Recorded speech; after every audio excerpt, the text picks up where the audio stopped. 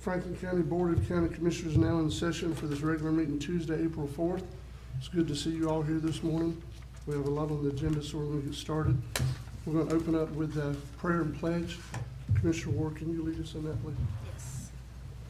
Lord, we come to you today to conduct our county business. We pray that you will guide us, help us make the right decisions. We appreciate all the people in the room today with us, Lord. We pray for their safety every day and our community safety every day and help. In your holy name we pray. Amen. Pledge allegiance to the flag of the United States of America and to the republic for which it stands, one nation, under God, indivisible, with liberty and justice for all.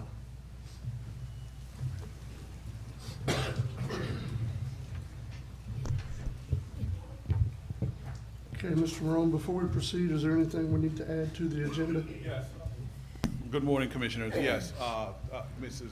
Erin Griffith, who's appearing by Zoom, she's traveling back to the county today. She submitted an amendment to her report, actually an amended report to you, so I'd like the board to officially accept her amended report.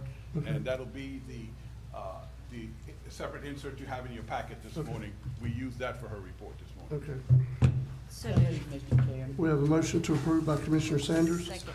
Second by Commissioner Ward. Any discussion? All in favor? Aye. All opposed? The amendment's been agended. Up next will be approval of minutes and payment of county bills. So moved. We have a motion to approve by Commissioner Lockley, second by Commissioner Amison. Any discussion? All in favor? Aye. All opposed? That's unanimous. This morning we have awards and recognitions. Mr. Steve Lanier, Franklin County Superintendent, would you please come forward? We had the boys basketball team And the cheerleaders, and the cheerleaders. and the cheerleaders. Good morning, Commissioners. I'm Steve Lanier, Franklin County School Superintendent. It's great to see all of you. It certainly is an honor and pleasure to be here today with our boys basketball team and our cheerleaders and our coaching staff, our principals, and our school board members. Like our school board members, Fonda Davis, please stand, Mr. Davis, Miss Melody Nzetta, and of course from Carabel, Miss Pam Marshall. I thought she was going to say something, but I'd like to introduce our principals, Miss Sherry Ware from the Apalachicola Bay Charter School, and also, where I believe our other principal is here, Miss Danielle Rawson, the Franklin County School Principal. She's there. back there. She was there. Okay, our head basketball coach, Mr. Ray Bailey. Tidra Wynn, one of our assistant coaches. Of course, Commissioner Ricky Jones, one of our other assistant coaches. We appreciate that. What I'd like to do is, first of all, thank you very much for the generous donation that you gave to our basketball team on their trip down to the state Final Four. We went down to Lakeland about 3 weeks ago. We were in the semifinals of the state playoffs, and unfortunately we lost, but I do want to point out that we have some wonderful young men that learned a lot, I think, in that trip. We've really got a young team. I know we've got 3 seniors, but we also have 2 8th graders and a 7th grader on our team. So nothing but good things going to happen in the future. And I just want to thank you for the hospitality and the friendship that the county commissioners gave to us. That donation you gave to us really helped out. The transportation, we rented a bus and went down. It was just a nice week for our basketball program, our school. We couldn't do it without our cheerleaders. First of all, I'd like the basketball team to all stand up.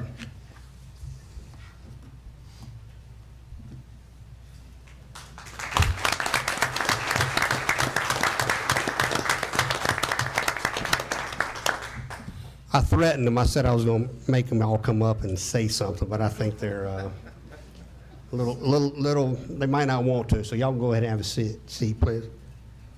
We also have our cheerleader sponsors who are here. Would y'all stand, please? Thank you. Also, now our cheerleaders, if y'all would stand.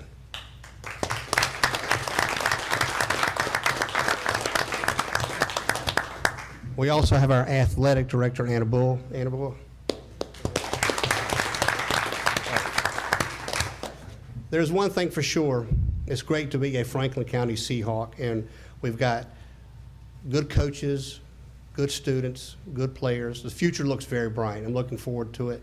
And again, thank you for allowing us to come today to speak to you, to introduce the entire team and cheerleaders and support staff. We couldn't do it without all the coaches, the principals, just the wonderful support that we get.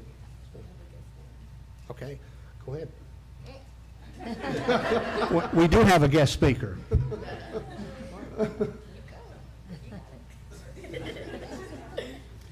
We have a gift for Yeah, y'all. we have a gift for y'all. Okay, We appreciate everything y'all did for us. Yeah, thank y'all for supporting us. thank you. Mr. Wall, can you get that one? I sure will, but I'll rather, Mr. Lanier, if you don't mind, would you let the team and the cheerleaders come on up, let them take a picture with the board? How about that? We'd be kind of remiss if we didn't do that, so.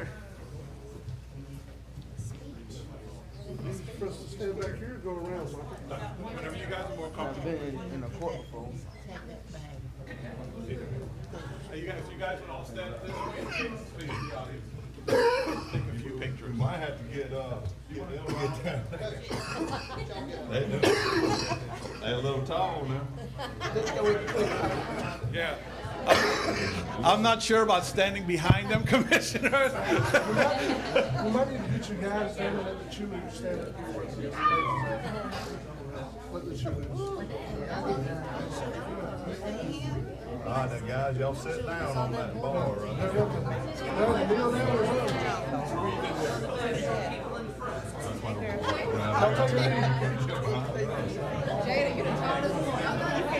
I'll take the pictures off.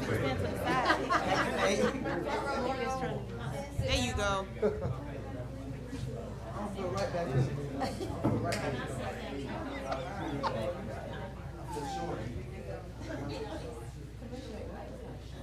Yeah. We can barely see Jessica. Yeah, where you want to be?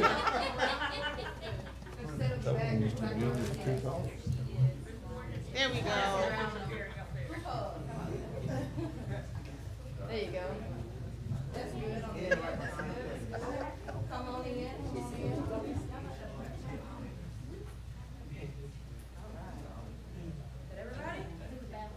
Mike, we can put that away. Sure. One, two, three, big smiles.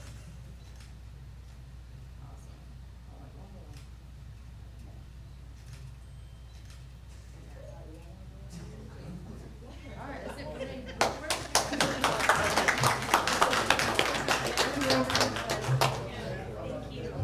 Thanks, guys. Thanks, guys. Thank you. Appreciate you. Good job, man. Y'all done. We're done, man. Y'all got to go back to school now. Keep in mind. Thank you, Ms. Thank y'all. Good job, y'all. Thank you. Thank you. Thank you. Thanks for bringing the gift. Thank y'all. Thank you for having us again. We appreciate it. Thank you. Appreciate Y'all it. have a good day. Before y'all leave, Coach Bailey, do you want to say anything? Coach Bailey, you wanna- Before y'all leave, do you want to say anything? I just want to say thank y'all for the donation like everybody else said. Really appreciate it.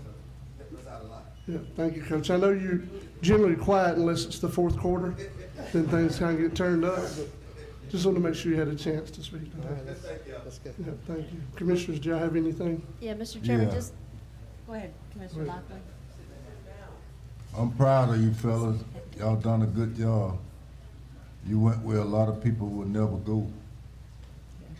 You got something to talk about the rest of your life. But you're going back next year. So get ready.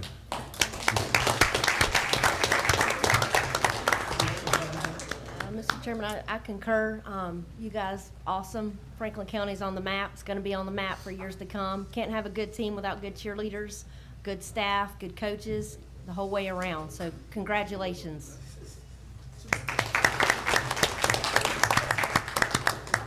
The only thing I'm gonna add is right now, you're having the time of your life. Participate in sports, because you can't go back and bring it home next year. I know y'all gonna be back there. Y'all too young not to go back and repeat. But continue and keep those grades up, because without the grades, you can't play the sport. You can't represent the community. That's that's priority, especially some of y'all that's looking at going further. You know, them schools are gonna be looking at those grades. Coaches will tell you that. And we're proud of you. Appreciate it. Appreciate what you do for the community. Keep it up.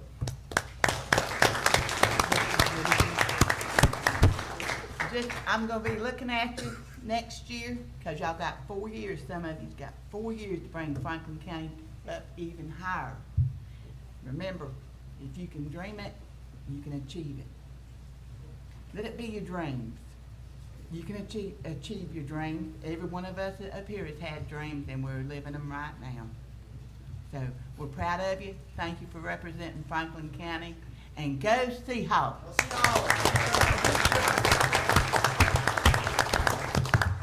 I'll try to keep my remarks short because I don't want to get emotional. I've been doing this for 11 years. And we have turned a corner in the time I've been there. We've went to regional playoffs so many years, Final Fours now a couple of times. Guys, hard work always pays off. And the biggest advantage I've had is to be able to watch now for over a decade young boys in Franklin County become men. That's what athletics is about. It's about teaching you how to deal with adversity, teaching you how to deal with things you can't control, and going forward anyway. Thank you guys for exhibiting that this season. And the sky's the limit. Just continue to work hard. Thank y'all for everything.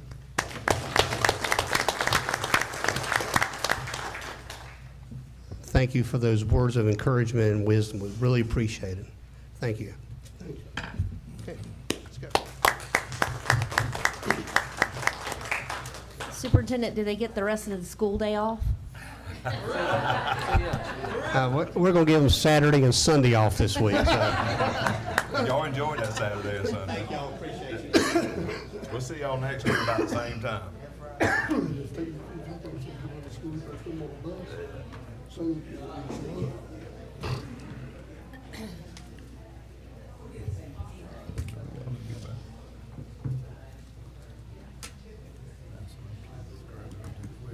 Yes.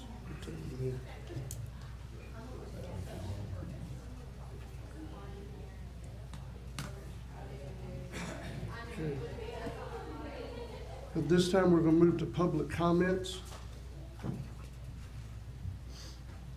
Mr. Rudy Mean. And I'm taking them in their particular order. I can't follow that. That was too good.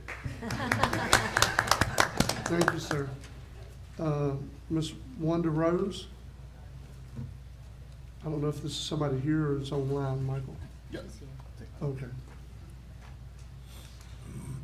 Good morning. Good morning. I'm Wanda Rose. I live at 159 Hinton Street in Carabel.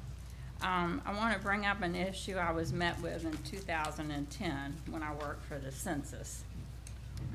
This issue is about street signs and street names, street numbers, excuse me. Yes, 2010 was 13 years ago, but there's still an issue.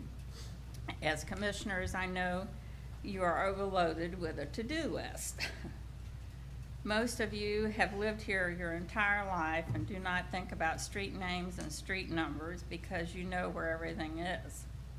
But Franklin County is growing, and not everyone is from here. Emergency personnel need to be able to find a street name and house number in an emergency. Street signs in Franklin County are missing, or the crossroad portion of the sign is missing. House numbers are almost non-existent. The county needs to correct the street signs and needs to require property owners to have a legible house number on their homes as well as businesses. House numbers are also needed to be on the mailbox. Yes, we now have Google and Garmin, but in an emergency it helps to be able to find a location physically with your own eyes. On your way home today, please look around for street signs and house numbers, and so you'll be aware of it, because when y'all leave here, you know where you're going, so you don't pay attention to the signs. And a special note, have you ever tried to find an address in Lanark Village? It's almost impossible. That's all I have to say. Thank you, Ms. Rhodes.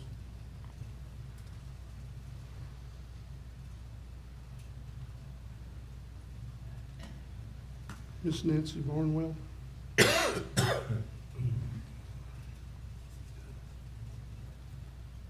Is Nancy not in here still? All right. And Ms. Pat, yours is for later in the meeting, correct? Okay. All right. That does it for public comments. Next, we're moving to Mr. Howard Neighbors, Superintendent of Roads and Bridges. Good morning, Howard. Good morning, Commissioners. How y'all doing? Doing well. I got no action items this morning. I know we talked about the excavator last time, about the 3 weeks extension, but it's cheaper to keep it for the month, so we just went with the month on it, which this week he'll wind it up, but probably, hopefully by the end of the week, we'll have all the airport ditches dug, so we've been digging, 5 days a week, but which this week here will be 2 months out there. I do got some emails and stuff on the crosswalks at Alligator Point, which we hopefully get to this week, and also the one at Patton and 98, the stop bar. Yeah. We'll have it up. And first of next week, also, we should start cutting grass. So I know we got some complaints about some ditches and different areas that growed up. But Sounds good. And Mr. Howard, if you're available today when the meeting's over with, I'll try to get up with you about those signs on North Bay Shore. okay. Got a quick, Yes, sir. Mr. Howard, you say y'all gonna send that tractor back this week, but did you got anywhere else in the county that you need to do work on? Why you got the tractor here? Not that I know of. Just made it airport ditches. Basically, all our ditches we get to with our ditch digging machine that we got. Okay, So, okay. I mean, I think Mr. D. Whitnam's got a mosquito ditch, which he'll talk about it, which you ain't gonna get into no regular excavator to dig it. So, No, you're not. Well, if he, seemed to me, if you got it here, and if something need fixing, fix it while we got it. yes, sir. Anyone have anything else for Mr. Neighbors? Yeah, Go ahead. Mr. Chairman, I just wanted to thank Mr. Neighbors and his crew. I asked him to put some lime rock and grate the Vrooman Park area. Yes, For ma'am. one for the fire department rib cook-off, and then for just people to go and enjoy. So I appreciate that. It rained that day, so it didn't really last long, but I appreciate you guys going out and doing that for me. You're welcome. Mr. Chairman, the people of Lanark are in love with y'all, with the road department and the city control. They love you because you went out there and fixed the problems at Horn and Oak that they were having. So they wanted me to extend their thanks to the road department and all. The other thing is, about a week and a half ago, we received some pictures from a gentleman down on Alligator Point concerning the boat ramp at the S-curve and Alligator Point, the big chunks of asphalt. Howard, I talked to you about it. Explain why we can't move that. With it's all I mean, if you move it, then basically you don't have, what's there, you're gonna have a four-wheel drive to put over, because basically it'll just be dirt. And you can't put lime rock and you can't put milled asphalt, there by the water. So it would have to be repaved if you put anything back. Okay. So, Okay, I just wanted you to state that so Yes, it will be ma'am. on record that we have discussed it, and that's what your recommendation is, because it looks pretty bad down there. Before Hurricane Michael, it was a little rough getting in there, but since Hurricane Michael, it has really gotten bad. I don't know why it hadn't had some attention by now, but now we know about it. We're gonna have to do something about that, Michael. okay. Okay? And thank you, Howard. Yes, Thank ma'am. you for all you do. So maybe we get some kind of paving company, or if something's in the area, when we get ready to do it, Yeah. which would save a lot of money, be already there to keep Yeah. them moving equipment, so. And I also got the Walnut Creek, which we sent We got another bridge report on it, which we've been patching that thing for the past 4 years, and it's getting in pretty bad shape, It is. so. Anybody else? Just one, real quick, I'm not gonna keep you, because me and you spent too much time together this past month. Yeah, the But I airport. just wanna reiterate that what a wonderful job y'all done out there. I know that's behind closed fence and the community can't see what y'all are doing, Thank you. but it's instrumental. Your whole crew is just phenomenal. Can't believe y'all got done what you got done Yeah. in such a short period of time. Again, thank you. It's been kind of dry too, so that helped us a lot. But the main thing it took so long is open the right of way up. It's been 25 years, maybe 30 years since some of them ditches have been dug and had a lot of trees that you had to move, just to get in and open that up to dig the ditches, so. And we drained a lot of water, so. I believe it's gonna be a plus if we get another wet season like we Yeah. did last year for sure. Yes, sir. But I just want to reiterate, because like I said, it's behind the fence, nobody sees what they're doing, but it is a job they have done, and they have done it well and quickly, and Yeah. efficiently, and I wanted to thank you again. You're welcome. And tell your crew the same. I do it. Mr. Aaron, thank y'all for everything y'all do for us. Thank y'all. Mr. Chairman, before he walks away, I want to thank both Commissioner Amos and Howard. So, you know, for years, some of the other commissioners have been here a while know, we've always had a little, let's say, a little issue with the city of Appalachia in repairing the water lines out there by the airport. Well, through Howard's work, his crew's work, he found actually, it was one or two, Commissioner Amerson, broken spots on the line Two. that the city has been looking for since December, they claim. Anyway, we found it, and there were some issues as to who's responsible for repairing it, but Commissioner Amerson was able, once again, to use his charm and get the city to cooperate with the county in a joint venture, and where Howard and his crew cleared the area, the city repaired the lines.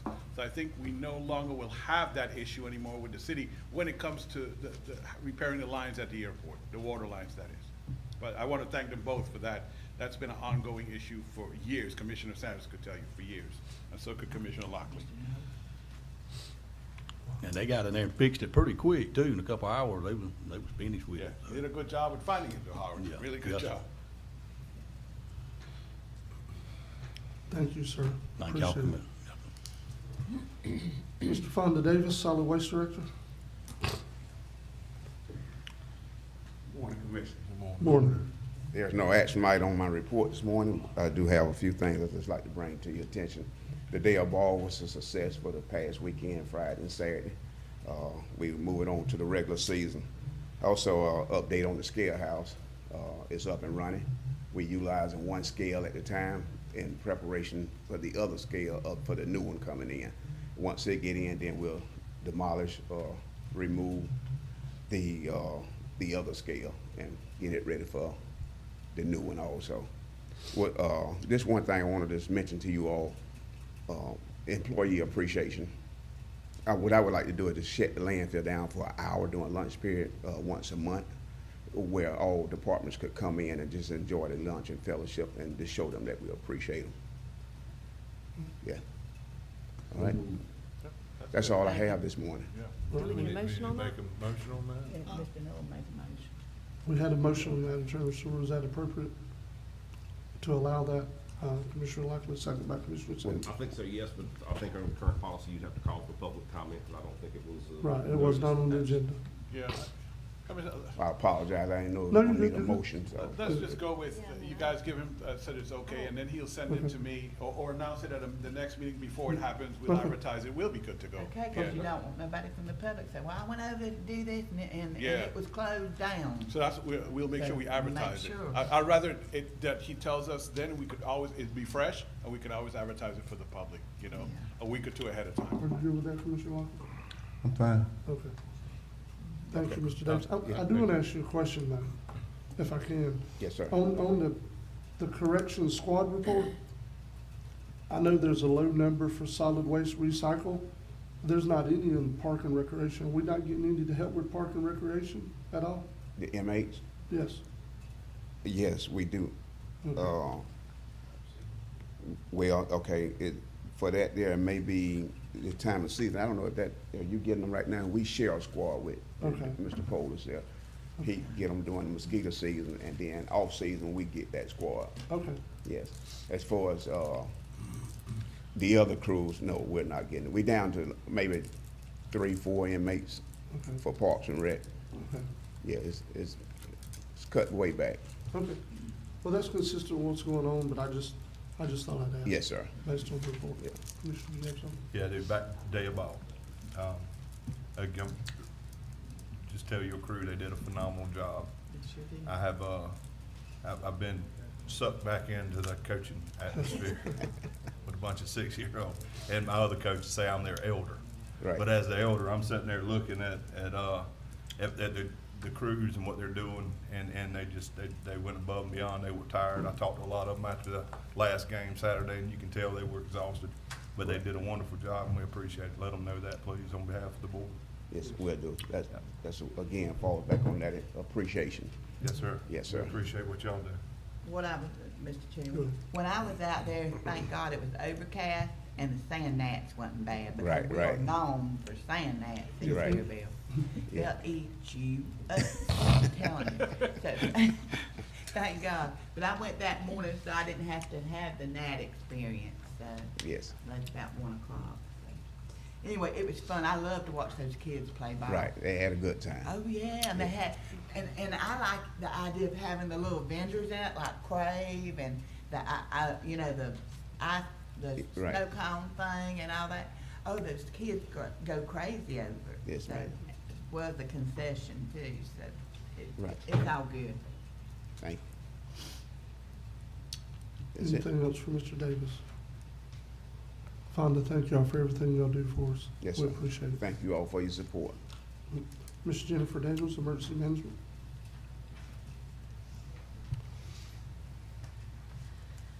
Good morning, Commissioners. I only have one true action item, but I do need to make a correction on this. I found out after I had put it in the report, instead of an RFQ, request for qualifications, I need to run this as an RFP, request for proposal. I'm in the process of getting it ready so that I can send it over to Michael Schuler so he can review it and give me the okay before we put it out. But this is basically an RFP to allow us to go to advertise for a consultant to do FEMA public assistance. The state of Florida and FDM are pushing for us to do a program called FROC. FROC will score each county that's a participant on their abilities and past history, and also on their having a consultant to do the actual PA work. This scoring that they're going to do will decide just how quickly we get our PA money back, and how much we're getting back at that time. So to be in compliance with them for FROC, this is what we're wanting to advertise for. Okay. And that, I'm supposing from what you said, Ms. Daniels, that any action from the board will be contingent upon the attorney's review. Oh, Okay. yes, sir. I was just trying to get ahead of the ball game and get approval to get started. Okay. Yes, sir. Pleasure of the board. So move. Motion to approve by Commissioner Ward, second by Commissioner Amison. Any discussion? All in favor? Aye. All opposed? That's unanimous. I don't have any other action items, but I would like to take a minute to introduce our new special needs coordinator. Okay. This is Josh Preeser. He is a resident of Carabel. He is a former, and I'm hoping I'm saying this right, former U.S. Air Force, 6 years as a meteorologist. And he's just started with us yesterday, and we're very excited. He's going to help us a whole lot. We're thrilled. Welcome. Welcome aboard, sir. Welcome.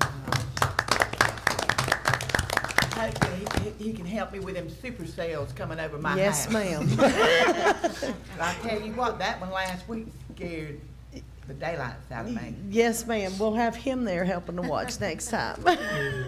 Jenny called me, she said, Miss Cheryl, you got red over you from the Morgan place to Sanborn down to Rock Lane. And I said, I'm right in the middle. So I'm telling you. But other than that, that's all I have.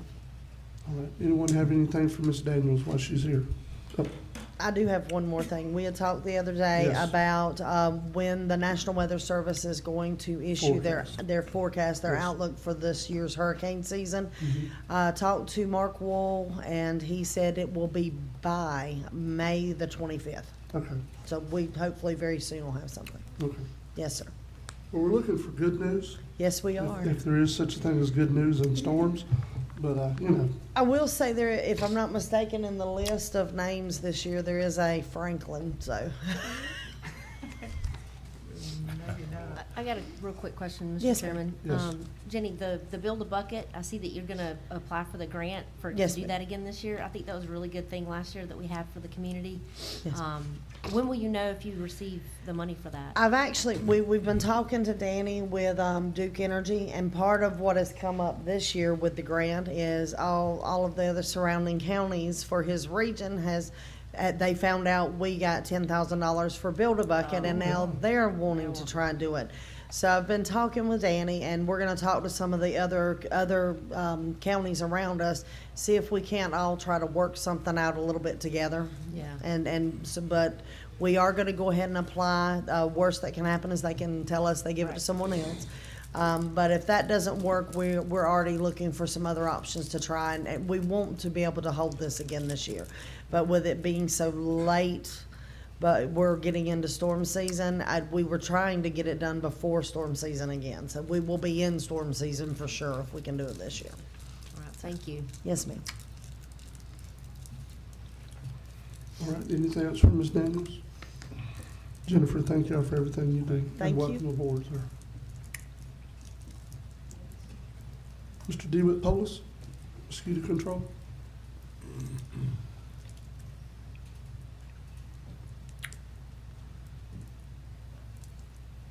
Good morning, Commissioners. Morning. In the report, I don't have any action items. I'm just making the board aware that I had gotten Mr. Putnell with the city of Carabel, and we actually went into the ditch between Gray and Tallahassee with some hip waders. And we made it about 150 yards in there before we decided we probably need to turn around before he either lost me or I lost him. But I have, we've done, in that short distance, probably 150 yards in the report, it says I encountered like 3 beaver dams, and they were huge. And one of them, Mr. Putnell and the mosquito control had been going there and opening up, but they can't even get close to these others. But I did, after talking with Mr. Putnell, which I thought he was going to be able to make it today, we talked about it, you know, what our option was. And so we're thinking, you know, a mini excavator, and it's an amphibious, kind of like what they have in the East Point Channel, a small version of it, because it's literally a lake back there. Once you get past that third dam, it's just from what it was years ago where we could actually walk through there, but you can't even start to get through it now. So it really needs to be opened up. I mean, it's going to be a major problem if we talk, you know, if we have a storm, because there's so many people surrounding that area. And so I think if we could get somebody to come down, which I did reach out to Southland Specialties, the only company we could even find. They're supposed to come down and give me an estimate and look at it and see what we can do. But the amphibious excavator could get through there and open that up and pile the debris up on the edge. I think we could probably access it in the future and keep it opened up and dealing with the beavers and stuff. But as of right now, I think that's about our only option. And I don't know what that's gonna cost, but we definitely need to do something there. Because, I mean, there's a lot of properties that, on the backside of the properties that's involved in this area. And it's just gonna get worse. I mean, it's literally a lake back there now. And other than that, you know, when I find out something, when I meet with these people, they're supposed to be coming this week, I can, you know, come back and inform the board what they decide and what it's gonna cost and all that, but. Do that, because like I said, if, excuse me. No, good. If we have a significant rainfall, we're in trouble. I looked at it coming through across Gray Avenue over there on that, it's like a river running through there. And it's just bad, and Yeah. what water's going in there now is just leaching through it's peat moss bog is what it is. Yeah. And, it's just actually Dustin, of course, him being a lot younger than me, we got in there, started back out, and he's right behind me, but he made one step to the right of where I was walking, and I lost him. I mean, I had to help pull him out of the. Yeah, nothing but peat moss. It's just, in there. yeah, he was out of sight. So something that afloat that can dig would be our only option. How many culverts have we got in there, DeWitt? There's two there at Gray Avenue that Yeah. go under the road, and actually, we came out that day out of the thing, we was looking at those culverts, and the beaver had already stopped over. And he's trapped, he says approximately 30 beavers out of that area. I don't know where they keep coming from, I but was just thinking, could we get the iron gate thing that, like the forestry puts on their culverts up there in Tate's Hill, that keeps them from going up into the culvert? that's a possibility. We researched That may be that. one thing we might Yeah. wanna look at.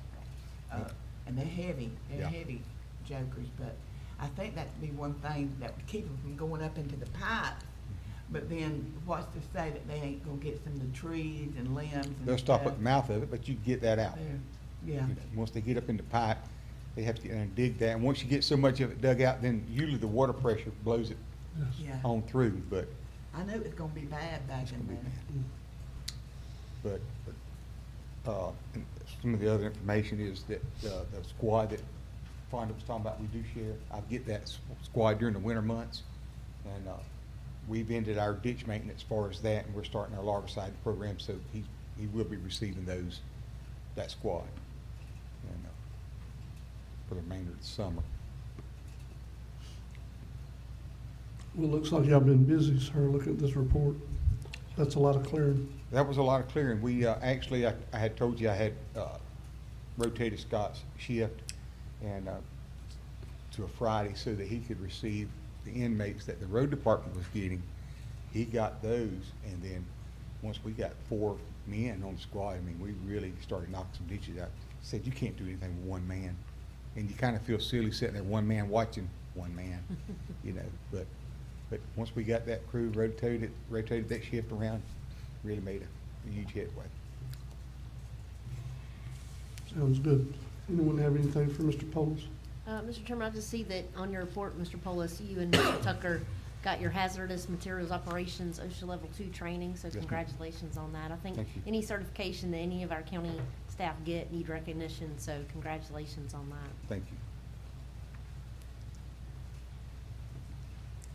Mr. Polis, thank you for everything y'all do. We appreciate it. Okay, I'll be getting back with you when I find out something. Yes, sir, please Thank do. you. Mr. Eric Lovestrand, Extension Office Director. Good morning, Commissioners. Good morning. Happy to answer questions about any items in my report if you have them. I don't have any action items for you today, though. Okay. Anyone have any questions for Mr. Lovestrand? Mr. Eric, thank you for being here today. We appreciate it. Thank you all. Yes, sir.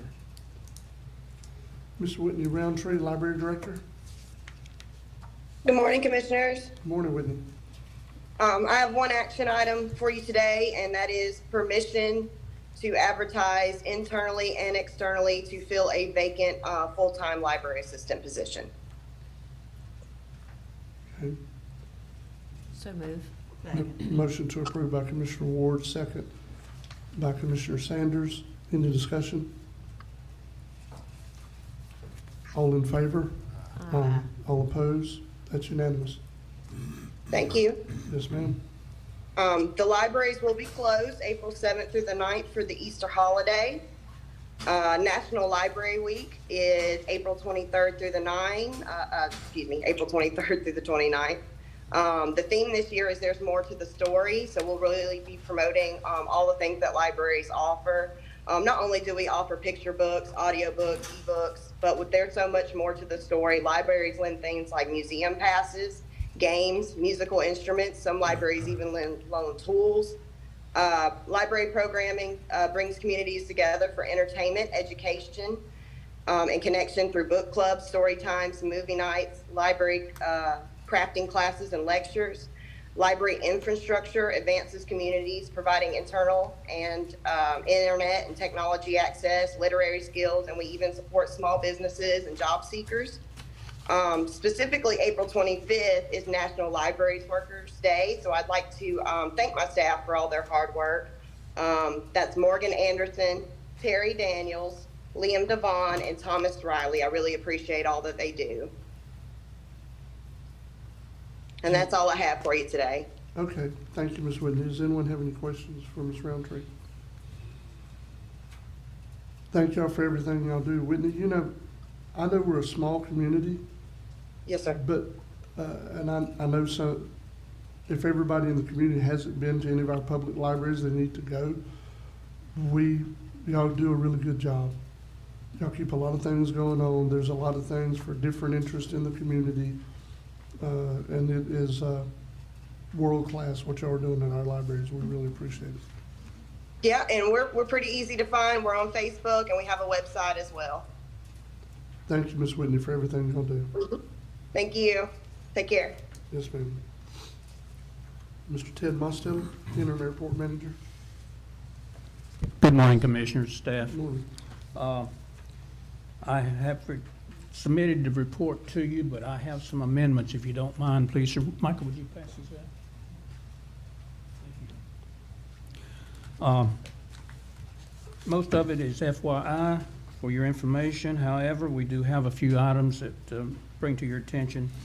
We have finally, the county has finally received a notice giving up the 60 by 60 hangar that we used to call the county hangar, and we are working on getting this lease squared away and how to figure who to rent the hangar to, because we have a line standing with money in hand.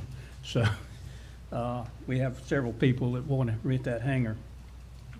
Howard covered the rental of the excavator, and Michael covered the water leak last week. And I would like, again, thank Commissioner Amison and Howard for convincing the city to repair this leak. On April 14th, we have the airport inspection, and I have completed and submitted the required pre-inspection review, which is required before this inspection. Michael, do we have a report from AVCON on the fuel farm? No, not yet. On Okay. Because, well, I'll get into that later, but the problem with that is, Commissioners, as Aaron stated, basically the bid came in way more than we had budgeted for, so we are now in discussions about seeking more funding. Yes. So that's Okay. why there's no report from AVCON. They're waiting for us to work out the funding for the project. Okay. Item G, the NDB. I spoke to Commissioner Amison about this, and explanation highlighted in yellow there, back in 93, 94, the commission contracted with me or appointed me as volunteer to maintain this NDB. And I've struggled in this effort ever since, both financially and labor. The NDB is only one of three that are remaining in the state of Florida. The other two are in the Keys, where they have marine interest that uses the NDB also. Mr. Ted, before you Yes. go on, just to make sure everybody knows what we're talking about, you're talking about the directional beacon, correct? Yes, the radio beacon. Yeah. Okay. It's, Well, everybody might not know what NDB is, sir. I'm just trying to Okay. make sure everybody's aware of our I'm sorry. discussions. Yes, Oh, sir. you're good. Thanks for correcting me. No problem. Yeah, the NDB stands for non-directional beacon, which is a radio beacon. It's just a simple little AM transmitter that transmits da-da, da-da, da-da-da, dit, which is the Morse code for AAF. Right. And the aircraft that are concerned will have what's called an ADF receiver, automatic direction receiver indicator in the instrument panel, and the needle will point to where that signal is coming from. That way, they can find the airport. Or in the oil rig, as I mentioned there, the oil rigs out in the Gulf use NDBs also. The estimated factory repair on this thing is over $10,000 because it is down now, I should mention. And it's obsolete because GPS has taken over the old-fashioned or obsolete nav aids. We do have it no-tammed out for maintenance, but the FAA is pressuring to either repair the thing, get it back on the air properly, or decommission it. And that's my question to you this morning. What would you like to do? It's an obsolete piece of nav aid that some people still use, especially the military. Well, I think procedurally, we would need to get a quote so we know how much we're trying to approve. Yeah. Correct? I'm sorry. It's gonna be Yeah, about so, 10 grand. Yeah, but I mean, we need to. Okay, Mr. Chairman, if you don't mind. We usually make decisions on what's in front of us, though. Well, with regards to this, just so we can, and you did a great job, but let me bring it down to layman's terms for us here. You've got a piece of equipment that is really obsolete. Nobody uses it out, and you can correct me and jump in anytime, Mr. Mosteller, but the military is the only ones that would utilize this piece of equipment. Now, if I'm not mistaken, Mr. Mosteller told me that he had reached out to Tyndall, correct, sir? That's correct. And of course, you know, they said, well, we don't want, they don't want to throw any money at it. So it would be my recommendation that we just decommission it. Now, if Tyndall and them come back and say, hey, what happened to this? Hey, you want it back up? Pay for it. Because they're the only ones that's going to utilize this unless there's somebody flying in you know, an obsolete or an older aircraft but I mean, with all the newer equipment, not going to see that. And These older aircraft are still out there and they're still flying, but they're very few and far between. Most everyone has gone to the GPS. And that's the reason I was so interested in keeping it going, because a country like China could knock our satellites out of the air and we're dead in the water as far as navigation. Because everything's going GPS, including your vehicles.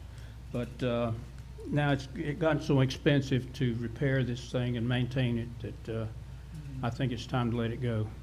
It's up to you, though. But I'm good with it. If Is you'd that like your to- recommendation, just to not worry about it, to decommission it? Well, if we don't worry about it, I've got to meet with the FAA and they will come in and I've got to get it back on the air and they will recommission me to authorize me to operate this radio, which I've done for the last, since around 1993 or so. Yeah, I know, Mr. Chairman, he didn't answer you. So Right. nostalgically, he wants to keep it, but common sense and logically, he's saying, let it go. Okay. That's Amen. it.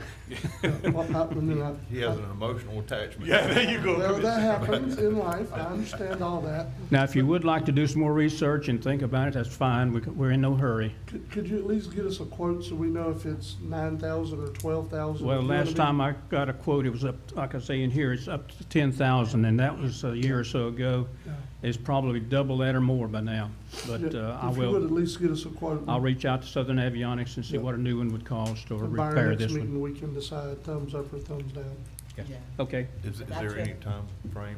Yeah, is there any Is there a time frame with FAA on getting this done? No, only thing is the FAA is pressuring me to make a decision. Yeah. Okay. And I've been putting it off, kicking the can down the road for some time, because I just hated to see it go, but sometimes you just gotta let go. So if they ask you again, tell them you kick the can in our direction and they'll know soon. Yes. The rubber finally met the road? That's about the size of it, yes, sir. I tell you what, I trust Mr. Ted. He knows what he's talking about. He's been a good friend of this board as far as that airport's concerned. Well, thank you, but I try, but I do fail. We all do. Anyone else have anything for Mr. Mosteller? Keep up the good work, Mr. Ted. Do you have Thank any you. other questions or discussion on the final thing there? There's several items on there that, for your information. Ted, they may not, but I will ask that you stick around for my report, because I will. We have Yes, sir. 3 important items to deal with the airport. Thank you.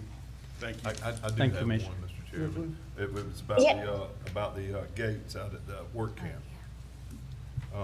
Oh, okay.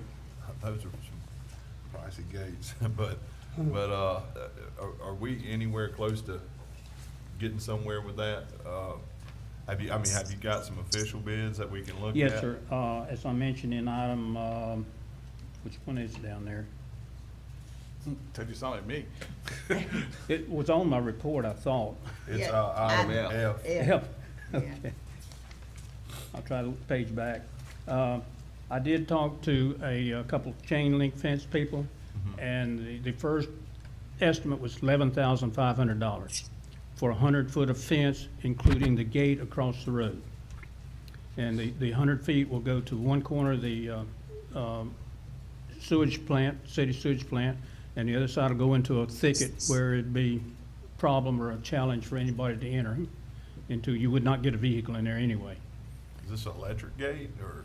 Well, electric gate, we discussed, is an option because that road someday will be extended into the road that goes behind the T-hangars, and there will be access to the airport. So, the electric option would, according to these fence people in Panama City, would double that price. So this is the price for This- 100 foot of, The 11,500, and he did come back with 10,500, but that would just be a manual slide gate. Yeah, I know it's expensive. Yeah, Ted brought it to me. He thought it was really expensive, but. that's yeah, kind of Is where that my just mind with- was going with it. And I am still looking at options on that. Yes, So, and I yes. realize that it's over $10,000, so we'd have to go out for bid anyway, if indeed that did hold true. So, I see Aaron wants to talk. I'm not sure if it's about this, but Ted, if it's over 10, we can just take 3 proposals. So if you try and get 3 proposals for us, then you, me, and Aaron, we'll sit down, we'll make a decision. Okay. And we'll bring it to the board. Cool? Thank you.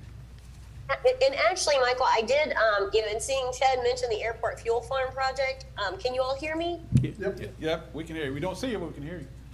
Okay, okay, yeah, and actually, he reminded me that I actually had something I needed to add to my report, so it's not going to be something that was scheduled on the agenda, so you all may want to call for public comment. And I don't know if we need to do that before I speak or afterwards, but it is on the Triumph funding request letter for the airport fuel farm project. And at the last meeting, the county had opened bids for the airport fuel farm project, and it was the 3rd time that the county had gone to bid. And although a bid was finally received, it was unfortunately over 2 times the Triumph grant award value. And as this seems to be the county's new normal when it comes to construction projects, due to the rising costs of construction over the past few years with inflation, on March 28th, myself, Michael Marone, and John Collins met with Corey Henderson with Triumph and asked for guidance moving forward. She suggested that the county draft an official letter of request to increase the amount of the grant award, as it was nearly double the initial award, and also encourage the county to pledge an additional match of another $25,000, which would also double the county's support for the project, since that is what the county would in turn be asking Triumph to do. The original Triumph grant was $1,059,000.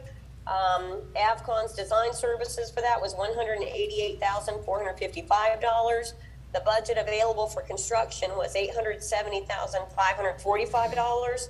Unfortunately, the sole bid that was received was $1,992,725.90.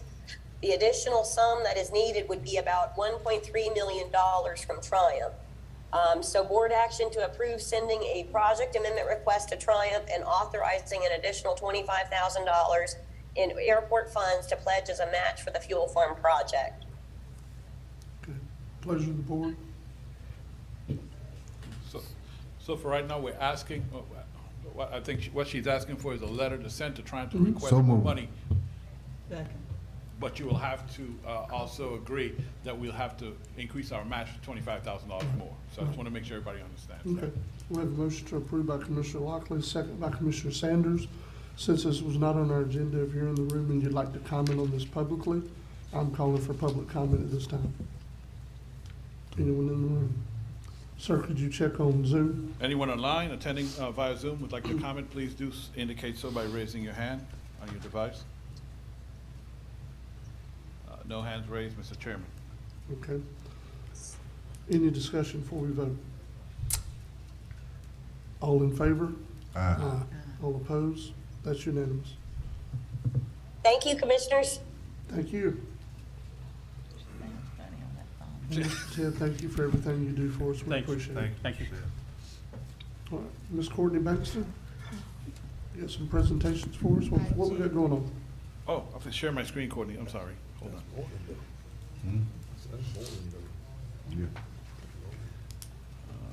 Okay, Courtney, you got it. Okay, Aaron, on the camera. There's Aaron. Yeah, they're on the way back. You saw that stuff go by, didn't you? The speed limit. So today I wanted to go over the broadband webpage that we created. As you know, Pat and I have been working on for the LTPT, getting this broadband thing up and running. It's a headache, but we did create a webpage.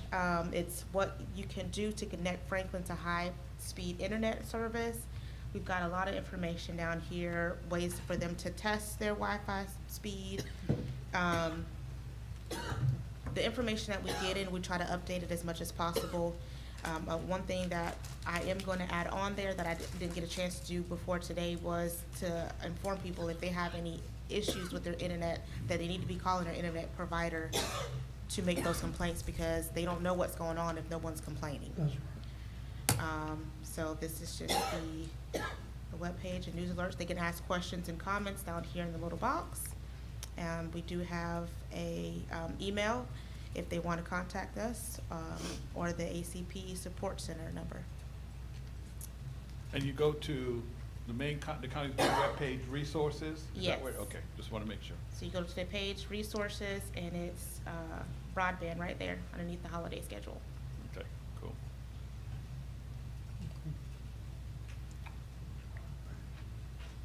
Anything you guys wanted me to add on to the page, or it look okay to you guys? It looks pretty comprehensive, but I'll look at it some more, and I'm sure we all will. Okay. We might give you some more recommendations. Perfect. But it looks pretty comprehensive. Yeah, it looks good. Okay. Thank you for your work on that. No problem. And Pat, thank you, Pat. Second, I wanted to talk about the code enforcement public portal. I know a lot of people aren't that up to date with it. So it's on my zoning website. So if you go to the zoning.franklincountyflorida.gov, it's under zoning services. I also have a news thing, and it's also here in rules and regulations. So there's many ways they can look for that page. But if you go to zoning services and code enforcement, here's the public portal and how you can get to it. So it starts from the data violation. This is the most current. You can look at rezonings, you can look at variances or violations. It keeps it by the actual parcel ID number. So anything that has to do with that parcel ID, that property is gonna be, you'll see all the listings for it.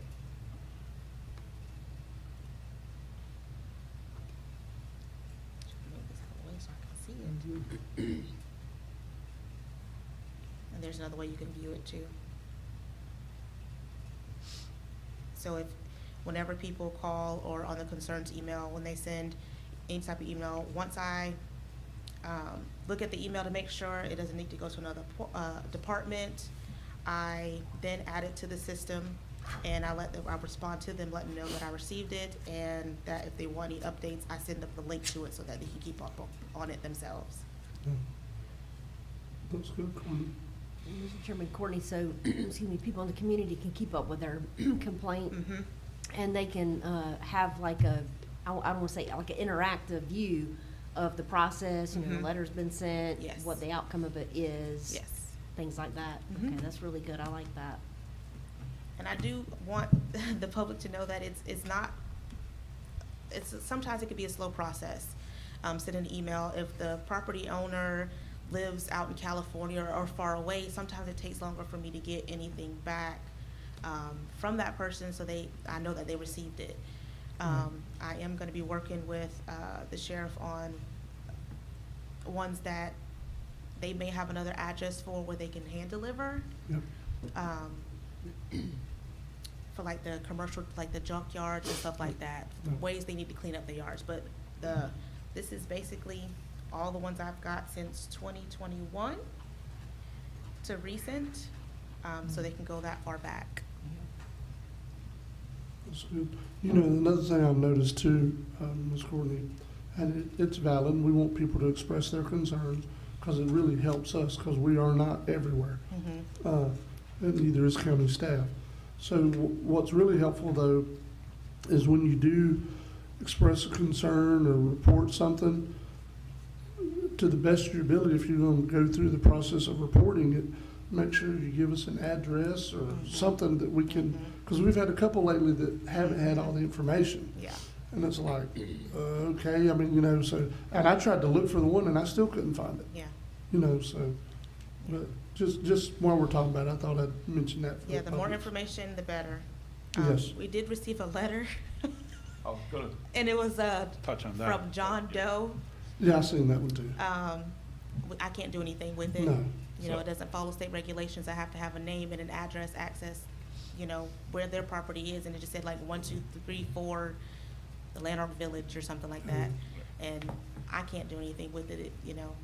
They have to give me their first and last name and their property address in order for me to investigate any type of Well, and that's a state law. State, Correct. thank you, Mr. Chairman. That's a state law, not a State. county. That's not a county law, a county rule.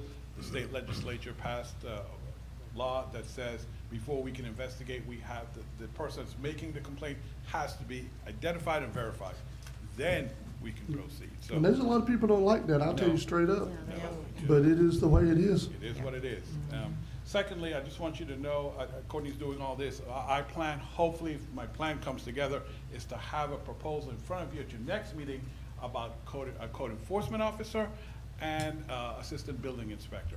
I'm working on something. Hopefully, it all comes together, and I'll have it ready for you on the 18th, for you to look over and kind of look at it, kind of edit and tell me what you like, what you don't like, and we'll go from there. Yep. Mr. Chairman, I got something to add too. I don't know if I'm sure the other commissioners have had this problem. I've got people that'll call me with a code enforcement complaint. And it's almost like, what do I do with that? You know, yes, I can come to you, but where does that paper trail start? So I try to explain the importance of a paper trail. And Attorney Schuler, you might could add. I think a lot of people, because it's not anonymous anymore, they want the commissioner to be the code enforcement officer. And I try to explain that we can't do that. It needs to start the right process with the paper trail. And if you can elaborate on that, Attorney Schuler, have at it. I'll be glad to, Commissioner. Mr. Chairman, may I proceed? Yes, sir. Certainly, every constituent has a right to speak with their elected official and representative. However, you cannot act on their behalf to file the complaint for them, because that frustrates the intent of the Florida legislature when they passed the law requiring individuals to be identified. No more anonymous complaints. The county has created the complaints portal at the Franklin County Planning and Zoning website. They must fill out the complaint at that portal, or there's nothing the county can do. There's nothing the individual county commissioners can do, because until that complaint is received, in order for us to comply with state law, they have to file the complaint as the property owner, identifying themselves, providing their address, as Courtney has explained. Commissioners can't act on their behalf for them. Thank you. Yes, ma'am. And there's multiple ways they can do that. They can submit a suggestion, they can submit a report of concern complaint here from the Franklin County website. They can go to the zoning website, and I also have a link there for them to report a concern.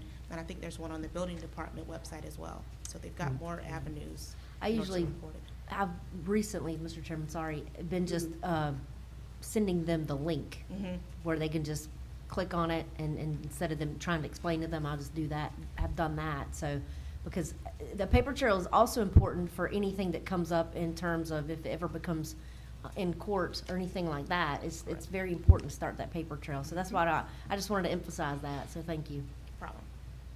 Well, what I've been trying to do, as constituents have been calling me about things that are complaints, especially if it's something that we're going to try to take action on in the foreseeable future.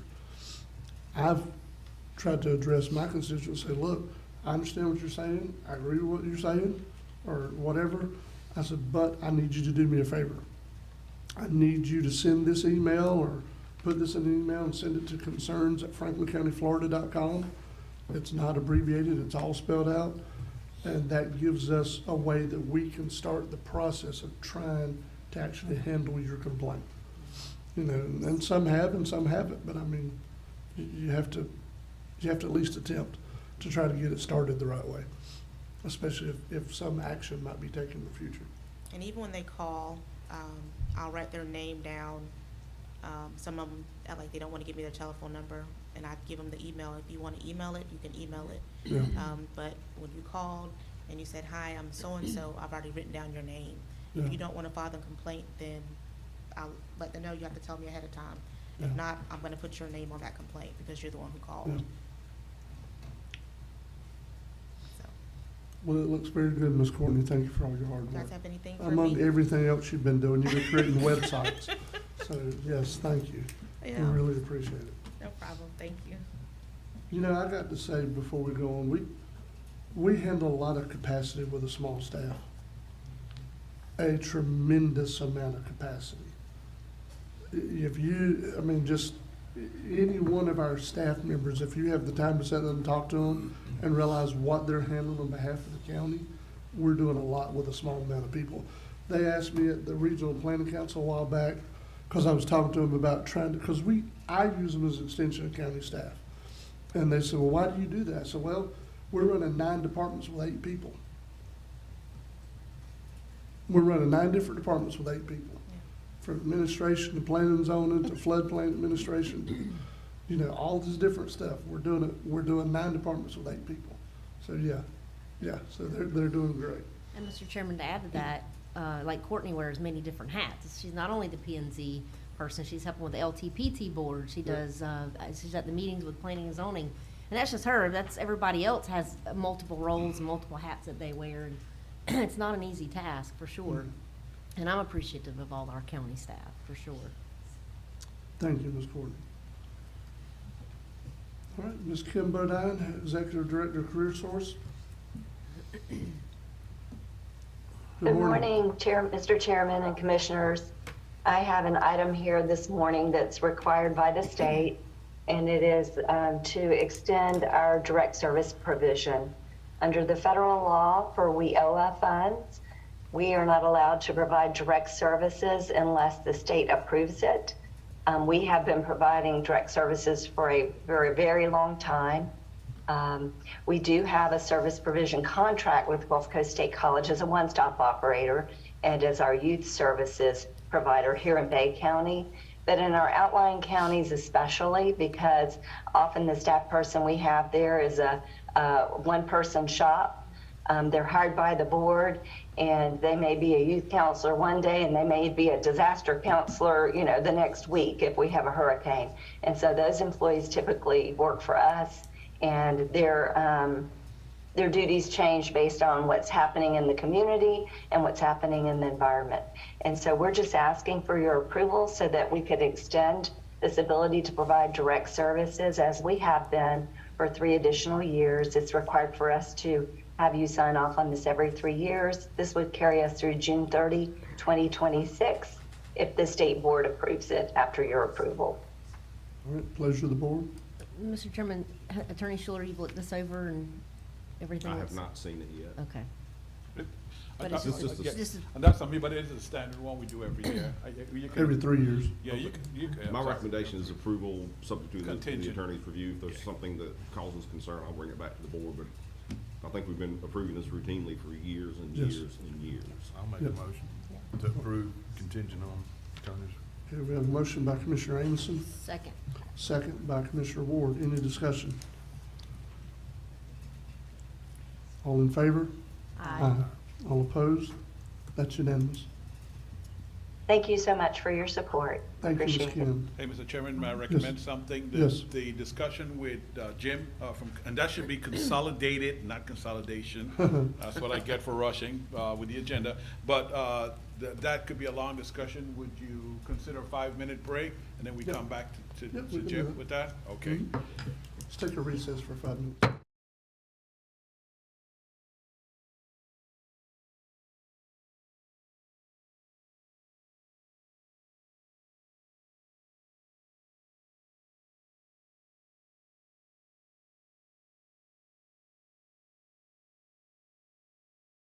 Love the movie Sister Act? You're going to love Nonsense, the Mega Musical, presented by the Panhandle Players April 21st through the 23rd at the Chapman Theater in Apalachicola. Join this hilarious cast of nuns with their physical side-splitting comedy and one-liners that are guaranteed to lift your spirits and have you laughing, singing, dancing, and shouting Amen. Get your tickets online at panhandleplayers.org. Nonsense, the Mega Musical. We promise it's habit-forming. Managing diabetes can be challenging, but getting help is easy with health education at no cost to you. Ascension Sacred Heart Gulf provides Living Well with Diabetes classes. Attend a class to gain insights into how to eat healthy, get active, manage medications, check blood sugar, and control stress. For the class schedule, location, and more information, call 850-229-5620 or visit ascension.org/Gulf Diabetes Education. This message is sponsored by the Health Hub of Gulf and Franklin Counties.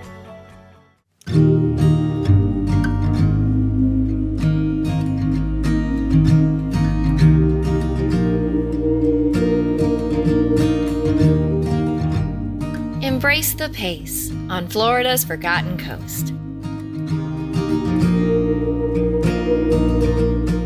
Hi, I'm Kara Landis. I'm a professional realtor in love with St. George Island.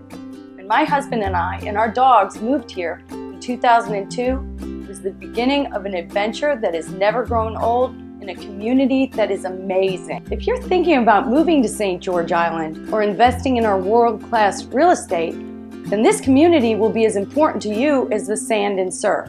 Well, Kara to me is much more than an agent. She's become a friend, and since we bought the house, we've needed work done, and she knows everybody there is that can help us with that. One of the key elements for the historical growth and value of St. George Island real estate is the fact that it's a great place to vacation and to live. The beauty of the Gulf of Mexico with its white sand beaches and blue sky has always been a magnet for me.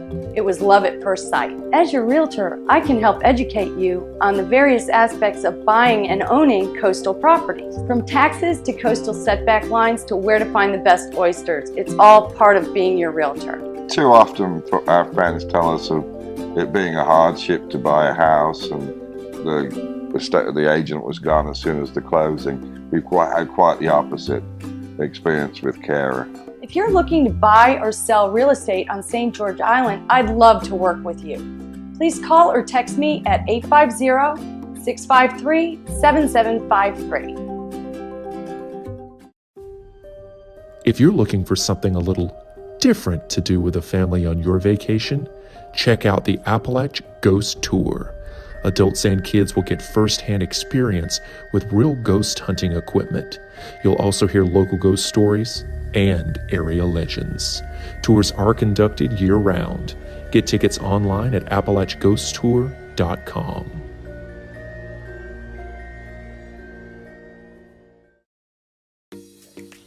We would like to welcome you to Florida's Forgotten Coast. We hope you enjoy your stay here in Franklin County. We'd like to take this opportunity to remind you of some of our safety guidelines for our beautiful beaches. Here on the Forgotten Coast, we love pets.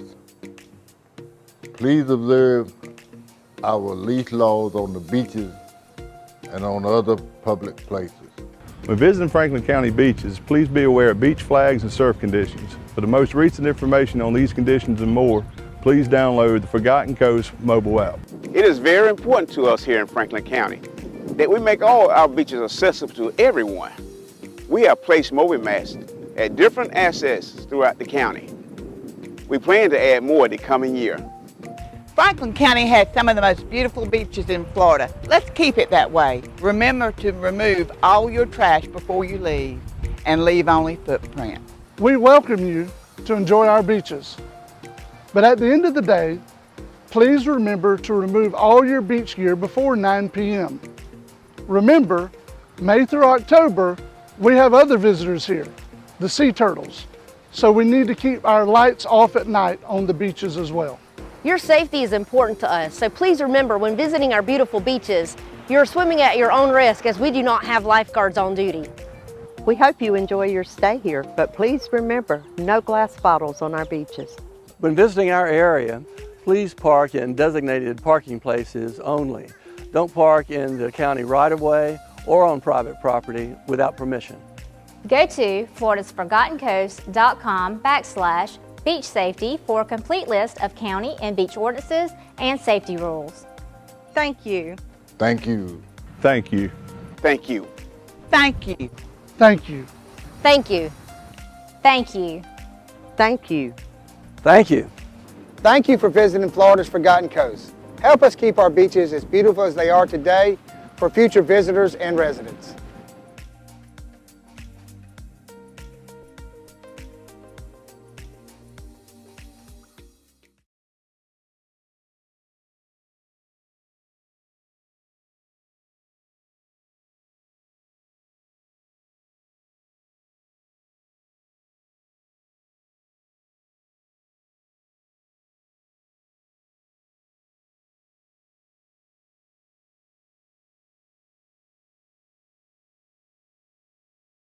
We understand that managing a healthy lifestyle while balancing life's other demands can be challenging at times. So the Florida Department of Health in Franklin County is dedicated to supporting you as you take care of your health. We offer many resources and services including, but not limited to, COVID-19 vaccines, breast and cervical cancer screenings, tobacco prevention and cessation education, and information on heart health, nutrition, and physical activity. Maintaining a healthy lifestyle can help to prevent chronic conditions like heart disease and stroke, diabetes, COPD, and obesity. Healthy lifestyle changes can also help you maintain a healthy immune system. Tips to good health include eating a healthy diet, being physically active, avoiding tobacco and excessive alcohol, managing stress effectively, getting enough sleep, and seeing your medical provider for routine checkups. To find out more about how we can help you maintain a healthier lifestyle, please visit franklin.floridahealth.gov or call 850-653-2111.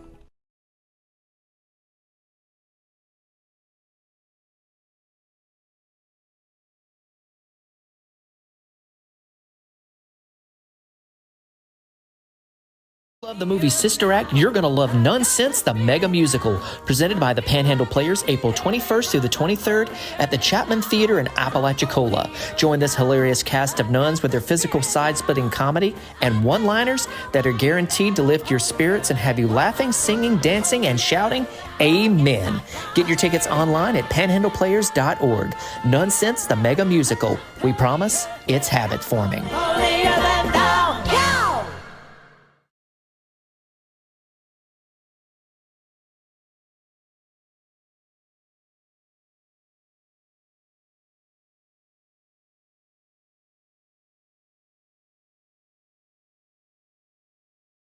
Managing diabetes can be challenging, but getting help is easy with health education at no cost to you.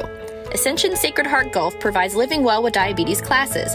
Attend a class to gain insights into how to eat healthy, get active, manage medications, check blood sugar, and control stress. For the class schedule, location, and more information, call 850-229-5620 or visit ascension.org/Gulf Diabetes Education.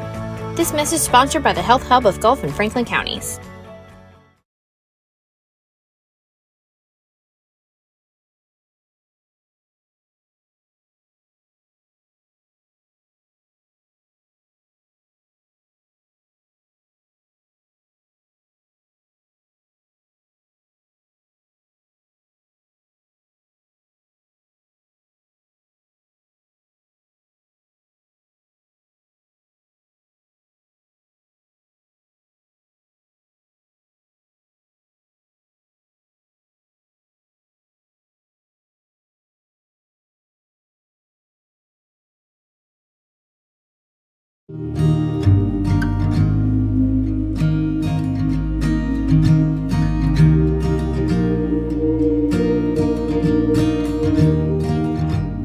Embrace the pace on Florida's Forgotten Coast.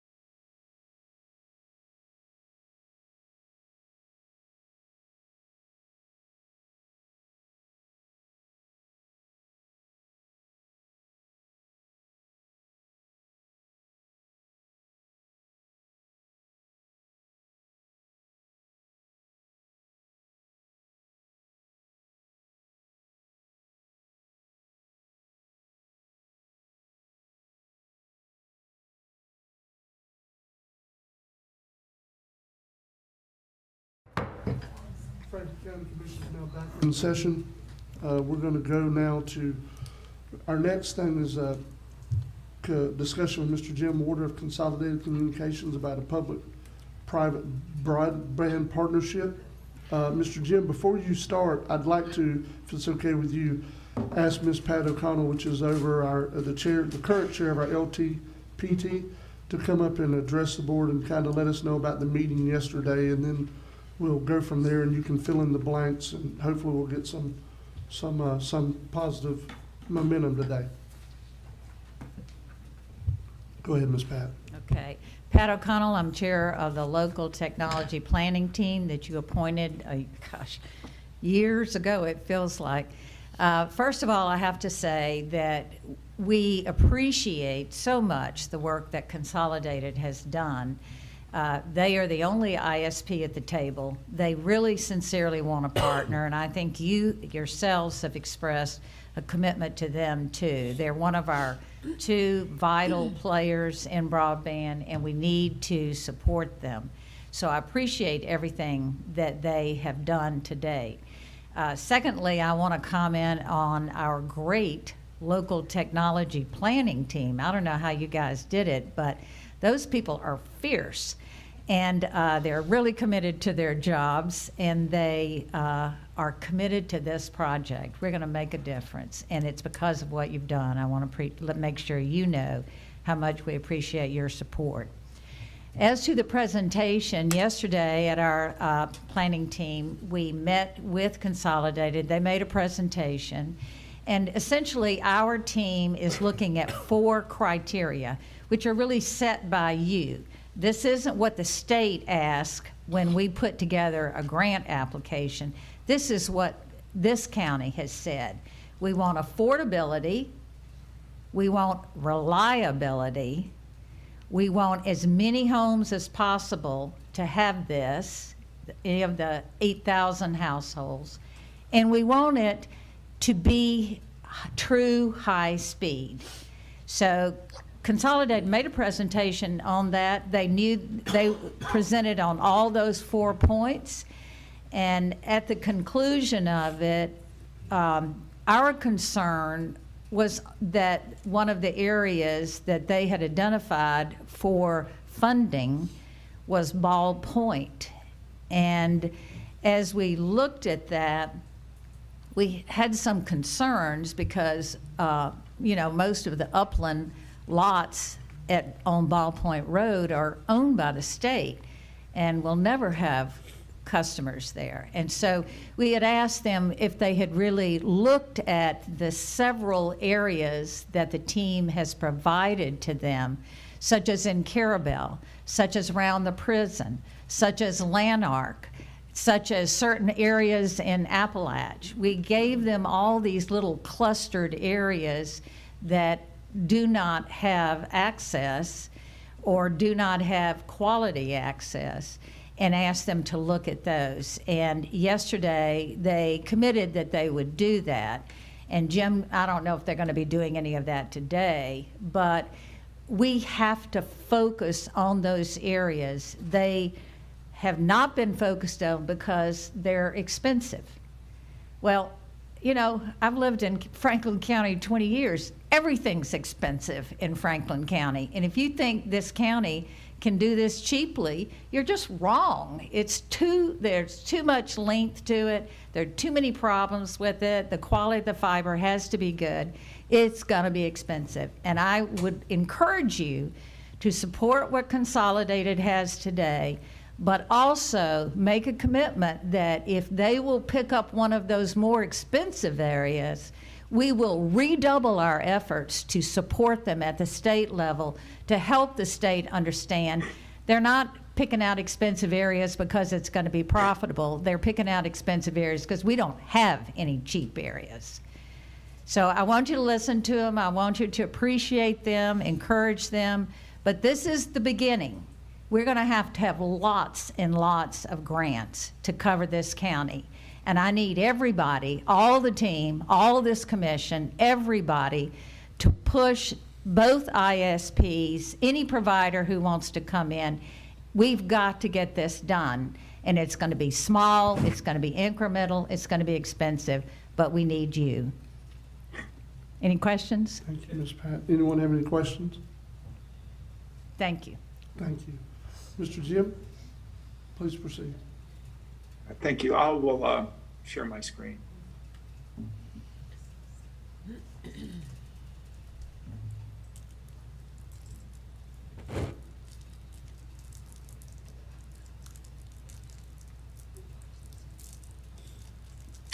Can everyone see my screen? Yes, sir. Okay, thank you. First of all, Mr. Chairman, I'd like to echo your comments on the basketball team. You go so far in a tournament, you come up short, but you're correct. What they learn from that, they'll carry on the rest of their life. I understand that. And congratulations to the coaches and to the cheerleaders as well as the fans. Great accomplishment. A lot of things will come from it. Okay, I appreciate what Pat said before I'm going to speak here. We won't take much of your time today. I'll just go over precisely what we spoke about yesterday and sort of give you some touches on where we are. You asked 3 questions of me, Mr. Chairman, and I can answer 2 of those right now. The third one, it will take some time to do. You asked about the speeds, and you wanted 100. Over 100, we provide gig service, which is 10 times faster as 100 over 100. We only build fiber because it's absolutely future-proof and it's the best service you can provide. As far as breaking down, I mean, as far as maintenance, it's low-cost maintenance. There is very little deterioration with glass, and being a passive optical network, it works a lot smoother in high capacity. You asked about pricing. We offer 3 pricing methods with 3 speeds: 50 megabits, $35, 250 megabits, $60, and 1 gig is $70. And those are all symmetrical. And with the Affordable Connectivity Program, $30 would apply to each one of these. So a 50 megabit would be $5 a month. And we think that that's pretty a good low cost option. The third one you asked about percentage of covered, and I'll discuss that a little bit here. Understand all the information that we have from these, we gleaned from our competitors' website, the 2 cable companies. We looked at 4 different areas, one here in Apalachicola, one in Carabel, one in Lanark, and one in Ball Point. And to Pat's point about Ball Point, this is the information we received off of our competitors' network, so it shows to be served and unserved. There were several locations on there. This one comes in at about $2,350 a location. This one came in at about $3,200 location, and this one came out at $4,300, and this one was $2,235. This program is a non-match program, so it's going to be extremely expensive. Even though there's $247.7 million available, I would not be surprised if there's $1 billion of grants offered for that. So low cost is important, especially on this one. And as Pat said, there are other opportunities in other programs where higher cost would come in. But right now, if we're going to be competitive, the price is going to have to be lower. And that's what we focused on. So the Bluff Road area is the final one. The LTPT decided on that yesterday with 373 passings, 2350 a passing. And I understand too that $2,350 is backbone cost any. The company, my company, will cover the cost of the drops in the optical network terminals, the ONTs. So this is just backbone, that $2,350. We absorb the rest of the cost, and what we're going to do is we're going to monetize that cost, and we're going to show that as the match to our application, which makes it a lot more attractive to those that will make the final decision on this. And here's the map of Bluff Road. This is the area we're going for. If you see the yellow, those shows to be served.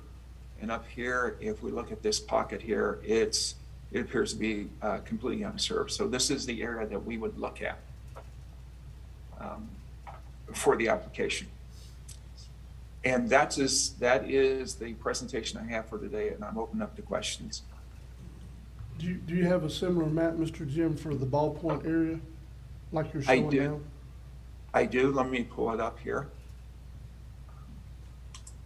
It's not as large, but I can make it larger. Well, that's fine. Yeah. This is the area we were looking at right here, and we pulled this off of the locations on our competitors' websites. So they showed these to be locations. Pat some information, and like she said today, they aren't as locations as the competitor's website is. Okay. Well, like Ms. O'Connell was saying, I'm fine with us doing a letter of support and getting something started on broadband. But I do reiterate, and I think this board will as well, that we really want to keep pushing and do even more. So, I mean, this is a good first step. I'm good with it. But just know our intent is to continue to support you or whoever else will come to the table to actually do more in more areas of the county. Well, thank you for that. And we want to be good partners, and we want to move forward and do all we can to assist the county. And I mean, you're our customers, and we want long-term customers. We want to provide the service that you're looking for. Yes, sir. Ms. Pat, did you have a question? Well, I don't want to interfere with the commissioner's questions. I can wait. Okay.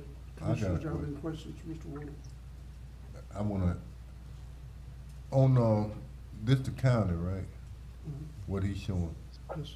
Now we got 2 cities in the county. How do that work in there? Well, this program covers the served and unserved. So if it shows to be served,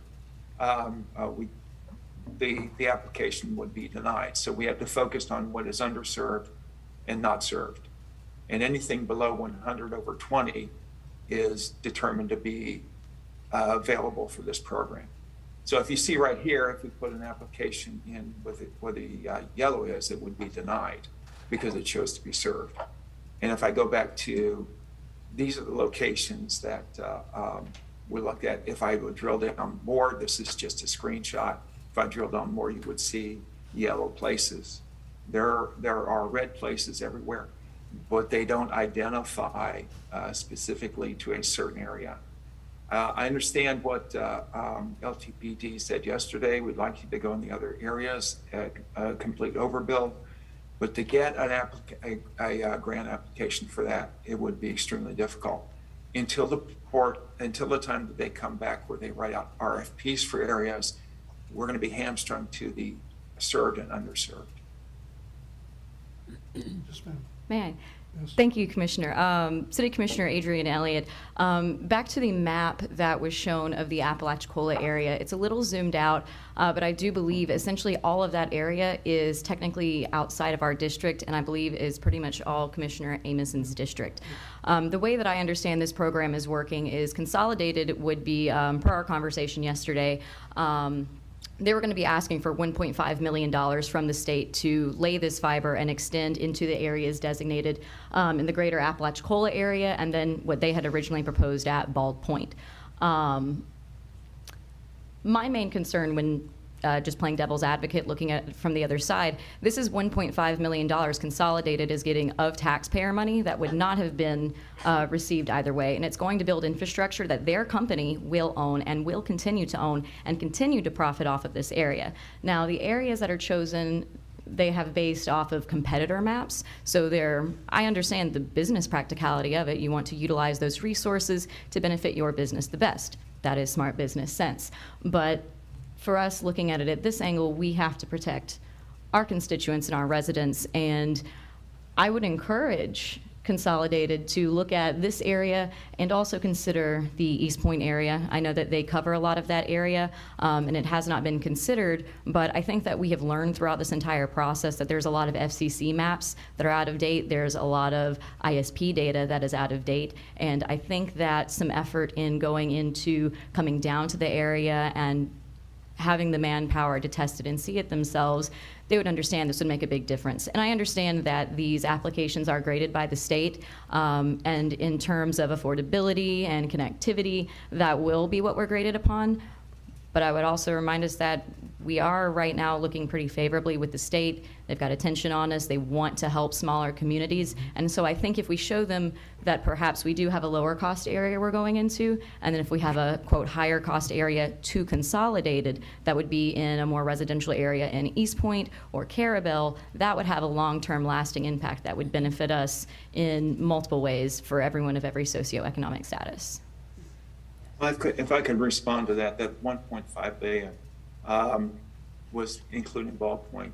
What Correct. we're going to be asking for is 853 million, and it will 853,000, and that's what we'll be asking for. And understand that is just to cover the backbone of it, everything as far as reaching the customer from the fiber backbone.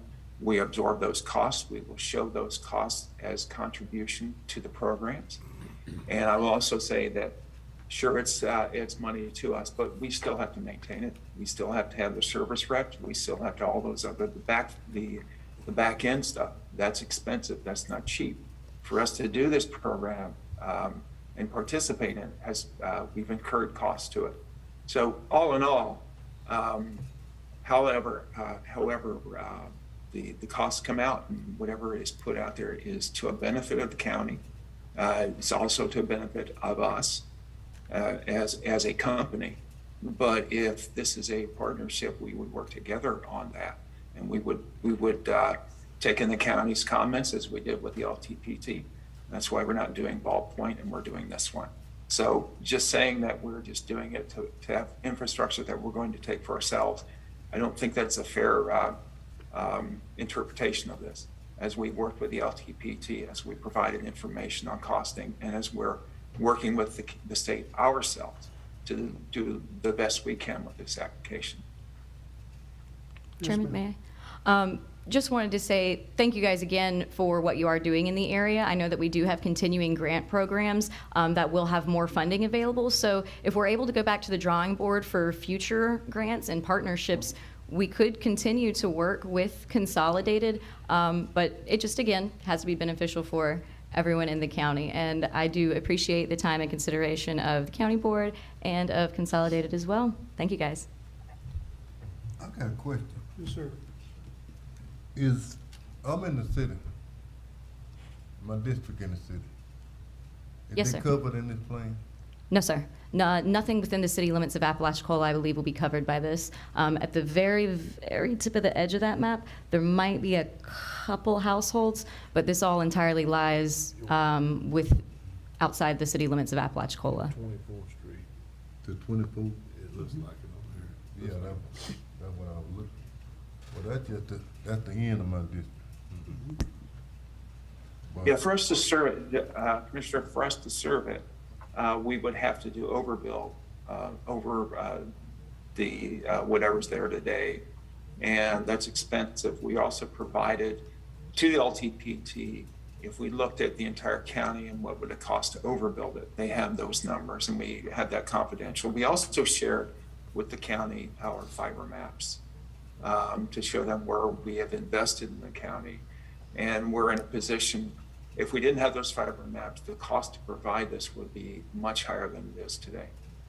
Well, that's what you're in the business for, to make it work. But I'm sorry, I missed your question. So we won't be able to use it? On programs, no. On this particular program, no. But as I said before, sooner or later, the state is going to have to go to an RFP process, and then those areas would be opened up. So, Commissioner, but right now, with the granting process, it's not there. So, Commissioner Lockley, Commissioner Elliott. So, and Jim, you and I have had this conversation before. I live within the city of Apalachicola. I live, yeah, I mean, you know, I live up the graveyard right off of 12th Street. Consolidated came down Bluff Road and turned down 24th, 25th with that grant they had. I could throw a stone and hit the workers as they were working. But guess what? I don't get to benefit from that fiber that they ran there. Again, I'm just not that far away from it, but I was being charged $80-something for 15 up, 1 down. And again, Jim and I have had this conversation. It just made no sense to me that I couldn't type into the fiber just less than 2 blocks away, you see? So again, what I'm hearing is that once again, I will not be able to benefit from it. I'm not using myself, please, no one get the wrong impression here. I'm not saying that to include just my house just for this benefit, but I'm trying to add to what both the city commissioner and the county commissioner are saying. I hate to be penalized because we live within a city district where there might be faster speeds around some of us, but there's still little empty pockets within the city. I'm sure I'm not the only one, you know, that's going to suffer because of this. And I'm just saying that, using myself as an example to kind of further what Commissioner Lockley and City Commissioner Elliott is trying to say, how in future grants or partnerships, whatever, we have to look at these little pockets throughout the county, throughout both cities, and try and make sure everybody gets in on this deal for the most part. Well, we got two schools in that district. Got ABC school coming down 12. And then you got the Baptist. The Baptist. Yeah. You got, is they on it? The charter school, I believe they contracted with Unity. Now, you're gonna ask me who Unity is. So you remember years ago, we had this company running this, they were digging up the sides of the roads between here and Tallahassee and here in Panama City. I don't know if you remember, they were working for, seems like a couple of years. Well, they're a different provider, and I don't know if Pat or Commissioner Elliott knows about Unity, but I believe the charter school is on Unity. Don't hold me to that, I'll have to double check, which is a separate provider, ISP provider from Consolidated and MediaCom. And I believe, I'm not sure what the hospital is with. Yeah, we got the hospital right there. Yeah, so Unity, the state attorney has a Unity line coming in here. So they provided a higher speed to more like schools, bigger institutions, and some commercial, I believe. But they weren't doing door-to-door, house-to-house type of person, as far as I know, commissioners. So. Well, and some of that too, though, Michael, and I'm sorry, I wasn't trying to cut you off. Fine. DEO has been, through this whole process, like revamping their definitions, and some of the newer definitions they're using served and underserved and all these definitions, and they're also using as underserved or as not served anyone that's below 100. Yeah. So they changed. It was 25 and 1, but that's no longer. That's no longer. It's now right. It's 100 up and 100 down. So in a real sense, most of this county, by the newer definition, is underserved. Underserved. You know, so that plays into what I was mentioning earlier. I think this is a good first step, but please know we're going to push for more. If Consolidated wants to partner with us for more, I think we're good with that. But we're going to be firm about what we're looking for. Oh, that was him. So, you know. Yes, well, I want to go with the cheapest one and the best one. Yes, sir. For my district. Yes, sir. I mean, you know. Let me just ask if you would consider, everyone knows there are more grants coming available. And it sounds as if Consolidated has considered this particular grant by trying to make their proposal as competitive and cheap as possible. I believe, as the city commissioner said, the whole state is trying to help Franklin County. I get emails from the state office all the time asking me what they can do.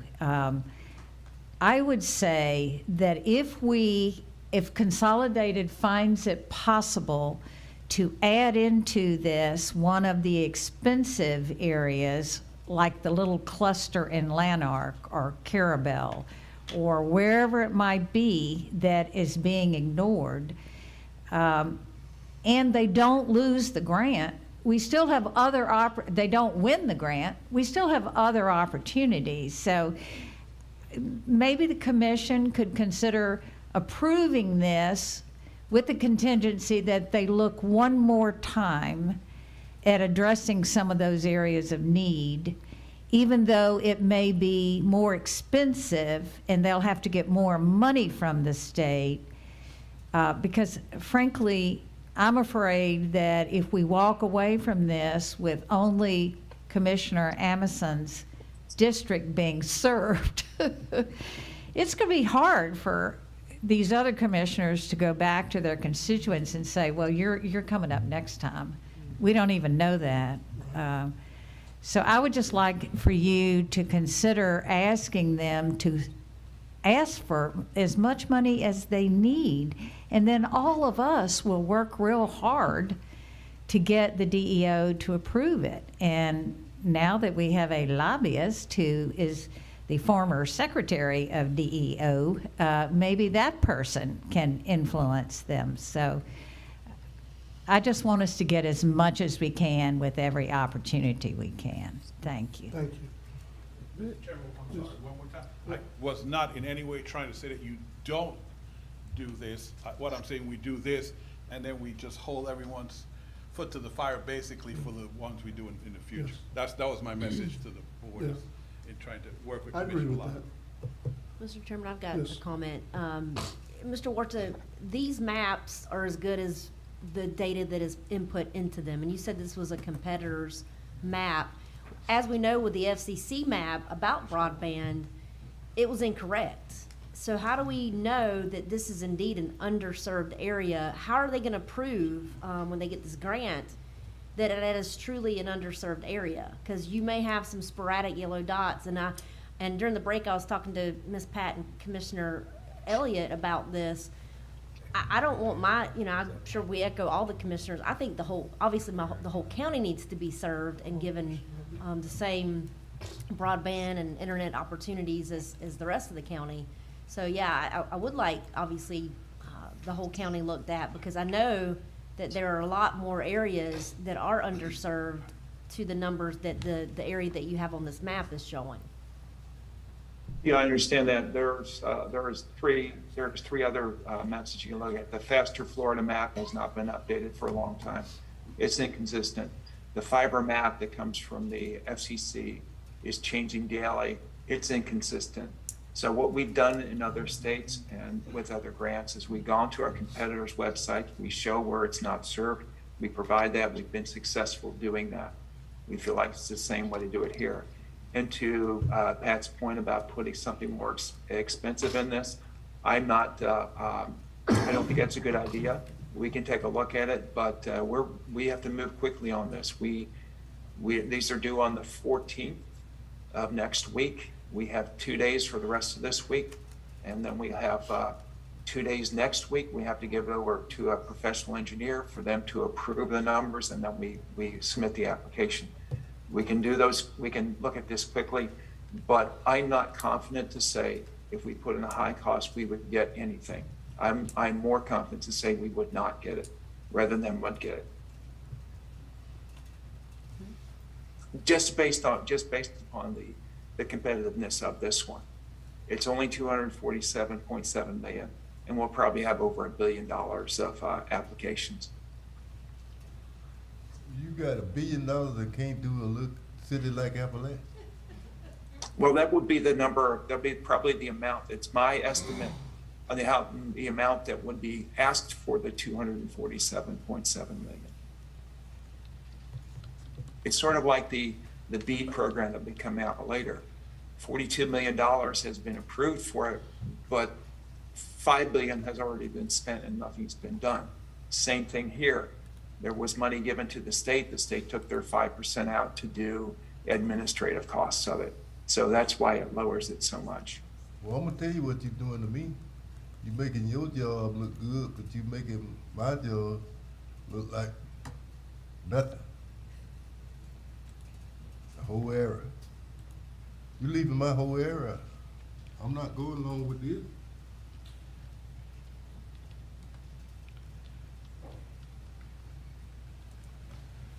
So does anyone have any other questions for Mr. Ward? I do. All right. And just for, I don't know Jim. So me and him hadn't got together with my district or anything like that. Just that's an offhand joke. But my question is, y'all, okay, because I'm on fiber at my house. I've spoke with Miss Pat and told her don't mess up what I got right now because it's great. But was that part of a prior grant that is involved with this going forward? I mean, I'm trying to, I keep saying I'm the new guy. I'm still catching up. But there's fiber already ran down Bluff Road. So am I correct, Mr. Ward?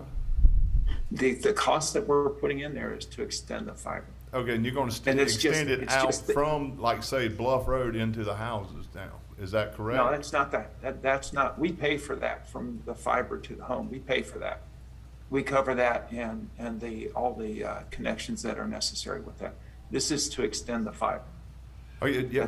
Where are you going to extend it to? Y'all hit the boat ramp, I believe. I mean, there's you'll have to go underwater from there. I mean, I'm saying, are y'all going to go like down Squire Road, down in the private roads? Is that what?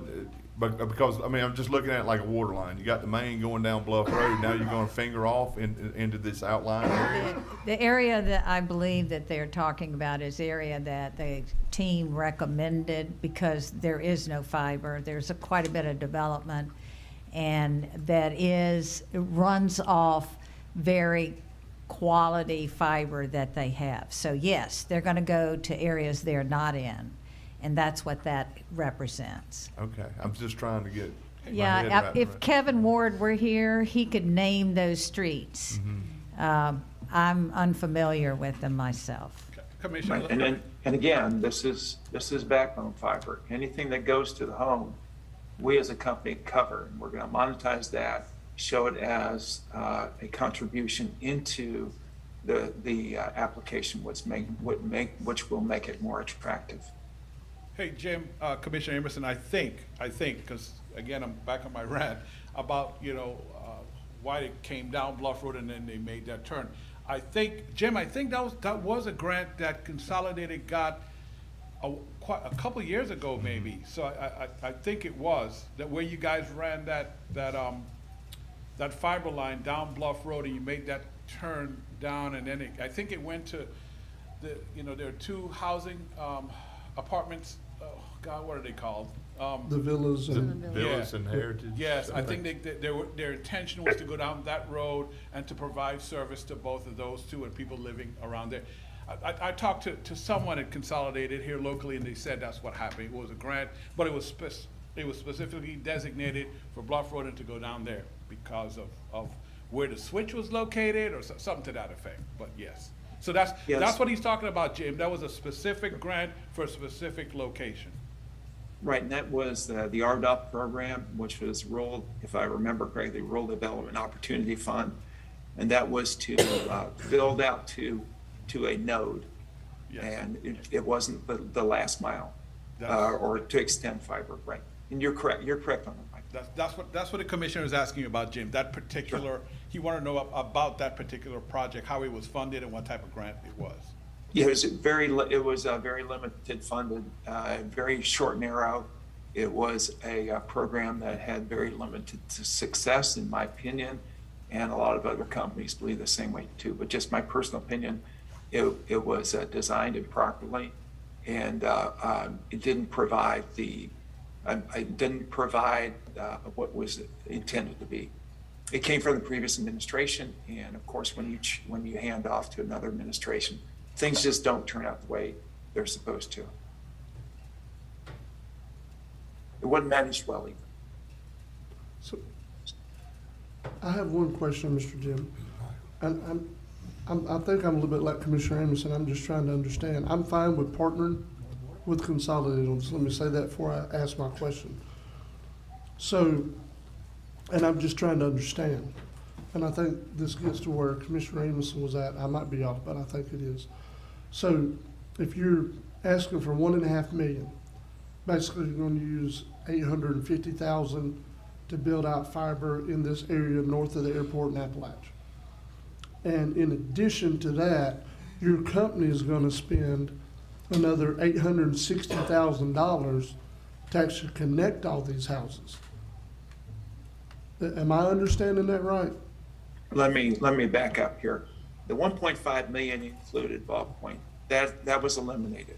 What this grant is 850. So that's what's on the table, 850. Our cost to provide the drops and the devices at the home, we're monetizing that right now. I don't have a number on that, but it will be a part of this. We're at the very most, we would ask 850,000, and of course it would be less than that when we monetize the drops. The Ball Point was the remainder of that 1.5 million. That's no longer on the table. Okay, I understand what you're saying, but that still doesn't answer the question I have. So what I was going by was what you had on your slide. You said that if 370 homes that were going to be serviced in this area, it was going to cost you all $23.50, I guess, per home or per pass. Is that for each home?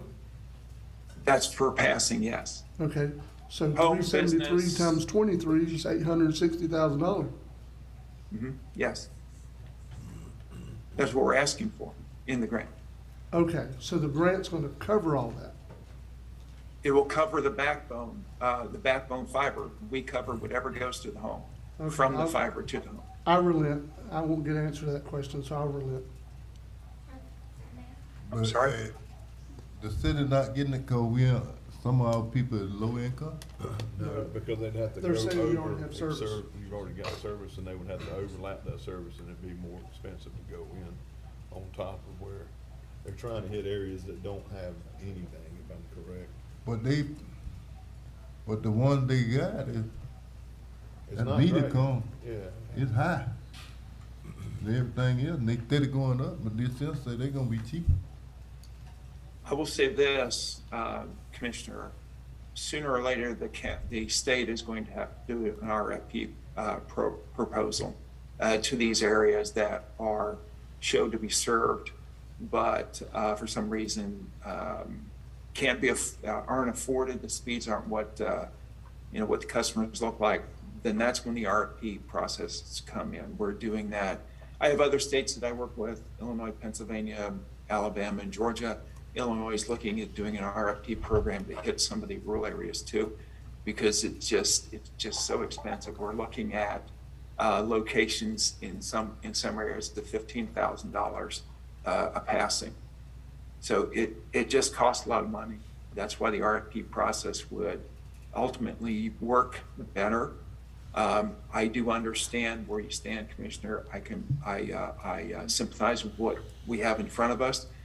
These programs are for served and unserved, and that's how we have to deal with them. If we put something in there that shows to be underserved and unserved and underserved, if we show something in there that has something to be served, it would be rejected.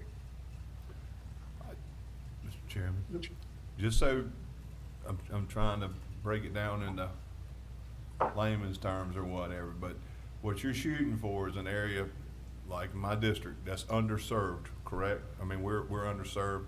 The city, even though you don't have great internet, you still have somewhat of some service. So that's basically what you're going for. You're just trying to hit these areas.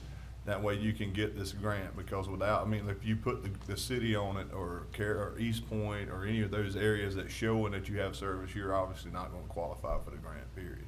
Correct? Those that show to be served, yes, you're correct. And Mediacom, if you go to their website, they show a 500 program on their website. I don't know if they provide that within the city or not, and I don't know what the price would be. I got you. Okay, I just wanted that clarification. So No, I completely understand, and this gets very complex. When you throw in this program, there's always open the next round of the Broadband Opportunity Program, which is a 50% match. They beat, it was supposed to be a 25% match. As it is written today, no telling what it'll be when it comes out, but we're looking at late 24, early 25 for that. And the state will take its 5% and off the top of whatever they get. If you get 1.2 billion is what they're thinking, take 5% off of that, and that's what's available. Part of that will go to the DE&I projects, and whatever is put back into building out the networks. Well, let me ask you. It's a cascade of money falling off. Let me ask you one more question. Is y'all gonna do like MediaCom after y'all get this thing?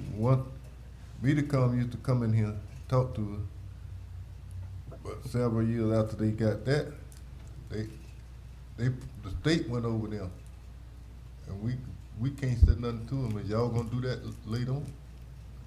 Well, we're your local provider. We want to partner. That's what they said. I don't know.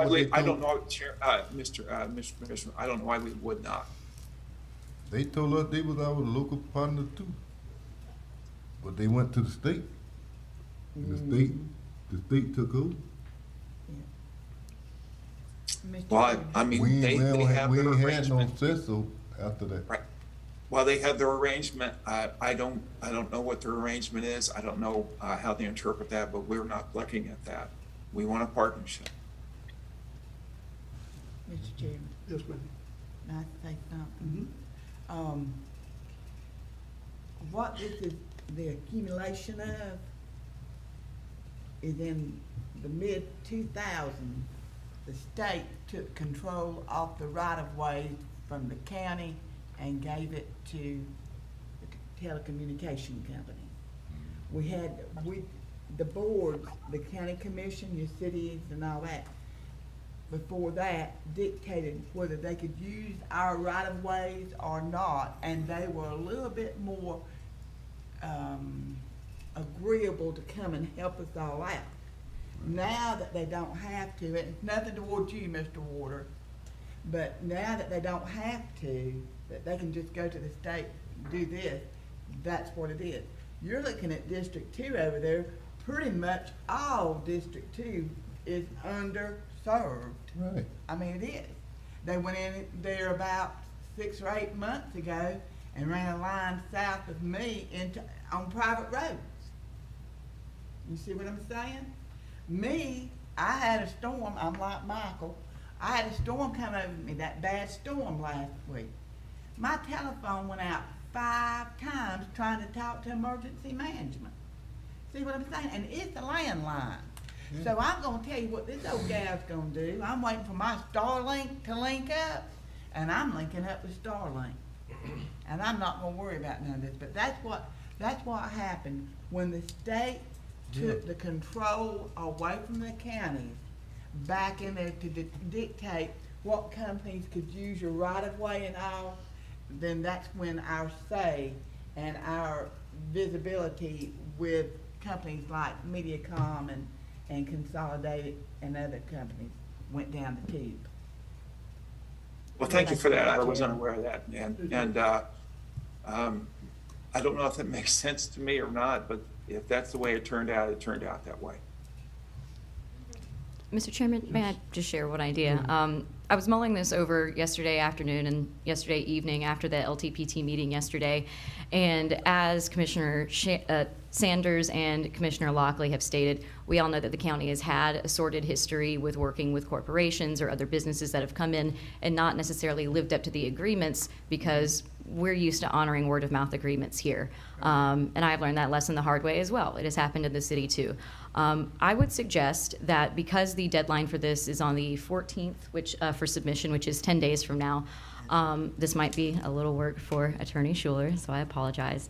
But if it would be possible to approve with a contingency that there was a longer-term plan and agreement for a public-private partnership put in place. Because ideally, the public-private partnership would not end with just this project because Consolidated will remain in the area and continue to serve the area. And I think that we all have some misgivings about perhaps them getting this project and maybe not wanting to do any of the others in the county that we have discussed. So I think if that is something the county is interested in pursuing, I know I would not mind helping with those negotiations. I don't know if the chair, Pat O'Connell, would mind, but I think that would give enough of a safety chute. So if those discussions turn out that Consolidated would not necessarily be an ideal partner for a long-term public-private partnership, you would be able to pull out and deobligate without having any mess with it. Well, as a history of this, we reached out to the LTPT before it was established. So we've been here from the start. We're not going away anywhere. If you have a concern about that, I don't see us doing that at all. And you've said you've been burned before. I completely understand that. Y'all moved your office out of here a long time ago. They had an office downtown, right there, right around the corner by the Gulf Station, across from the doctor. I don't know about the one in the East Park, Caryville, but y'all moved to St. Gilbert, I think. I ain't trying to knock nobody, but hey, let's get real. We want this thing over here with the best price. So is there any more questions today, Commissioners, from Mr. Ward? All right, what's the pleasure of the Commission? Do you want to move forward with this, supporting this application today? What do you guys want to do? Mr. Chairman, I personally think that obviously we see this map, and this is specifically in the Bluff Road area, but obviously we know that this map is inaccurate, needs other areas also. But I know there is a time delay here, or time sensitive. It is time sensitive. I'm going to make a motion that the Ms. Pat and Commissioner Elliott recommended, and I'll go ahead and approve this with the contingency that we enter into a public-private partnership and also continue to look for other underserved areas of our community, as I know this is not the only underserved area that we have. 1 second comment, please. So we have a motion to approve by Commissioner Ward, second by Commissioner Anderson. Go ahead. I'm just commenting because I feel like I need to by it being my district. That's not usually the Ballpoint and I'm Commissioner just saying. Sanders. Well, I thought Ballpoint was off the map now. No, it's down there. I'm going to Starlight. But with that being said, I'm gonna make this brief, but just from personal experience out there, like these areas off of Squire Road, which you have family out there and whatnot, you could not even, and I'm off Waddell, and we're basically at the end of what you're getting in the city. We're at the end of the line, or were at that time before we got the fiber. I'm quite sure the people off Squire are still at the end of the line at the old thing, and you can't even stream a movie. I mean, if you have Netflix or any of that smart TVs and all, you were at the mercy of a cable company or a satellite company. You didn't have that option. Now that we have, and particularly in my case, when they ran that fiber line in, we were then able to get rid of Dish Network, who started out at that wonderful $70 a month and wound up being brought it $200 a month. For real. But that was the only internet option we have. We don't have Mediacom out there because there's a easement issue with the railroad. Mediacom stops right there. Don't go no further. You don't want and the thing is I understand now more than I did before. That you got a lot of area there, you got your time sensitive on this, but that's why I wanted to say with comment, just to explain what's going on out in my area. I don't have experience out there in the other places, but basically this is getting our toe in the door, so to speak. Is that, and I kind of take that from Ms. Pat. So that's it. I just wanted to make a comment on it because it really looks like me and Jim's had dinner a few times, but. No, I ain't seen it. But anyway, that's all I got for comment. Well, you don't want me to come. It's higher than this. You ain't invited to dinner. Golly. Any other discussion before we vote? All in favor? Aye. All opposed? That's unanimous. Mr. Jim, thank you for your time. Thank you very much, Commissioners. I appreciate it. If there is any questions or any follow-up, please, Pat has my contact information, and we can move forward with this however you want to do it on future grant applications. I'll keep everybody up to date as much as information as I find out. My question to you is we want it covered more than what you covering the whole county. I understand that. That would be our goal too. Thank you, Mr. Jim. Thank you. Michael, do we need to take a break so Ms. Corley can set up anything for that P and Z stuff? She's ready to share. No, that's what me. All right, go ahead, please proceed. They took the letter. Is that you, Courtney? They took it to Tallahassee. Hold on, let me get him to stop the sharing. They can do the same thing. We got no sense. Okay, it's all yours now. With me and all that.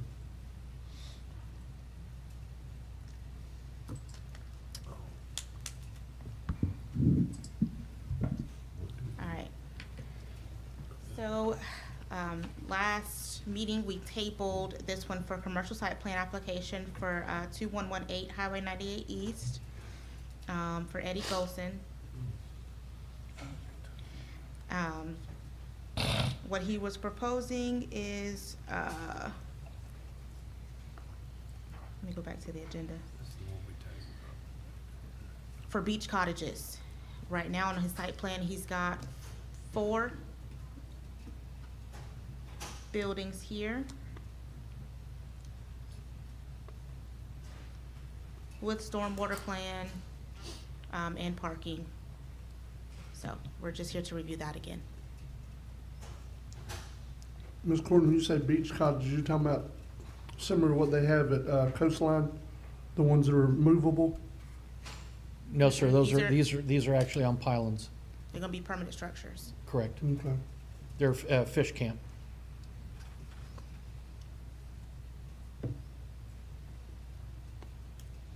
We didn't locate it. Anyone else have any questions about it?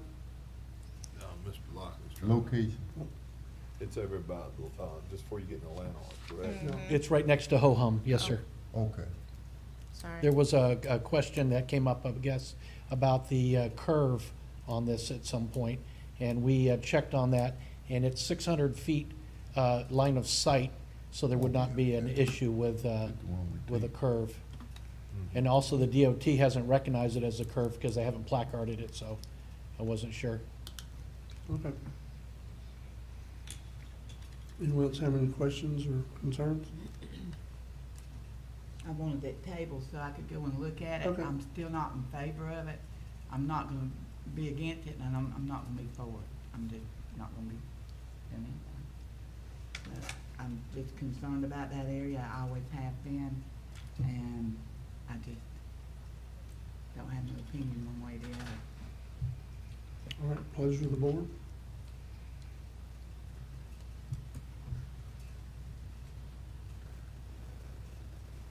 So we're gonna approve, deny, or table? It's a pleasure of the board. Mr. Chairman. Well, so move with question. Is that a motion to approve, Commissioner Lockley? Yeah. All right, we have a motion to approve by Commissioner Lockley. I'll second with comment again. Second by Commissioner Amerson, go ahead. Now, this is permanent, what's the square footage on these structures? They're 760 square feet per unit. And the zoning on this is what, commercial? It's commercial, C3 recreational, which you guys are trying to promote. You gonna put people to work? Oh, Go ahead, no, please. go ahead. No, I'm you're sorry. fine, go ahead. No, let it answer him. No, he answered my question, that's what I'm saying, go ahead. You gonna put people to work? Yes, sir. See, that's why I voted for you.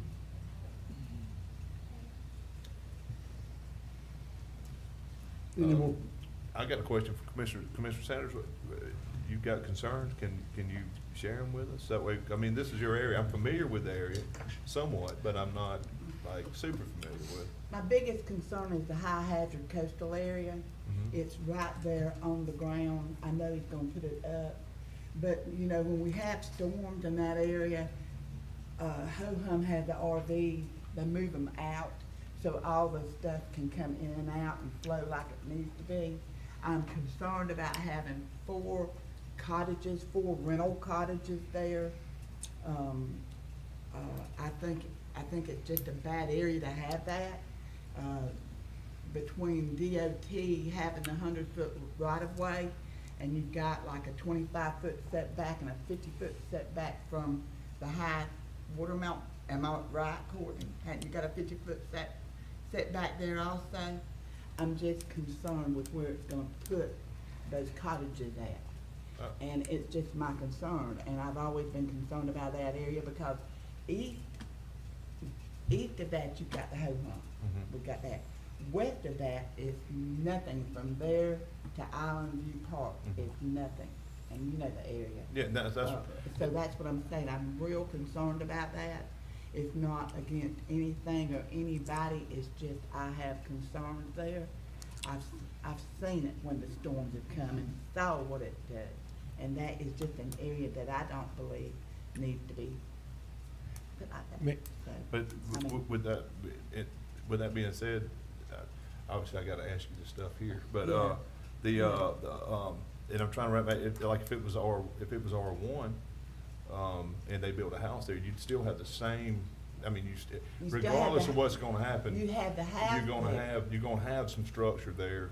Yeah, you if you were R1, you'd have one house, if that, because it's not 0.59 of an acre. You see what I'm saying? The main thing is, Otis, is it has. Oh, Commissioner. No, you're fine. I'll go by both. The main thing I have a problem with, I'm all about process. Okay. The planning and zoning met on this, and correct me if I'm wrong. Planning and zoning met on this. Mr. Golson couldn't be there. No, he was there. He was there? Okay, I was told by one of the, but anyway, I just had a problem with the planning and zoning. I don't feel look at things like I look at. And just because planning and zoning does it, they think we're supposed to rubber stamp it because it's planning and zoning. Well, sometimes your commissioners look at things different than what planning and zoning does. And that's where I'm coming from. I'm just real concerned. I've always been concerned about this main area in here. And I always will be. I mean, when I saw the C3, when it went from the R1 to the C3, I said, oh, continuation of the ho-hum trailer park. Well, we know during the storm, they're gonna be moved out, so you don't have to have that worry about. But anyway, it's just my concern and how I feel about the area and everything. And yes, I believe in property rights, but I just believe I'm not gonna put, I'm on that bad curve right there and everything, I'm not gonna put my name on there that I approved it, because I'm concerned that it's just a bad area. I think I just completely went out of normal discussions usually after. No, I'm sorry, I mean, but no, I was trying to just get a little bit of clarity on it. But you hadn't had any constituents have any. They didn't know nothing about it. I saw some last night that asked me at the LVA meeting about it, and they said they didn't know nothing about it until we tabled it. Now they knew about it. So. All right, any more discussion before we vote? Yes, sir, I'd like to, if I may. This is going to be built to the structure of a house. So it would be just like building a 7,000 square foot, 3-story house there. So it's up to code. I don't understand why that would be an issue for a storm. You mean a 700 square foot? You just said 7,000. Well, no, I was saying if we could build, I mean, we have houses that are going up along that area that are anywhere from 3,000 to 7,000 square feet. Our, right in Lanark Village, 7,000. But this is gonna be built to code of a home. Thank you, sir. Yeah. Any more discussion, commissioners, before we vote? All in favor? All opposed? I oppose. It's a 4-1 vote. It's approved. All right, now we're going to Ms. Erin Griffin to I got her one more amended thing. report. What's got one more thing to ask What's one on more my thing? report. Where? No, this was just something to mention to them. Okay, what you got? Yes. This is information item. I had talked with Schuler, was it this morning or yesterday morning? About, you know, the PZA board, when we combined the boards in August of 2021, there was no set term. You know, normally, like I looked back as far back, basically we just keep them there for eternity, they can't leave. So I didn't know if you guys wanted to keep the term as it is, or if you wanted to set a term for the BZA board, since they're combined now. But there should be 3-year terms. Wasn't that what they were before? We couldn't. I'll have to go look back at the Yeah, minutes and I see. couldn't Yeah, find anything in But my records. I would think they'd want to be a term. I'm sure those that are volunteering don't want a life sentence. I don't think they won't either. No, we don't tell volunteers that there's a life sentence, Mr. Chairman, so, but we We've do been need. being pretty honest here this morning, so Yeah, I'm just it continuing. seems that way. No, well, I'm sorry, I thought you were gonna bring this up up for your administrative report at the regular meeting. But I think it's something for you guys to look at, consider if you'd like. We'll do some research, Courtney and I, over the last, what P and Z terms were versus what Board of Adjustment term. And then you guys, we'll recommend something to the board and we just present it and you guys can make changes as you'd like at the next meeting. She'll put it on her administrative report. Sound good? Yep, Cool. sounds good to me. Okay, but I agree with what you're saying, Mr. Chairman. In essence, there should be terms. Everybody should have terms on all our boards, like we will do at the airport board here in a few minutes. They have 2-year terms, so yes. All right, Ms. Griffin? Where did she go? I just heard her. So, okay. Oh, hey there. The dogs is Aaron's The dog. background. Oh, yeah. Yeah. I happen to have a cute background today. It's all good. Go ahead. Okay, the first item on my report. The county's current CDBG housing policy was modeled after the county's SHIP program housing policy and was adopted in 2016. As SHIP and CDBG are 2 different programs with different requirements, the county's CDBG consultant Summit Professional Services have assisted in revising the current policy to make the program more adaptive to the needs of qualifying residents. The commission has also emphasized that this program is there to help and assist residents and requested this policy modification, where possible, within program guidelines to ensure that the county is doing all it can to assist homeowners with the process. In the attached draft policy, the changes from the 2016 version are summarized below. Page 1 of the current policy, the term of the loan shall be for 5 years for loans of less than $25,000, 7 years for loans of $25,000 to $40,000, and 10 years for loans of more than $40,000. We're going to replace with a deferred payment loan involves a security instrument requiring repayment of the loan only if the homeowner sells or transfers ownership of the rehabilitated home, ceases to use it as his or her primary residence within the 5 years of the date of the DPL, or fails to maintain reasonable required standards of care and maintenance within 5 years of the date of the DPL. During the 5-year period, principal is forgiven or subtracted from the principal balance in equal monthly amounts. So at the end of the 5th year of owner occupancy, by at least one of the homeowners, if jointly owned, the loan is fully amortized. There is no interest charged during the 5 years. If the sole homeowner dies or all homeowners die within the 5-year loan period, repayment of the loan will not be required. And that was something that came about from a concern where, let's say, a homeowner passes away 2 years into the process. With the SHIP program, because that program is actually, there's its own fund, and those proceeds are reinvested. With the CDBG program, that actually does not happen. So, there's no reason to require the surviving family members to replay the CDBG program. Page 2 of the current policy, the limit of CDBG financial assistance for replacement site-built housing is $95 per square foot, up to $114,000 per home. We will replace with an average maximum amount of $140,000 may be expended on any one housing unit. This amount may be exceeded only by a recorded vote of the Board of County Commissioners. Budget constraints may require the use of mobile or manufactured homes in place of site-built homes, and that's just due to the rising costs of construction. Page 3 of the current policy, the homeowner must obtain flood insurance for the entirety after replacement or new construction value of the home if the home is located within a 100-year floodplain. The flood insurance must be maintained by the owner for the full term of the CDBG deferred payment loan. We are replacing with the minimum federal requirement, the property must be fully insured for flood insurance for the period of 1 year if located in the 100-year floodplain. The CDBG program may also cover the cost of the 1-year policy for eligible very low 30% of adjusted medium and low 50% of adjusted medium income households. Page 4 of the current policy, it excludes those who have not received more than $5,000 in housing assistance within the past 5 years or $10,000 within the past 10 years from the county or other government programs such as weatherization, excluding loans requiring repayment. Replace with, if the homeowner has previously received CDBG housing rehabilitation assistance, they shall not be assisted again for at least 5 years and should not be assisted again after 5 years until all other eligible homeowners on the applicant list have received assistance. And that's just an attempt to help as many people as possible with the program.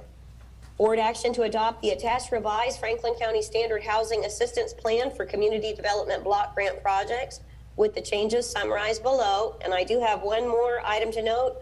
The new income limitations will be released by the feds in May. So we're hoping at that time that some of the income limits will increase and we may be able to qualify several more households for the program. Mr. Chairman, Commissioner Lockley, Mr. Chairman, I believe you, page 1, that item that she talked about, you guys have brought that up a long time ago when we were first going over the plan about if somebody passed away, how the property dealt with. So I just want to kind of jar your memory about that, okay? Yeah.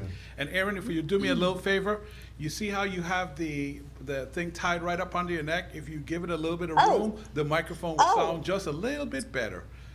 Okay. Yeah, give it a little space. No, just remove that little thing that you have it really close to your neck and fix that. But anyway, go ahead. But Commissioners, I'm sorry, that's an audio thing for me. I apologize. Yeah, I just want to make sure you guys are aware of that. That's what she's addressing here with that page 1 policy. So move with comment. All right, we have a motion to approve Second. by Commissioner Ward, second by Commissioner Lockley. Commissioner Ward, please proceed. There's actually 2 comments. One is, as Aaron said, this is mainly just the purpose of this is to essentially help people, not hurt them. Their limitations to me are a little difficult and people would not qualify. This is to help more people qualify. In addition to that, I'll say my other comment at the end of Aaron's report, but it is based on CDBG and CHIP, but I'll just hold off on that. So continue, well, we got to vote on that, don't we? Yeah, we do. Is I there any got a other? question. Go ahead, sir. You know, they said that 95 square foot. It'd be hard to get a house built. But they said they're actually doing away with that. That's in our current language. Yeah, they're doing away with that and replacing it with a maximum of 140,000 to be expended on any one housing unit, but the board could still vote to do differently, but it would take an act of the board. But it going 140, they higher than that now. That's crazy. That's what I'm doing. And it still works out better. Yes. It's a step in the right direction. Any more discussion before we vote? All in favor? Aye. All opposed? That's unanimous. Go ahead, Ms. Herring. Okay, Commissioners, next item number 2. At the last meeting, the Commission authorized the Chairman to sign the Joint Use Pond Agreement and accept ownership of the right-of-way areas as specified in the attached exhibit for use in the development of the St. George Island Stormwater Management System for the Commercial District. This approval was granted and the Chairman was authorized to sign the attached agreement after allowing Attorney Schuler an additional 2 weeks to reach out to FDOT to request the changes that he had mentioned at the last meeting. As 2 weeks have passed without a response from FDOT, Attorney Schuler gave the confirmation for the Chairman to proceed with signing the agreements as authorized by the board. FDOT will also require the adoption of a formal resolution to accept ownership to go along with the signed Joint Use Pond Agreement. Board action to approve the attached resolution accepting formal ownership of the right-of-way areas of Franklin Boulevard in the attached exhibit, subject to the provisions of the Joint Use Pond Agreement. Pleasure of the board. So moved. Have a motion to approve by Commissioner Sanders. Second. Second by Commissioner Lockley and Commissioner Ward. Any discussion, Commissioners? Seeing none, all in favor? Aye. All opposed? That's unanimous. Next item, Womack Creek Bridge repair. At the last meeting, the board opened response to inspection relative to the Womack Creek Bridge repair project. Responses were released to the ranking committee, and AECom was the highest ranked firm. Board action to authorize the planning department to begin negotiations with AECom to develop a contract to perform the CEI services on this project. So moved. We have a motion to approve by Commissioner Ward, second by Commissioner Sanders. Any discussion? All in favor? Aye. All opposed? That's unanimous. Please proceed, Ms. Aaron. Next item is number 4.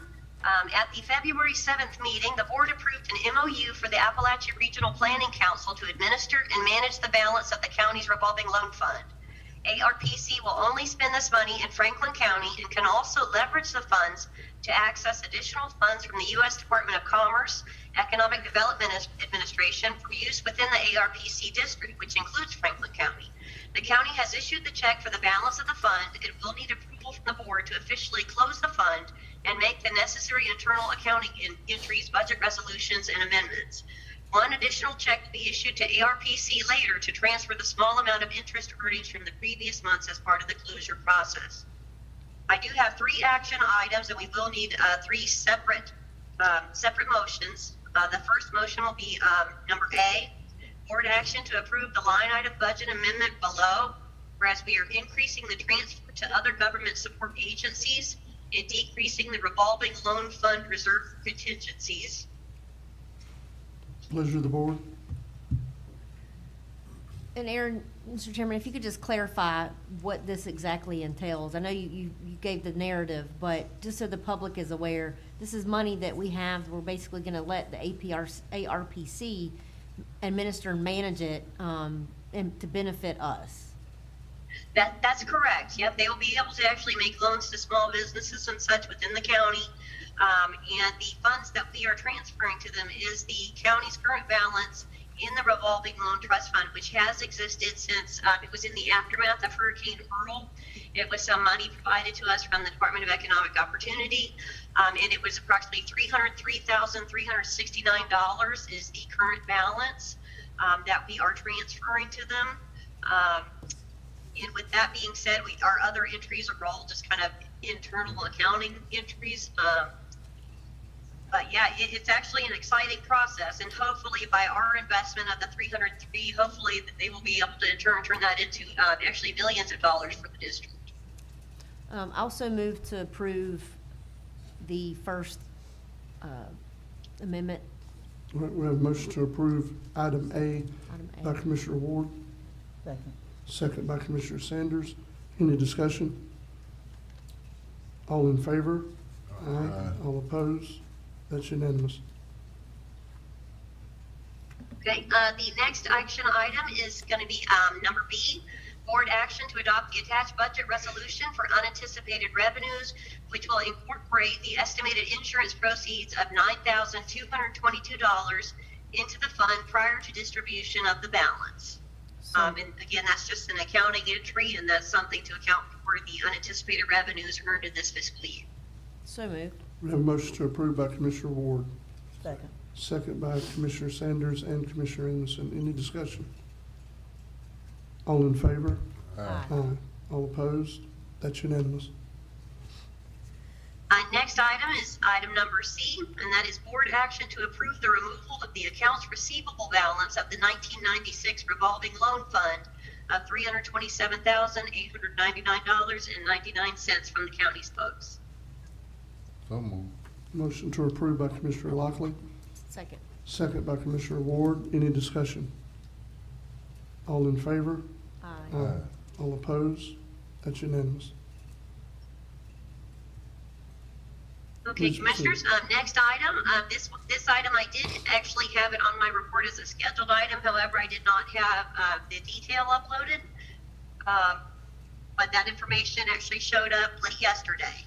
So over the past 2 years, Eric Lovestrand and I have been attending the SUNS work group meetings. SUNS stands for Scaling Up Nature-Based Solutions and is a work group comprised of scientists and stakeholders with the intent to pursue natural strategies to make the Florida Panhandle more resilient against storm damage.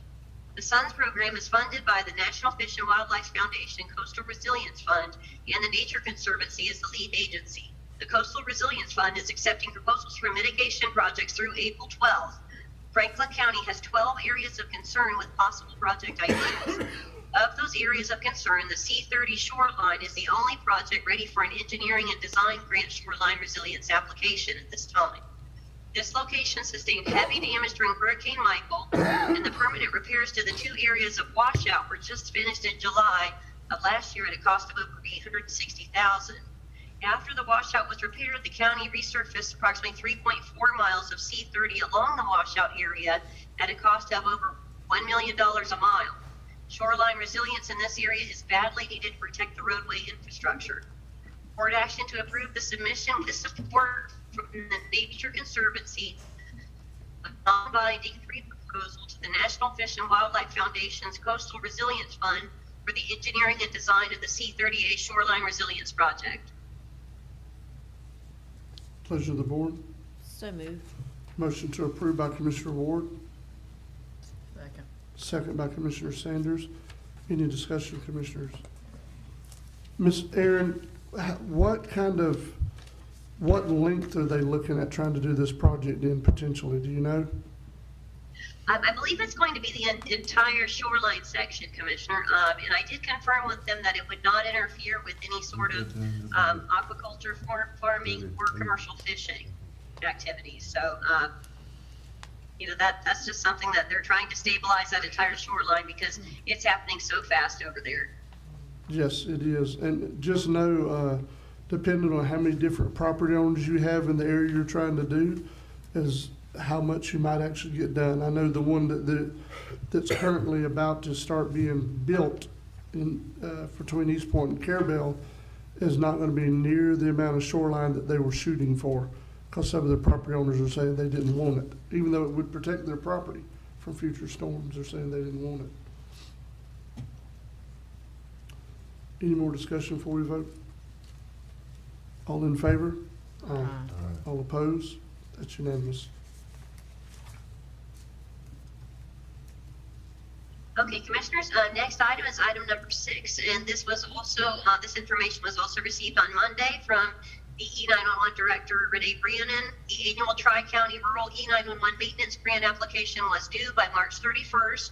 This grant pays 100% of the annual maintenance expenses of $34,748 for the E911 system.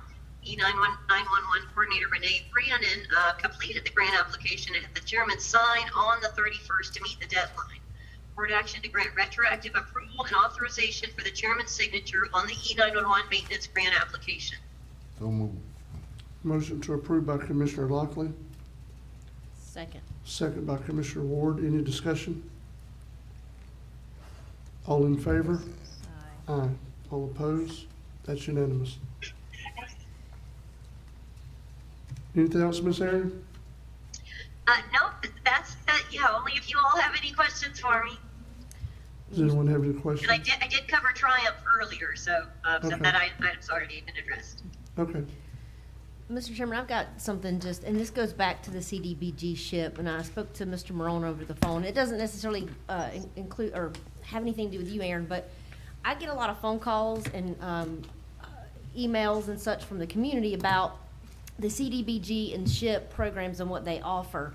And there's a lot of confusion, even on my part. I admit, I'm always on the phone with Community Action, who is controlling our SHIP program now, asking questions, because I think some of the confusion is we had someone else doing the SHIP funds, and now we have Community Action doing those same funds. And there's just a lot of confusion, what SHIP pays for, what they don't, what CDBG pays for, what they don't. I think we need to maybe streamline that process in terms of having the community and us commissioners understand how the process is. Because that way, when I get someone asking for help, I know where to direct them, and they're not me or them or playing phone tag trying to figure out who pays for what they pay for, how much, and all that. I don't know if that makes any sense to you, but just a lot of confusion on that aspect, so. Mr. Chairman? Commissioner Ward and I did discuss this yesterday, and there's actually more, there's some other confusion. I'm getting a lot of calls from SHIP applicants and SHIP contractors saying they're not hearing anything. I think the best thing to do is basically have Community Action, Tim, come in here. Maybe, I don't know if we could start it off, what I just put him on the agenda. He kind of gives an update to the board as to how is SHIP working, how is he, how is he responding to the community, because we're not getting that. It's not working out on our end, if I could just say it that way. So I think adding him to the agenda, and if needed, having a workshop, after that the board can decide, having a workshop with Tim and CDBG together in this room where you guys can ask all the questions you want, and let's get a process down, and we know who goes where for what. The Community Action, before SHIP, I think they ran the program where they replace windows, energy efficient program. Yes. So there are a lot of things under their roof. They've added SHIP, but for some reason SHIP is getting lost in the mix, it seems like. The weatherization program. Weatherization, thank you, Mr. Chairman. So that's my recommendation, so I recommend it to Commissioner Ward. She likes that, so I'm bringing it before the full board. I add him to perhaps the next agenda or the first of next month, and have him here, answer questions for you guys, and then from there we decide if we need a full workshop to include CDBG, A lot of housing questions. Mr. Chairman, the confusion was I had someone contact me about the possible weatherization with the window replacement. I asked Angela with Community Action, who is SHIP. Apparently, the East Point SHIP is not really controlling the SHIP applications. It's maybe coming out of Leon County or being sent to Leon. There's apparently some confusion. I don't understand that, yeah. What happened was I was referred to DEO for the weatherization program, and you go to DEO's website and they tell you to go to Community Action. Yeah. So I don't want to people to have to chase things down. As a commissioner, don't want to have to chase things down. I want to be able to, if somebody calls me, I want to know the answer. I want to know the right answer, instead of there being a lot of confusion and a lot of phone tagging and a lot of unuseful, basically useless time and phone calls that ain't gonna, where nobody's gonna be able to get the help that they need. And it's nothing against Community Action, nothing against Ms. Webster. She's been a great, phenomenal help. I just think, again, some things have been lost in translation and some confusion in that aspect. They haven't started working on SHIP yet. I don't know, Commissioner. That's the problem. That's the thing. We don't know. Yeah. We don't know when. I know some loan programs start and end. Like you can get the refurbishment to your home. You have certain grant periods for that. And when applications get accepted in certain time periods, when one application process ends, another one begins. It's just confusion. Yeah. And I'm still trying to wrap my head around how it all works. So I think it'd just be easier if we had it all streamlined in one set way and know what's going on with which one. Sounds good. Mr. Rowan, you make the That's policy. good. The directive out, just I don't need a motion. Better when you have things at home. Yeah, it is. Well, anything else before we go on to Mr. Rowan's part of the agenda? Thank you, Aaron. Drive safe. Thank you. I got one thing. Good to see you all. Hold on, Aaron. Hold on 1 second. Oh, okay. Okay.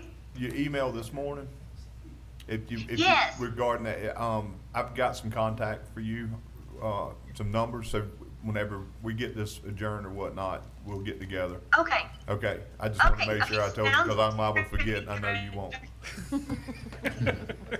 Thank you, Ms. Aaron. All right, before we go to your report, Mr. Rowan, let's adjourn for 5 minutes so we can come back and finish.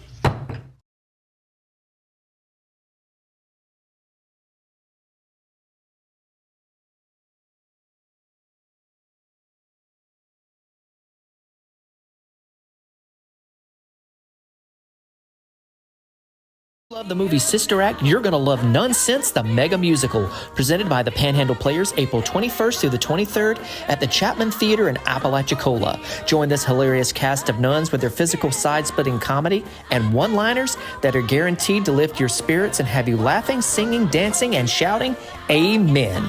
Get your tickets online at panhandleplayers.org. Nonsense, the mega musical. We promise it's habit-forming.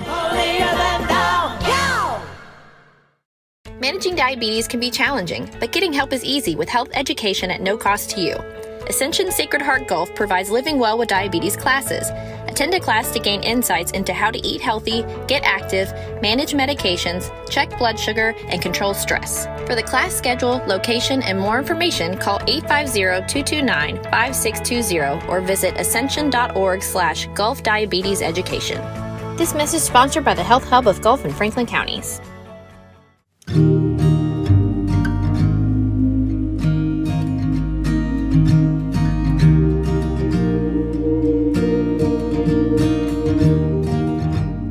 Embrace the pace on Florida's Forgotten Coast. Hi, I'm Carol Landis. I'm a professional realtor in love with St. George Island. When my husband and I and our dogs moved here in 2002, it was the beginning of an adventure that has never grown old in a community that is amazing. If you're thinking about moving to St. George Island or investing in our world-class real estate, then this community will be as important to you as the sand and surf.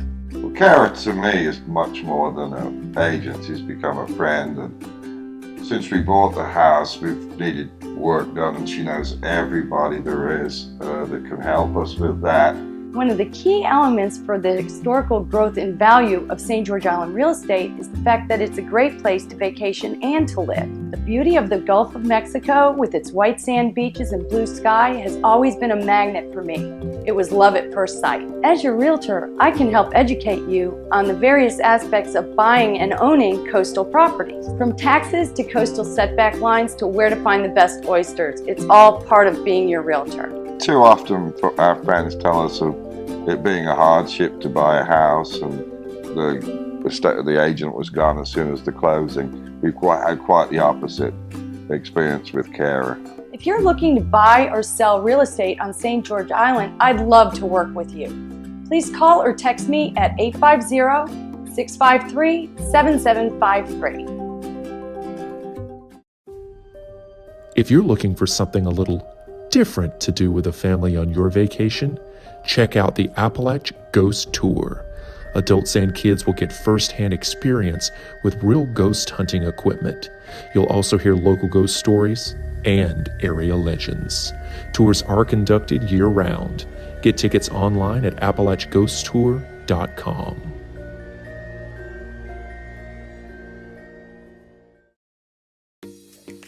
We would like to welcome you to Florida's Forgotten Coast. We hope you enjoy your stay here in Franklin County. We'd like to take this opportunity to remind you of some of our safety guidelines for our beautiful beaches. Here on the Forgotten Coast, we love pets. Please observe our leash laws on the beaches and on other public places. When visiting Franklin County beaches, please be aware of beach flags and surf conditions. For the most recent information on these conditions and more, please download the Forgotten Coast mobile app. It is very important to us here in Franklin County that we make all our beaches accessible to everyone. We have placed mobile masts at different assets throughout the county. We plan to add more the coming year. Franklin County has some of the most beautiful beaches in Florida. Let's keep it that way. Remember to remove all your trash before you leave and leave only footprints. We welcome you to enjoy our beaches. But at the end of the day, please remember to remove all your beach gear before 9 p.m. Remember, May through October, we have other visitors here, the sea turtles. So we need to keep our lights off at night on the beaches as well. Your safety is important to us, so please remember when visiting our beautiful beaches, you're swimming at your own risk as we do not have lifeguards on duty. We hope you enjoy your stay here, but please remember, no glass bottles on our beaches. When visiting our area, please park in designated parking places only. Don't park in the county right-of-way or on private property without permission. Go to floridasforgottencoast.com/beach safety for a complete list of county and beach ordinances and safety rules. Thank you. Thank you. Thank you. Thank you. Thank you. Thank you. Thank you. Thank you. Thank you. Thank you. Thank you for visiting Florida's Forgotten Coast. Help us keep our beaches as beautiful as they are today for future visitors and residents.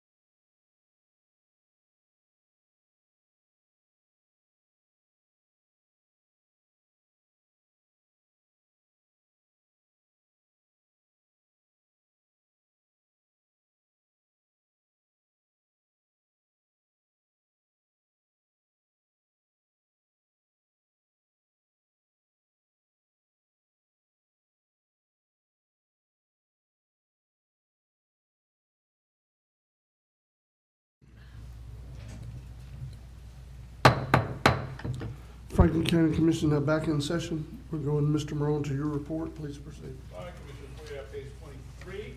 Item 1, the last meeting, the board reviewed, discussed, and approved the responsibilities and duties of the Airport Operations Economic Development Advisory Board.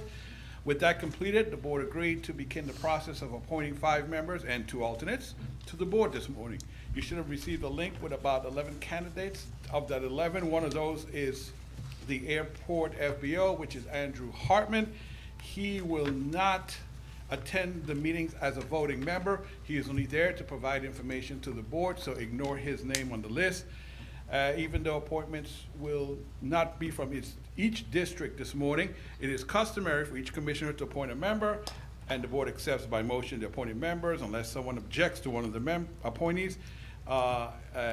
But if the board wants to change the way in which you do it, where each commissioner puts 5 names up and we kind of work that out, that's up to you guys. And if without any other matters to discuss or questions or concerns, are we ready to go ahead and appoint some members this morning? I think we're ready to appoint some members. I do have a concern though. A couple of the names, pretty sure at least 2 of them, of the 11 that sent in the application or whatever, I don't think actually live in the county, and the bylaws we have says must be a Franklin County resident. Yeah. Do they have to be a county resident? Because some of these people have been part of the airport or tenants at the airport for a decade and a half.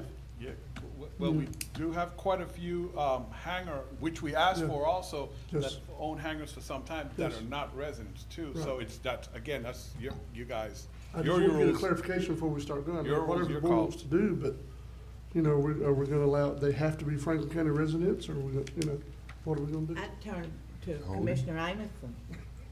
Mr. Chairman, are the bylaws specifically state? 'Cause Yes, it says must be a Franklin County resident. So if we. If we do that, then we're gonna have to go back and re-advertise it.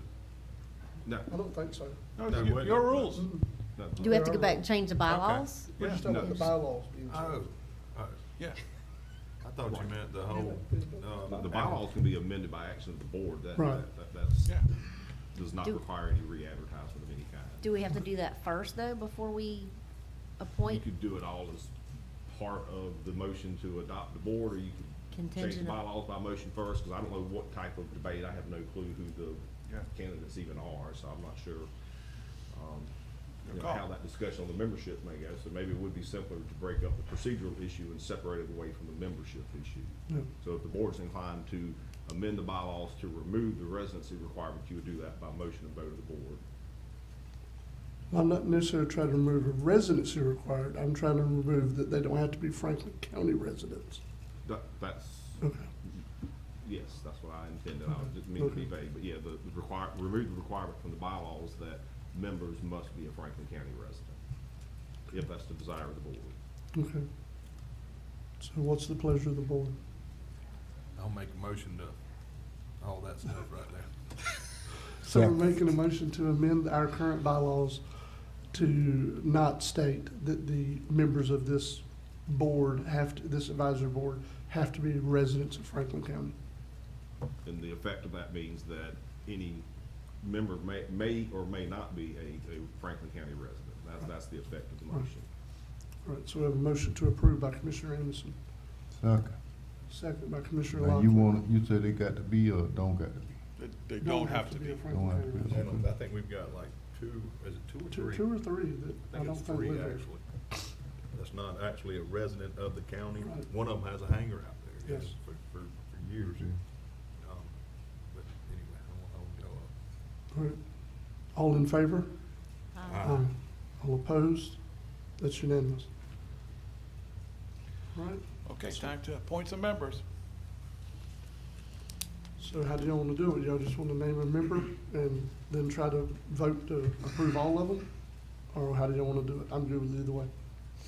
Well, I will say this, Mr. Chairman, I honestly am having a hard time picking and choosing just one. I Oh, mean, it's difficult. There are a lot of good applicants, a lot of people that could benefit the airport. And my determination in this is I was trying to look at what the board is going to do.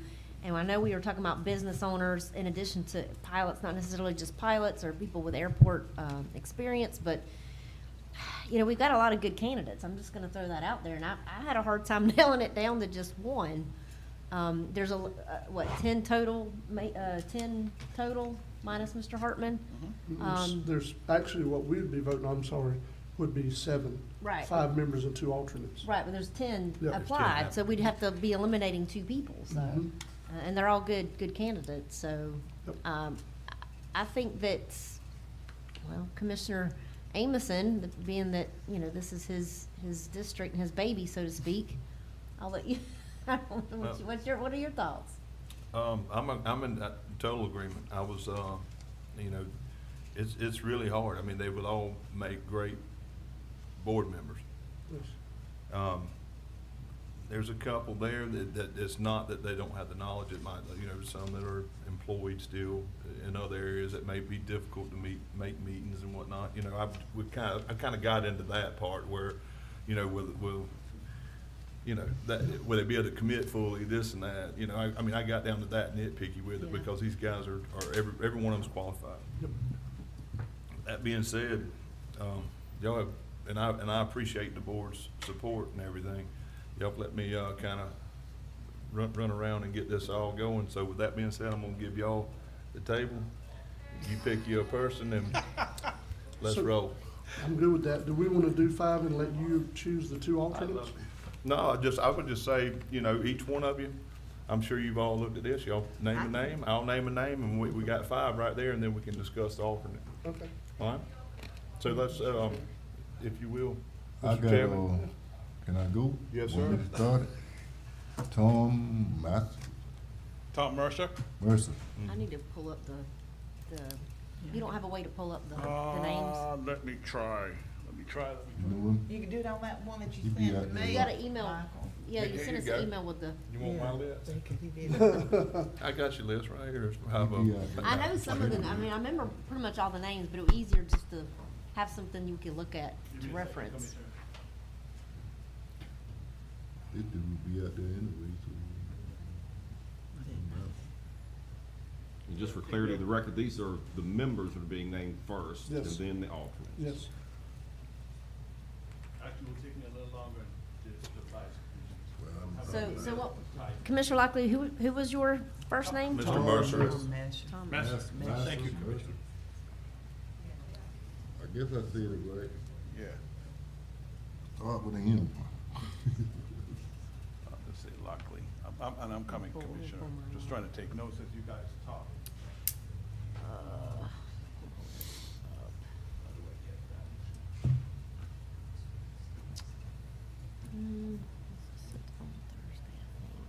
It was sent on, I think you sent it last Thursday, if that helps you. Let me do this. Here it is, it was on, you sent it on Thursday. Yeah, can you just share it on the screen, Michael? That's what I'm trying to do, sir, but that device to share, wanna it's share not it tied with to my mine? email, so Here, that's you the want- problem. Here. Yes, ma'am. If I can do all 5 like that. Okay. Just said 1, 2, 3, 4, 5. Yeah. I'm just gonna go ahead and throw out there, I'm gonna go ahead and name, Mr. Nishat? BJ? PJ? DJ Chat. Your turn, Commissioner Sanders. Oh, it's not my turn yet. It's not your turn yet. We're going. Chair. Hold on just a minute. I like this. Mr. Andy Schiff. Where did I get it? It was Andy sent on Shelf? Thursday. Yep. All right, Ms. Sanders, it's yours. You up to the plate. Batters up, batters up. I also, well, I'm gonna let Commissioner Sanders, you know, but I know that Mr. Mark Nobles was also interested,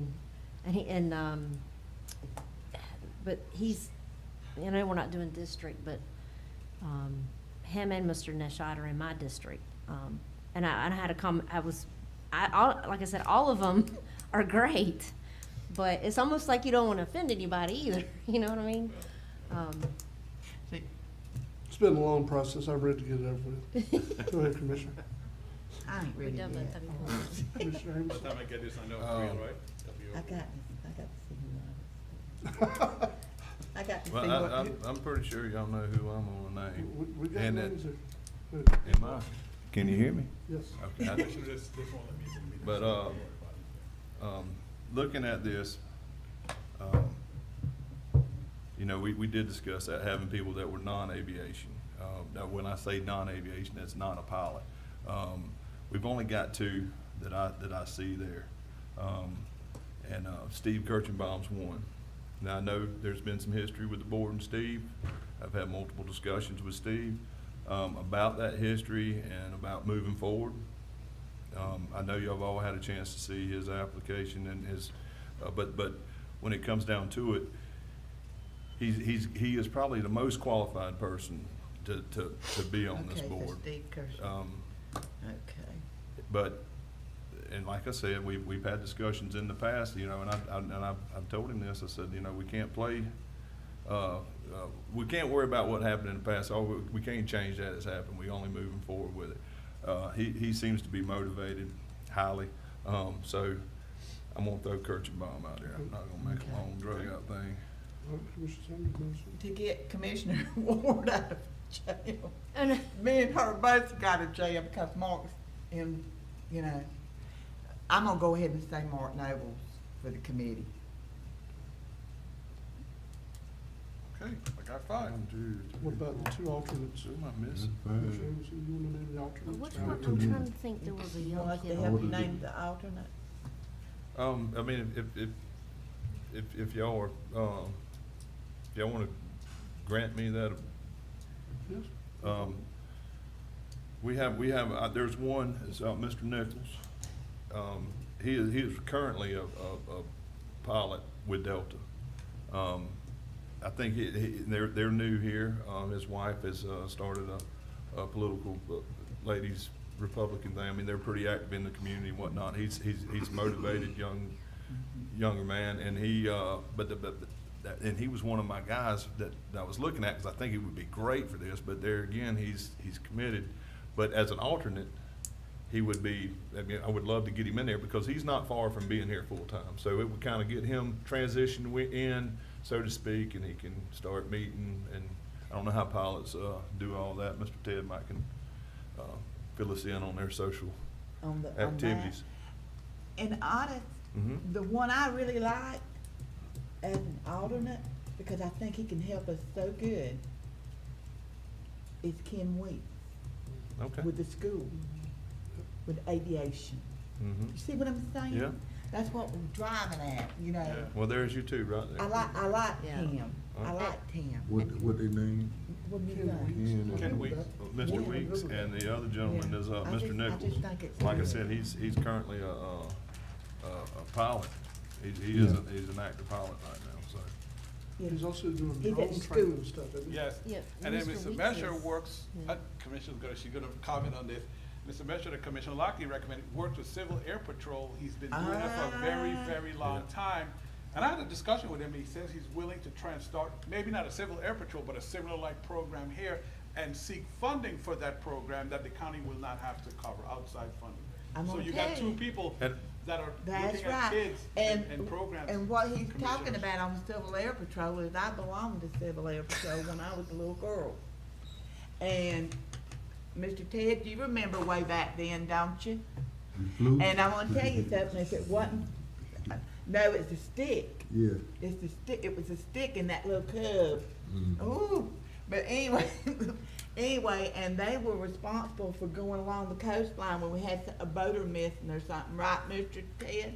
They were, you know, that was what their job was, to go find the missing boaters.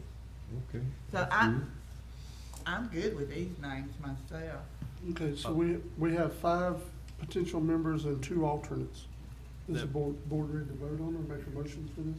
Yes, but one more thing, just keep in mind that even though these gentlemen might not be sitting on the board, I guarantee you they'll be at probably about 90% of those meetings because they are all very active and concerned about what goes on out there. So, it's, you know, I hate to leave anybody out, but we gotta start somewhere. Yes, we do. So, But, Commissioner, like I said when we started this process, take like the I'm gonna get this wrong, the Friends of the Airport. Yes.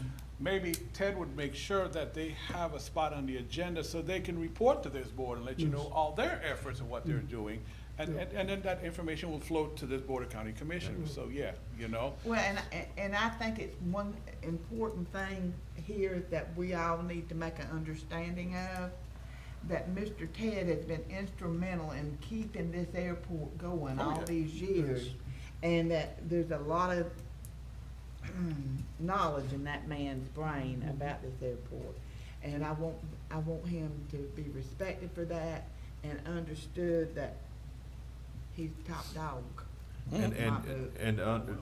And to reiterate with that, that was the whole That's right. reason I was wanting to keep the airport board, the city manager, and, I mean, not the city manager, Airport manager. the airport manager and the FBO. FBO separate. Yes. You know, Yes. that way they had their independence. He's still coming here reporting, and a future manager, whatnot. You don't have any, you know, in other words, we have checks and balances. Yep, basically. With that being said, I make a motion that we move forward with the names listed here as our new, Airport Operations Economic Development Board. So moved. Motion to approve by Commissioner Amison, second by Commissioner Lockley. Any discussion before we vote?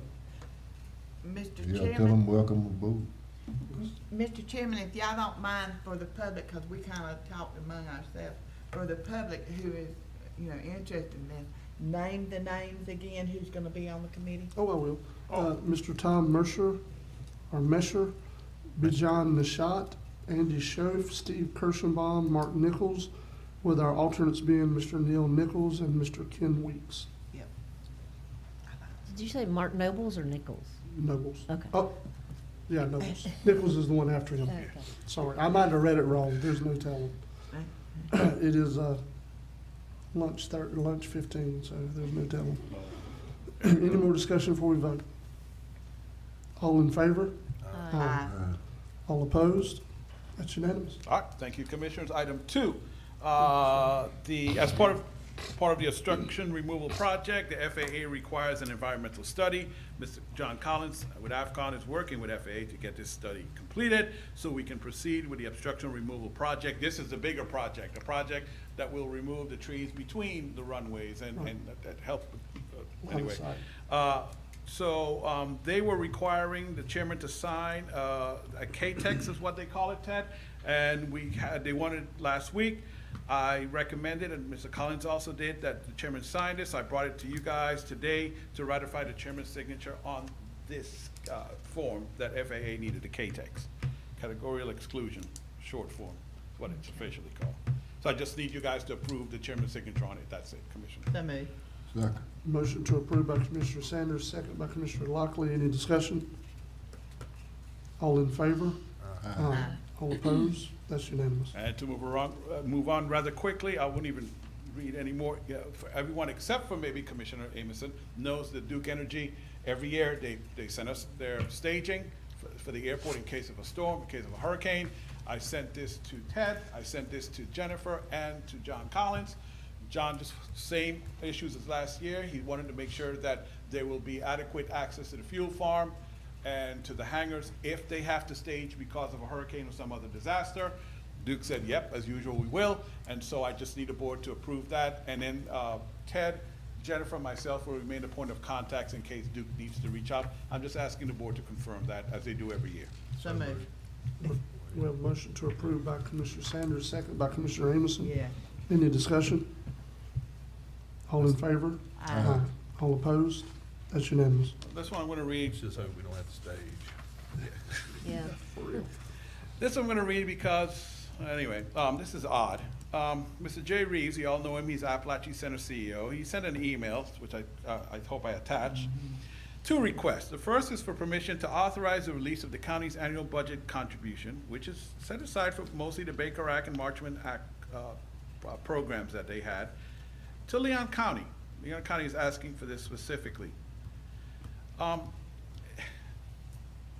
Scratch my head. I'm not quite sure why this public record anyway, and it's in their budget, but he's saying Leon County wants it, and he wants to reach out to each of his counties to make sure they're good with us providing this information directly to Leon County.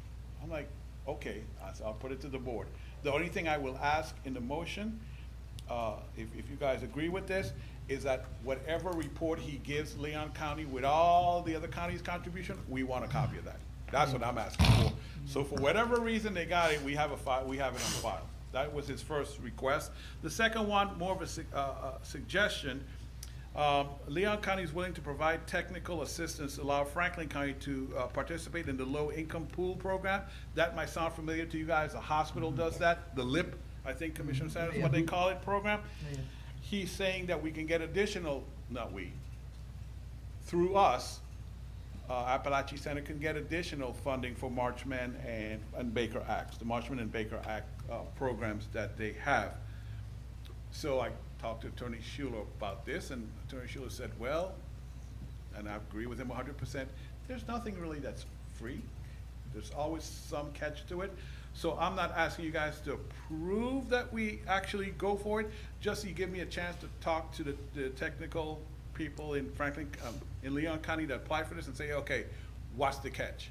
And I bring that back to the board and I get you guys to approve that. So you can do this in one motion. One, to release the information, which is already public information, whatever. And the second is allow me to contact Leon County about this LIP program that can go to Appalachian Center and see what's the pros and cons and report back to the board.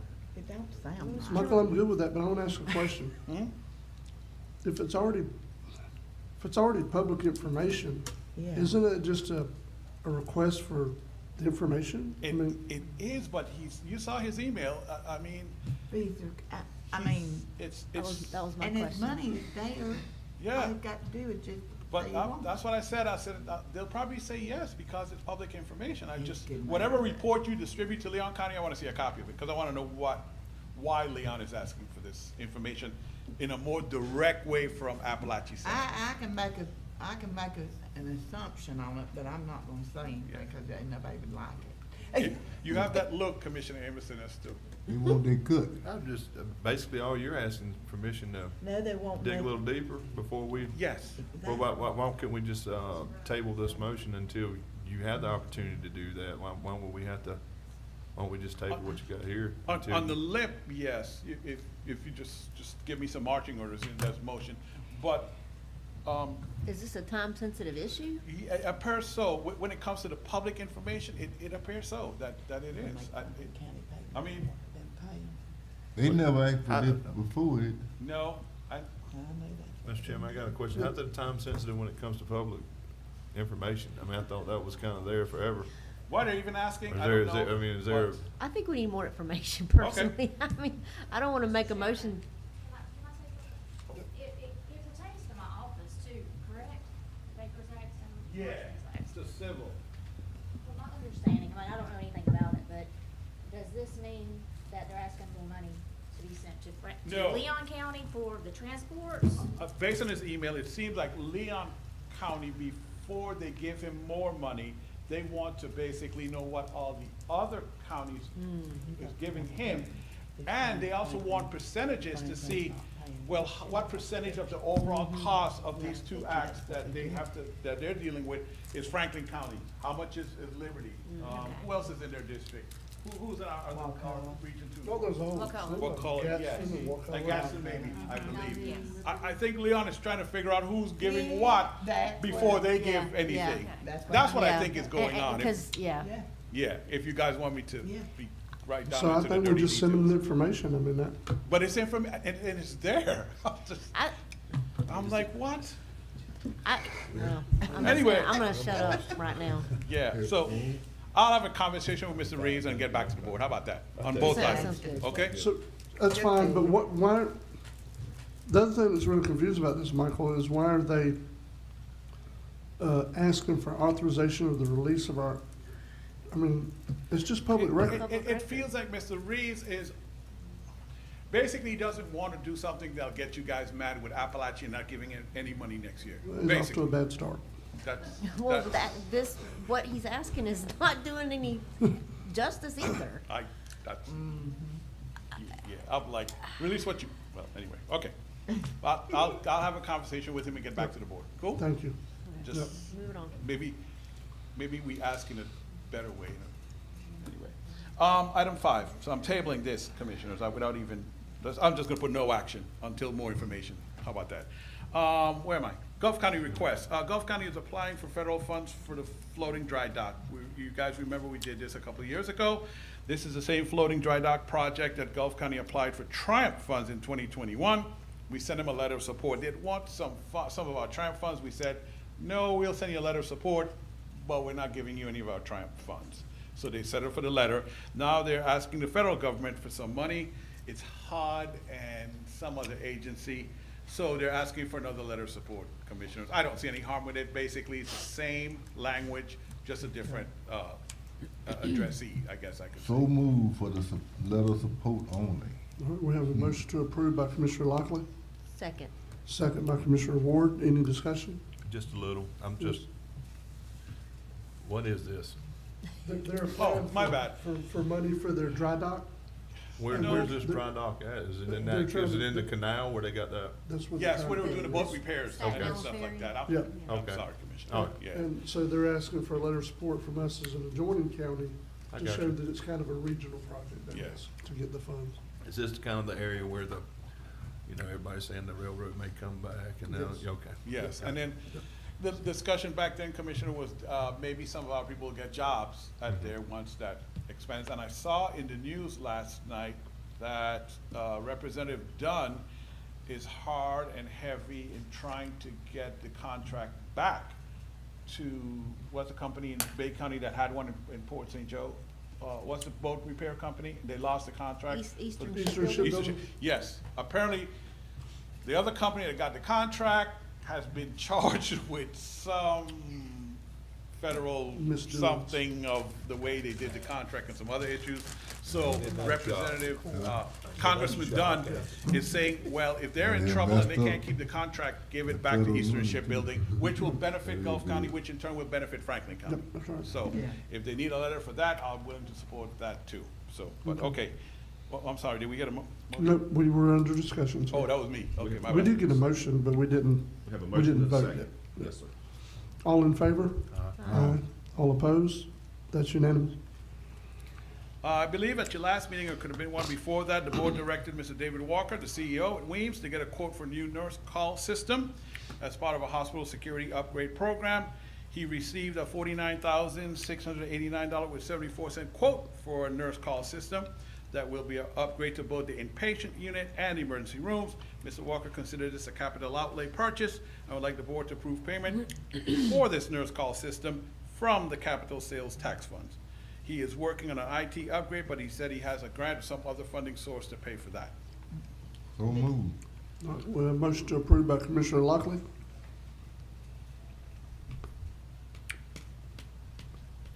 I'll second with comment. we have a second by Commissioner Emerson, please We proceed. have nobody here from the hospital and we're approving. That was my thing. I've got some questions. I'm all for, this is the panic button, correct? Mhm. Yes, Yeah, yes. but I mean, Keep in mind, they will be here on the 18th, both the Weems and Alliance, because remember you guys had requested a more detailed financial report from Alliance, and it affects on the hospital, how it's benefited the hospital. So that's happening on the 18th, and Weems will also be here. So if you want to table this till then, you could, if you move forward with this and have your questions at the next one. That's either way, Commissioners.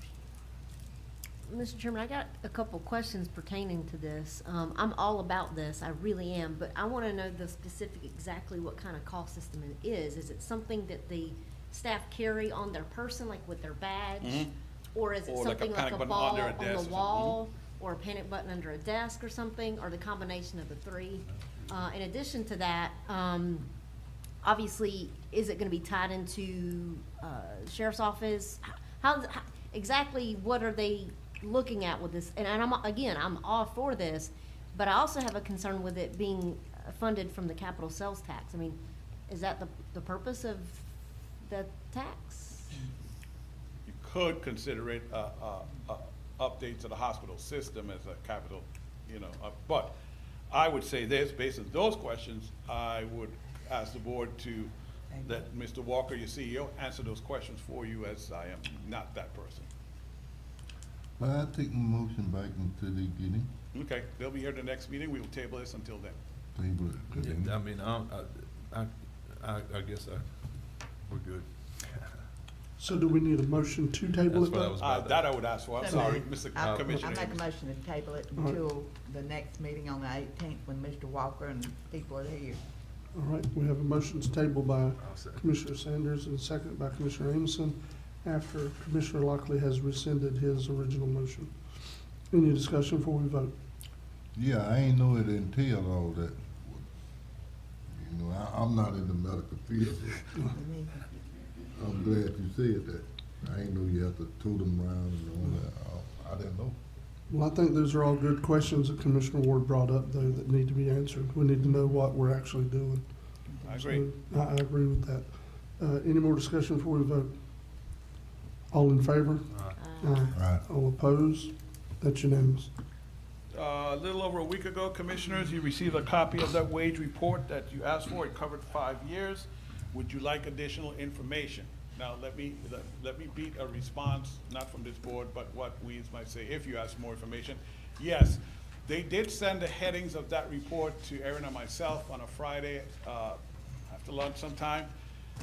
And we said yes, because we needed a starting point, and it took longer than I expected to get that information, so I said yes. So if they come back and say, well, Michael and Aaron, yes.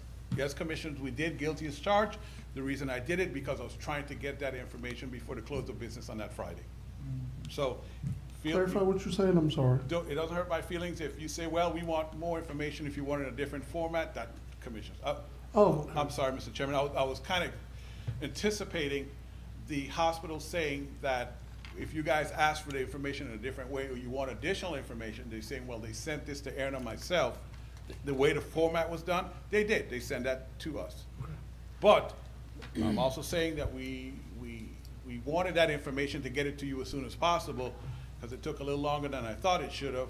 So that's why we went ahead and approved these headings, just get something as a starting point for you guys to look over and decide if you wanted additional information or just wanted a different format.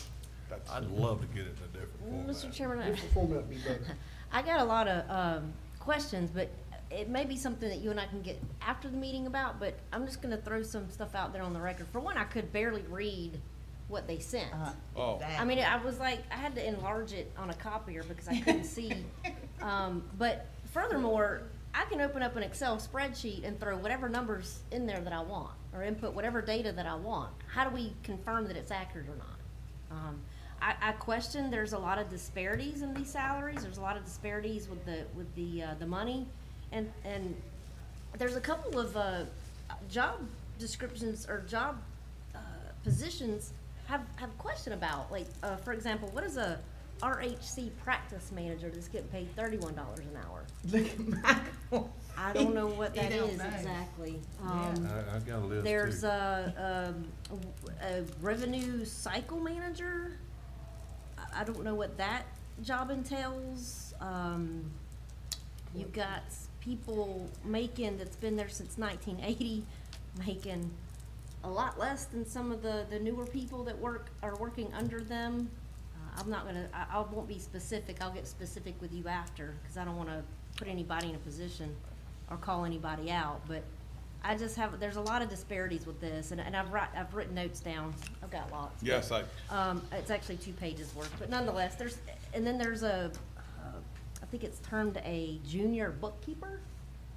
I just don't know what these people do and what benefit they provide to the hospital. I'm not saying that what they do is not beneficial or valid, but I just want to know what their job description is and what services they provide, getting paid this amount of money per hour, when you've got a nurse, a radiology tech, boots on the ground doing the actual work, respiratory therapist, that's getting paid a lot less than that. I don't know.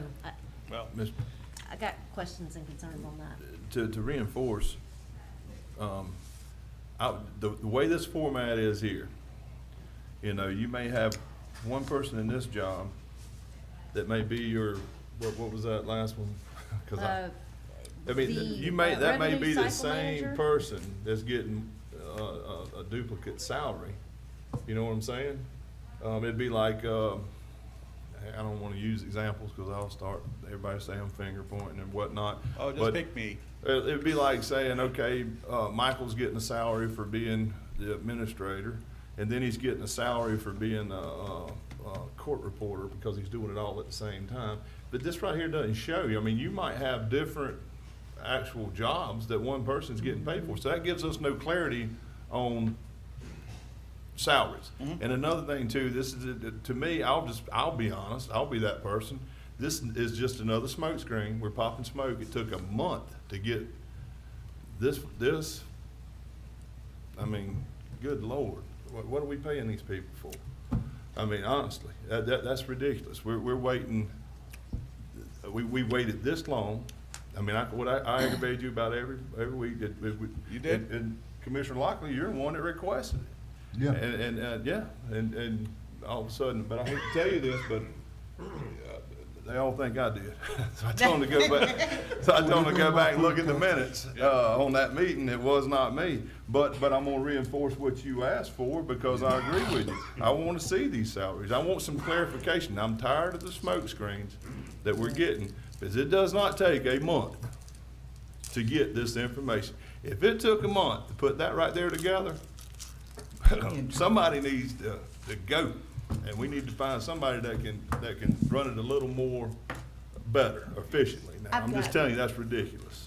That's ridiculous. All that is a smoke screen. Mr. Chairman, because David Walker and them's gonna be here at the next meeting, I'm not gonna go into everything that I wanna bring out, but I wanna bring out 2 points. The first is the HR person, moving here, moving there, moving other place.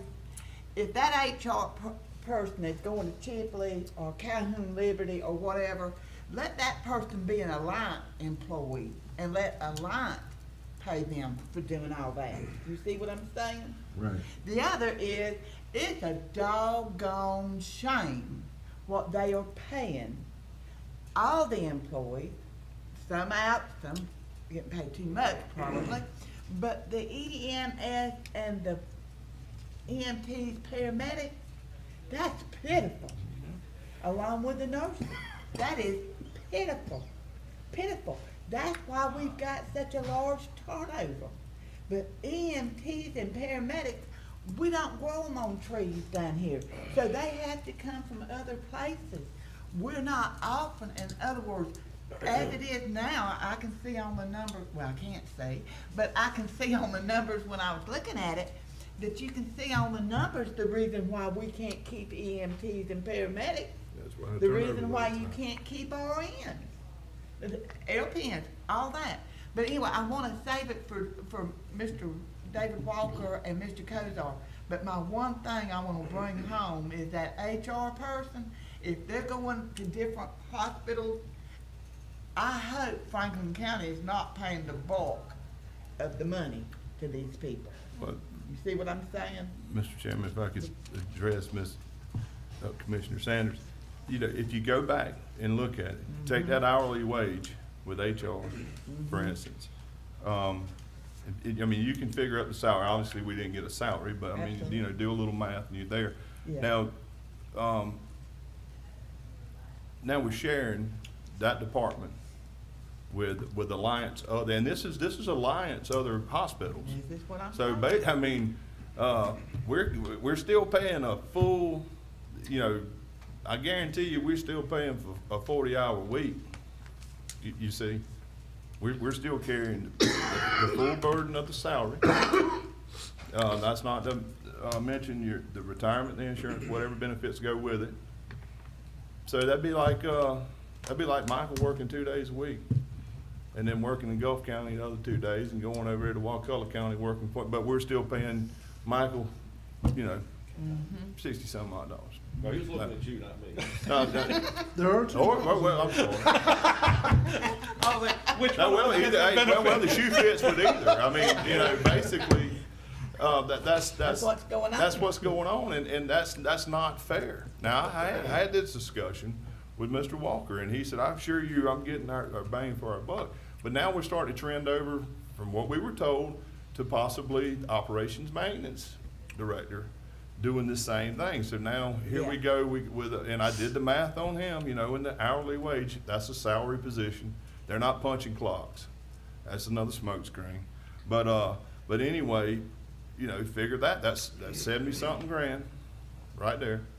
Now, same thing. We're gonna get, you know, you're gonna work at Calhoun. Next thing you know, it'll be over at Perry, wherever it was, Chipley. I mean, we're getting the shaft on that, period. And that's just fine. That don't work. That math don't work, period. I mean. That's why I said if the HR person or any other department is moving around to different places underneath the umbrella of Alliant, they need to be Alliant employees. Another That's thing. the way I feel about it. Another thing, when you look back, them the workers, they lease. Well, it seems to me if you a lease employee, the leasing company should have an HR. HR person. Should have an HR person. Cause they didn't work for, they don't work for us, they don't work for them, they work for a leasing company. Okay, another thing, you got a maintenance man, cut grass, and do little things, making more than a nurse.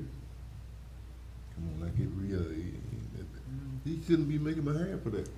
Well, Mr. Chairman, also with some of this disparity that I found, I don't know if the other commissioners agree, but who's in charge of saying, okay, well, you've got dietary manager A that's been there since 1980, getting paid this level, and then didn't get a raise until long after that. It was only of 22 cents, but you got other people kind of comparable getting paid a raise of $2.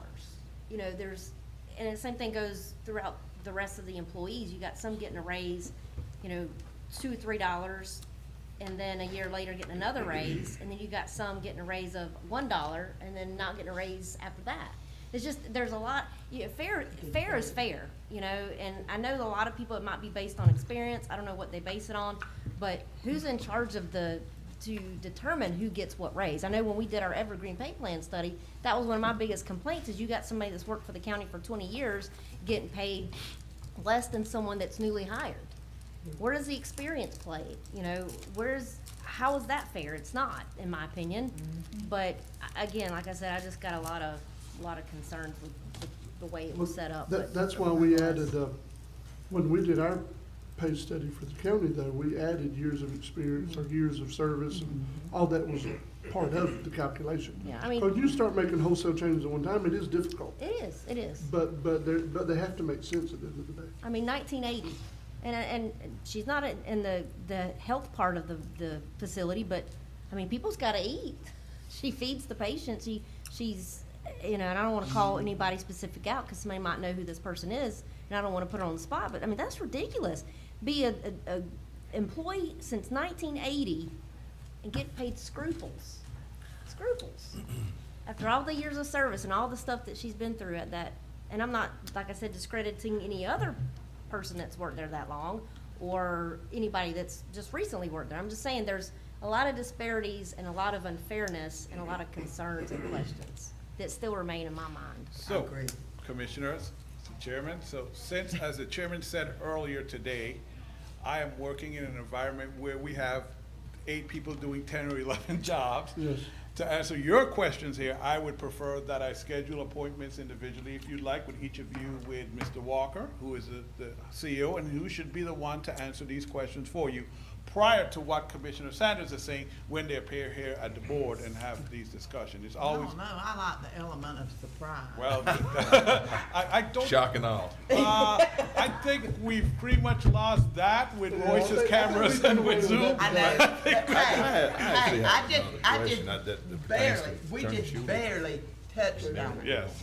So either which way, when I you guys reach out to me and let me know if you want me to schedule a meeting with individually, and I will. If not, we could wait until the 18th. And is he going to be able to answer these questions? Does he know what a revenue cycle manager does, or is that something that we need to refer to the HR person since that's her job? Well, if so, I could include her in the meeting. I don't mind talking to either one of them or both. It doesn't matter to me. Yeah, so. Mr. Chairman, I have a question for Attorney Schuler because this has been brought up. As far as our request for these salaries and all, I mean, this is public funds. We're well within our right to request to see what we're asking to see. Am I correct? That's my opinion, yes, sir. It's been my opinion for quite a while. I mean, if I'm not mistaken, this discussion has been broached in the past, so to speak. So this is not the first time this issue has been brought up, No. Commissioner Amison. Well, I can tell you that. And that's what I was wondering. I mean, what we're asking is not something that's, I mean, I can go and look and see exactly what you make, what I make, what you make, what you make. That's right. And that's why I'm shooting for a raise next year. But anyway. Good luck with that. But that being Sit said, on the though, honestly, legislature. though, I mean, I'm just that person. Whenever it takes a whole month, 4 weeks after this was what 2 meetings ago, I believe, when Commissioner Lockley requested to see these. He was actually going to make a motion, and you said, "No, you don't have to make a motion. I can just request that." Yeah. That's been more than 4 weeks. Mm-hmm. Now, whenever you're dragging your feet along this far, and I'm not pointing fingers at who it is or anybody out there. It might be multiple, but when you're dragging something this long and you're trying to hide it, so to speak, or that's what it feels like, trying to hide something. You know. Right on. That's where we're at. Commissioner Amison, I will say, to share with the board, the last meeting I had with Mr. Walker and the gentleman from Alliant that now has taken Mr. Jim Coleman's place. I don't remember his name right Mr. now. Kozar. Kozar, okay. And some of the others that were in the room, we were talking about the hospital and hospital issues.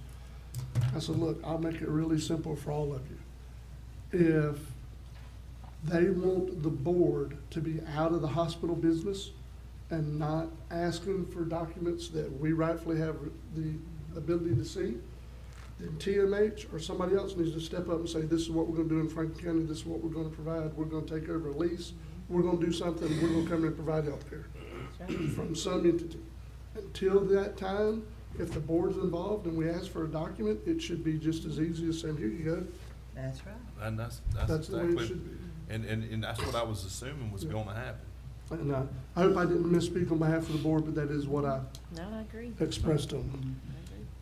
Mr. Chairman, if I may, I'd like to bring up another subject as it relates to public records and public documents and the affected Weems. I'm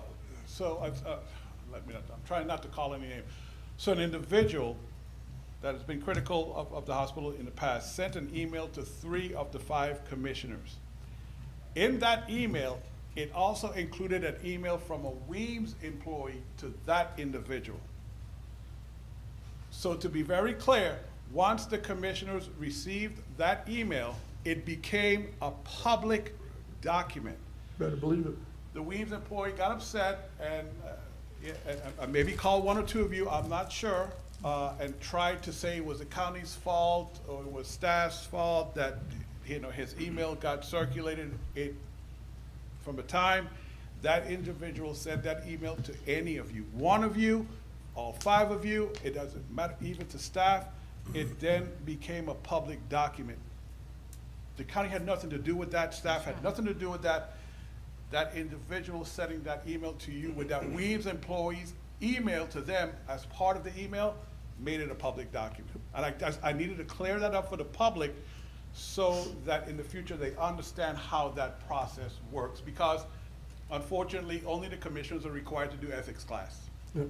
Public doesn't get it until they've taken the class. Well, and that's a good, excuse me, Mr. Chairman, that's a good lesson to learn too for the public. Anytime you send an email to any of us, it's public. So if they say, oh, I didn't want you to share it, well, sorry about that. Sorry about your luck. My life's an open book. I'm just saying the text That's as just well. the way it is. Well, Mr. Chairman, I would say I don't disseminate any email that I receive to anybody because it has to be requested through the proper channels. But in my email disclosure, in my signature, I have a disclosure that states, Florida has a very broad public records law. All the communications written to or from is public records available to public, upon a request. So the email communications may therefore be subject to public disclosure. Again, I don't disseminate my emails to anybody unless I'm told to do so or asked to do so. But again, as you said, it is apt to do that if somebody requests, and it does become public record after that. Okay. Like I said there, so again, you guys reach out to me if you want to have a meeting prior to the 18th, the next county commission public meeting. Item 8, which Mike, real quick on that, and I'm Yes, not sir. gonna be this, but that individual I spoke with this morning, bright and early. Okay. Because I didn't realize that he was down there. But the attachments that were sent, he did not send those. That come from the guy that forwarded Yes. his public comment. It was attached to what Alan sent you. Yes. That was different, or sent us. And the thing is he was being kind of lumped in there, and it got back to the hospital CEO and department heads, HR, and I think he got called in by the operations maintenance, whatever. And he explicitly told me that he did not send an invoice, a copy of an invoice. He didn't do that. Now, the language, the written stuff, he has a personal relationship with the person he emailed it to. They were having a discussion, that's fine. He said, but I did not take pictures of anything and send it to anybody. I don't know where they got that, but if you'll notice, it wasn't a part of his email. Yeah, okay. That was an attachment that was slid in there, so, I just Cool. want Good to to make know. sure that that's I mean, I aired out. didn't really get into that far, but yes, that's good. Well, I did. Yeah. Because, I mean, I feel like that he needs to have us standing behind him because he's getting kind of blamed for something that he didn't, That he didn't do. That he didn't Yes, do. I hear you. And I'm not. And Mr. Chairman, I will also add that if he did get called into the office, and I also got word that he did, that's not right either. There's a Whistleblower Act law that, I mean, he shouldn't get retaliated against because he publicly spoke or brought something up using his free speech. Yeah. Constitutional right, in my opinion. Yeah. So that's another problem in and of itself if that's going on. That's a big one there. Yeah. And you see the attorney, he's frowning, so. No, it's He's like just trying to figure out where this conversation's about to go. Yeah. Yeah, They item number 8. And they didn't. Can we please move on to item number 8? This time they didn't say Michael, they said the attorney. Okay, the chairman, Mr. Walker, and I attended the Fresenius Dialysis Center ribbon cutting in Port St. Joe. This event was well attended by Gulf County and the City of Port St. Joe elected officials, and of course, the staff from Fresenius. I had the opportunity to talk to some of the attendees, and they are very interested still in a Franklin County partnership with some financial support. The board has no objections. I'd like to schedule a meeting with Gulf County and Fresenius representatives to discuss the matter further, which hopefully would include the use of their mobile unit that they had showed off in the parking lot right there, that would be able to come to Franklin County and some frequency to help our residents to save them that drive. Even though Port St. Joe is way closer than Panama City or Tallahassee, still, if we can get it in different spots in Franklin County, that would be a big plus. So moved. I'm all for that. Yes. Do we need Okay. a motion? Okay. I have a Or motion is it to just approve a- by Commissioner Lockley, second by Commissioner Sanders. Okay. Any more discussion? I have a quick question on that. I wasn't here the first time this came around. Yes. Why did we not support that? They were wanting us to use it as the capital outlay side of the trust fund. Because it was the And way they were the- wanting, okay, so it and was the board funding was way. wanting them to use it out of the operational side of the. Okay, the way it was told to me was that the board just didn't, well, I was like, why? It's a great service. No, because that goes all the way back, Commissioner, that goes all the way back to 1998 when Dr. Janajo was over the health department. She tried to get something in here at that time too, the same thing, and it just didn't, because it didn't have the money then, so. So in other words, the 25,000 would have come out of the operation side Yes. and not that? And, That's when he's talking. and Commissioner And the Amos, hospital said they didn't have the money. And Yeah, how much we've set and number in one. the light of what's happened recently, Yeah. They you're didn't have thinking, wow, that's a drop in the Yeah, bucket. they said they didn't have the money, and number two, they said that they would try to get their own mobile unit to come to Franklin County, and that never materialized, so. Well, that was 2 years ago, I believe. The public belief, and like I said, I'll make this brief, is that there was one name thrown in there, which was Sacred Heart. That, you know, as soon as that name got brought up, the county dropped it like a hot potato.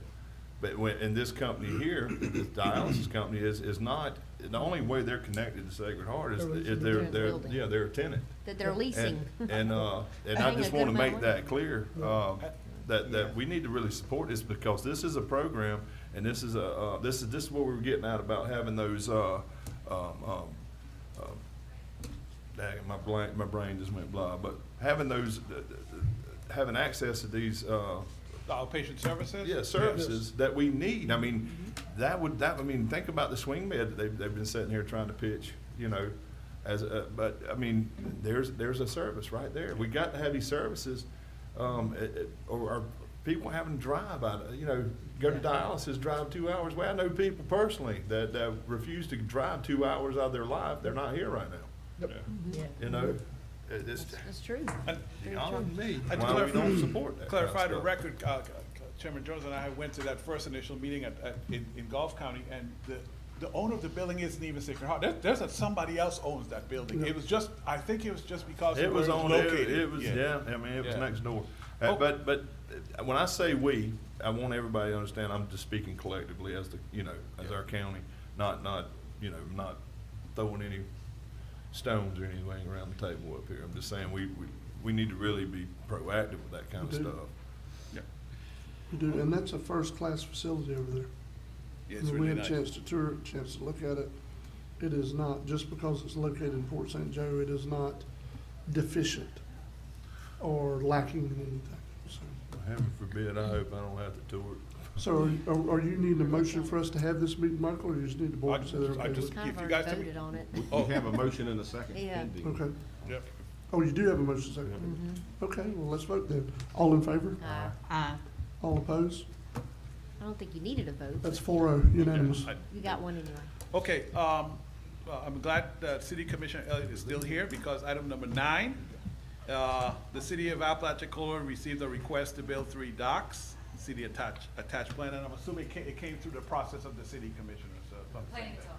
Planning and zoning did, okay. And Commissioner Amison has many concerns about this proposed project that he'd like to discuss with the board this morning. And Attorney Schuler made comment on his emails with the state regarding trying to get an extension. If you guys didn't see the emails, he may not even have to comment on that. So, all yours, sir. I'll make this quick. It's a navigational hazard, period. I went out there actually Sunday, I was in my boat, went out and kind of got an eye shot where it was, where the green can is. I wish I had a diagram. I was gonna do a beautiful presentation, but I didn't do it. But basically, if these go out 200, I think it's 214 feet, I forgot, it's 200 plus feet out off of the balls. Yeah, but technically, well, after you put a vessel on the outside, which you know is gonna happen. But anyway, if everybody's familiar where the Boss Oyster was, or still is, but they want to come out right there and come straight out. That'll be the furthest point, and have 3 separate docks coming out that distance with slips in each. She probably knows more about how many slips it'll be. I hate to do that to you, Commissioner, but potential slips is, what's There has count? been back and forth. I don't believe there is an official number for the number of slips they would like. Mr. Garlick is present. Oh, no, Nah, Mr. he- Garlic left. He slipped. He's getting that possum. Again, it has not officially come before the city commission. It has gone before planning and zoning, and I believe it has been, they're working on some parking mitigation issues. So this particular issue has not even been broached or brought up before my board. But full disclosure, I did reach out to Commissioner Amison about it, because I knew that the navigational hazard was something that he would probably share that sentiment with me. And while we do want to foster economic development in our town, I know that the developers of this particular development, they want to do sustainable development and historic preservation. And so I think that if they are made more aware of the effects their project would have if they were to go out that 214 something feet to try to fit. The number that I had heard originally was somewhere around 70 boat slips. And the issue planning and zoning had met with that was a parking mitigation issue in the code, saying that there must be one parking slip per boat slip.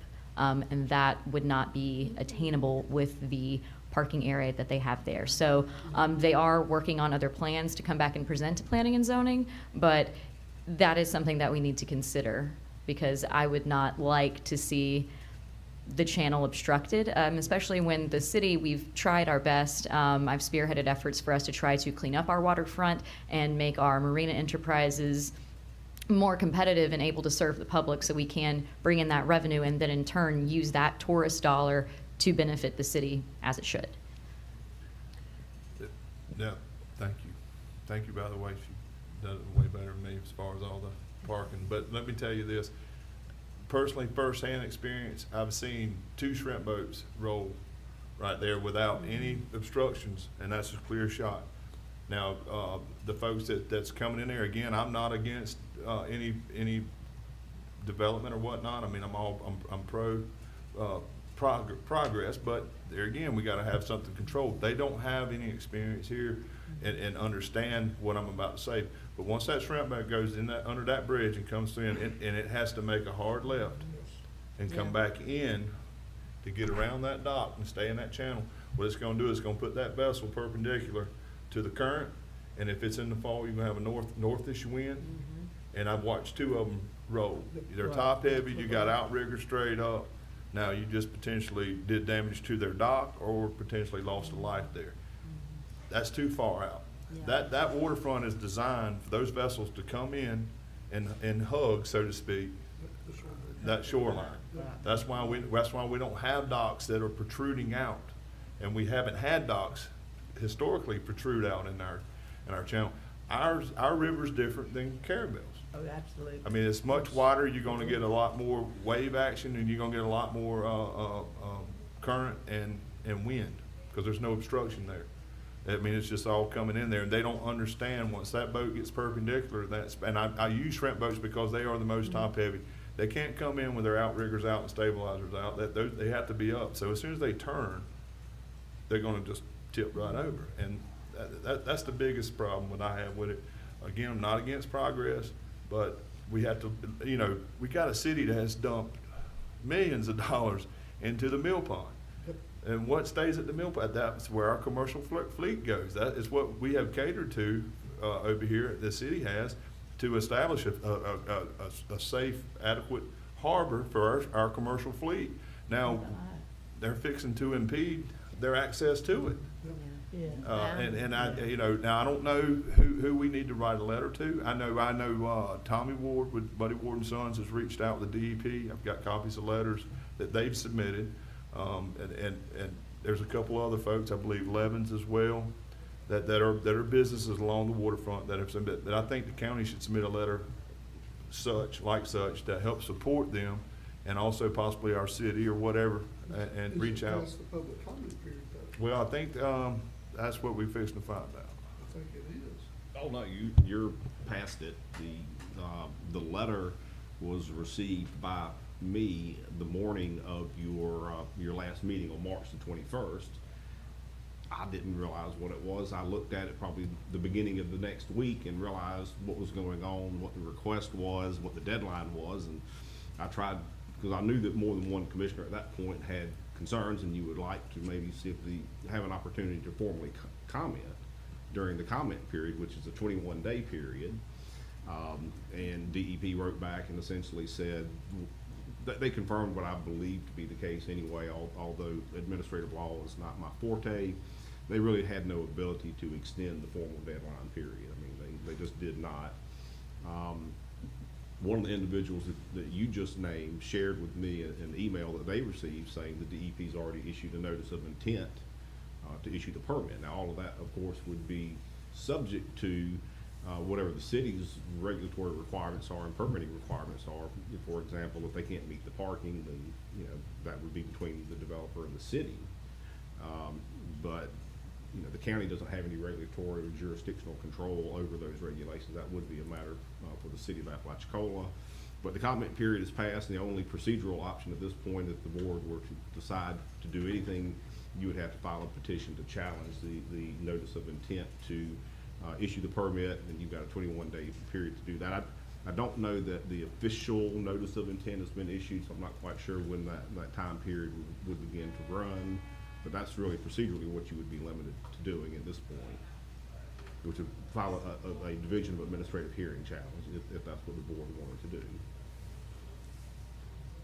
Well, I'm doing whatever the board wants to do, but I will say that there are other things that, so potentially if this were allowed to go like it's been proposed, you would be shutting down the mill pond. Because as soon as those boats would get out, they would not be coming back to park there.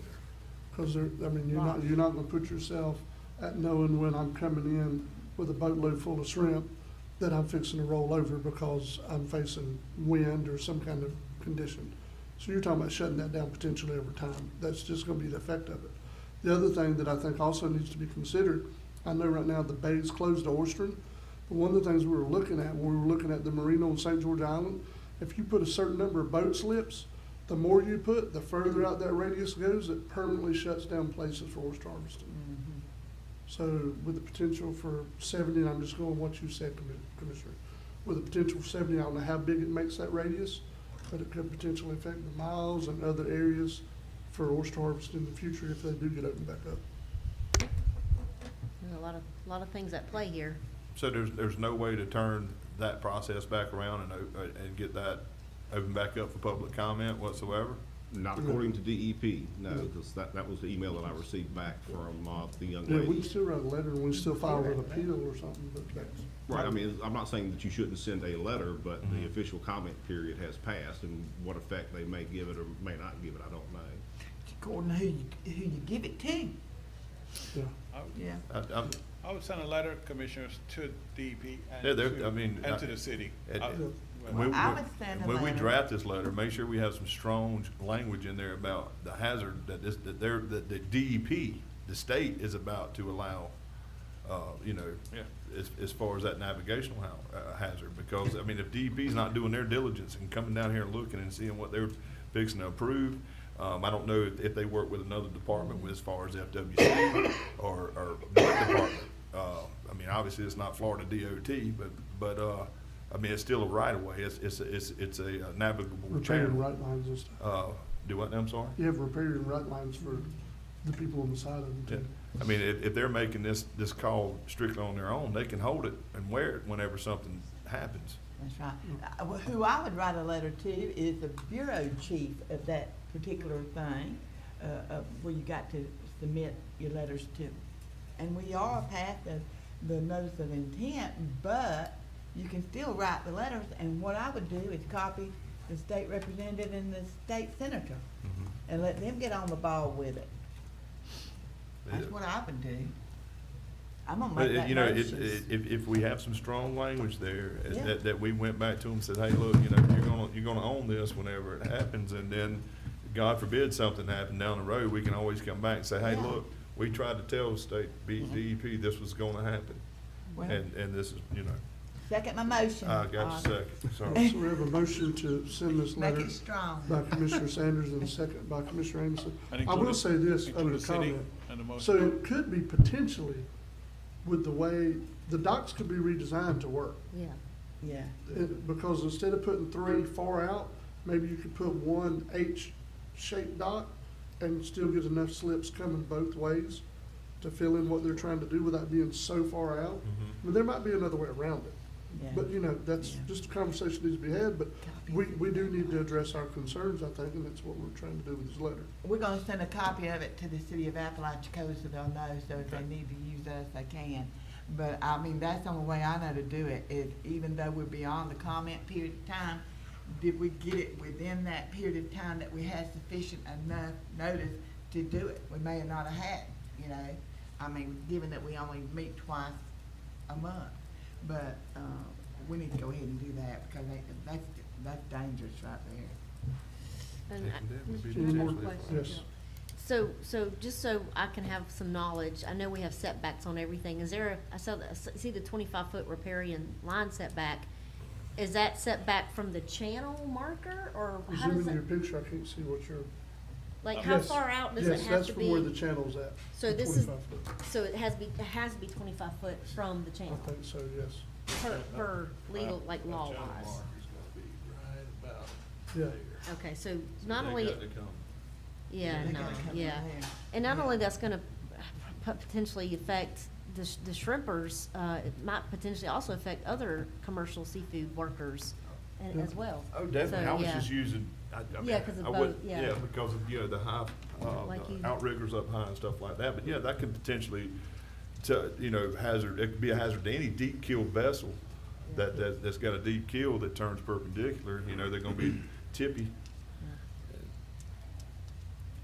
I was just, thank you for the clarification. I was trying to get an idea of where everything was in relation to this diagram. Oh, that's no problem. Pretty close to where you'd have to turn right there. And again, I'm not against, I mean, I'd love to see something go down there and be nice and beautiful and provide a bunch of jobs, but at the same time, that right there is a monstrosity. As far as a dock running out Yeah. there, it's just a navigational hazard.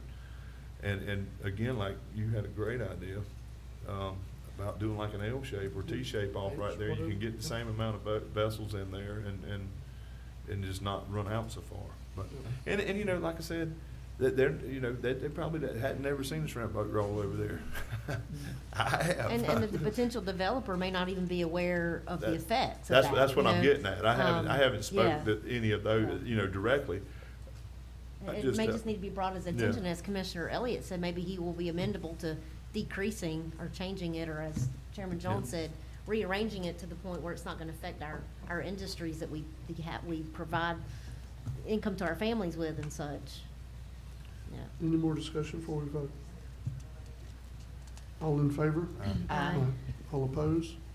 That's unanimous. Item 10, Commissioners, the Triumph meeting, the date canceled to April 21st. It might be April 19th. They were having some scheduling issues that happened after I put this release to you. Yeah, reach out to us if there's anything you want us to include, or reach out to me if anything you want included in this meeting discussed with Triumph. 11 is just, Aaron and I, we're gonna do part-time until we get to budget time, and then we'll discuss it then with the board. And your next meeting is on the 18th. That's it. Hurrah. What about the thing with Aaron? Did I miss that? The part-time employee? Yeah. Yeah, Aaron's assistant, or. Yeah, Aaron's assistant, but we had. That's something we'd already voted on before. Yeah. We voted on full-time. I'm sorry, yeah, they did it on full-time, and we went too long. Part-time and see if they need full-time. Yeah, Miss we- Aaron needed something, I just wanna make sure it wasn't overlooked. Oh, we give Erin whatever she wants. So instead of us having 8 people in that one department to do all the work, we're gonna have 8 8 And a half, at least until budget time. There Yeah. you go. I knew that was coming.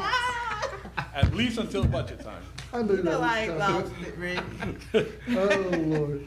Anything for Mr. Rowe before we move on? Thank you, sir. We Oh, you're appreciate it. welcome. And Attorney I Schuler? apologize for not I getting the had right some, device I can't to remember. have a lot more of the attachments up there today. I just grabbed the wrong device at the last minute. I That apologize. happens. Attorney Schuler, you're up next, sir. All right, sir. First action item is for the board to consider an addendum number 3 to the purchase and sale contract with Mr. Gander. The appraisal came in well below the contract price range of, I believe it was 190 to 235 or 230. The appraisal came in at 145.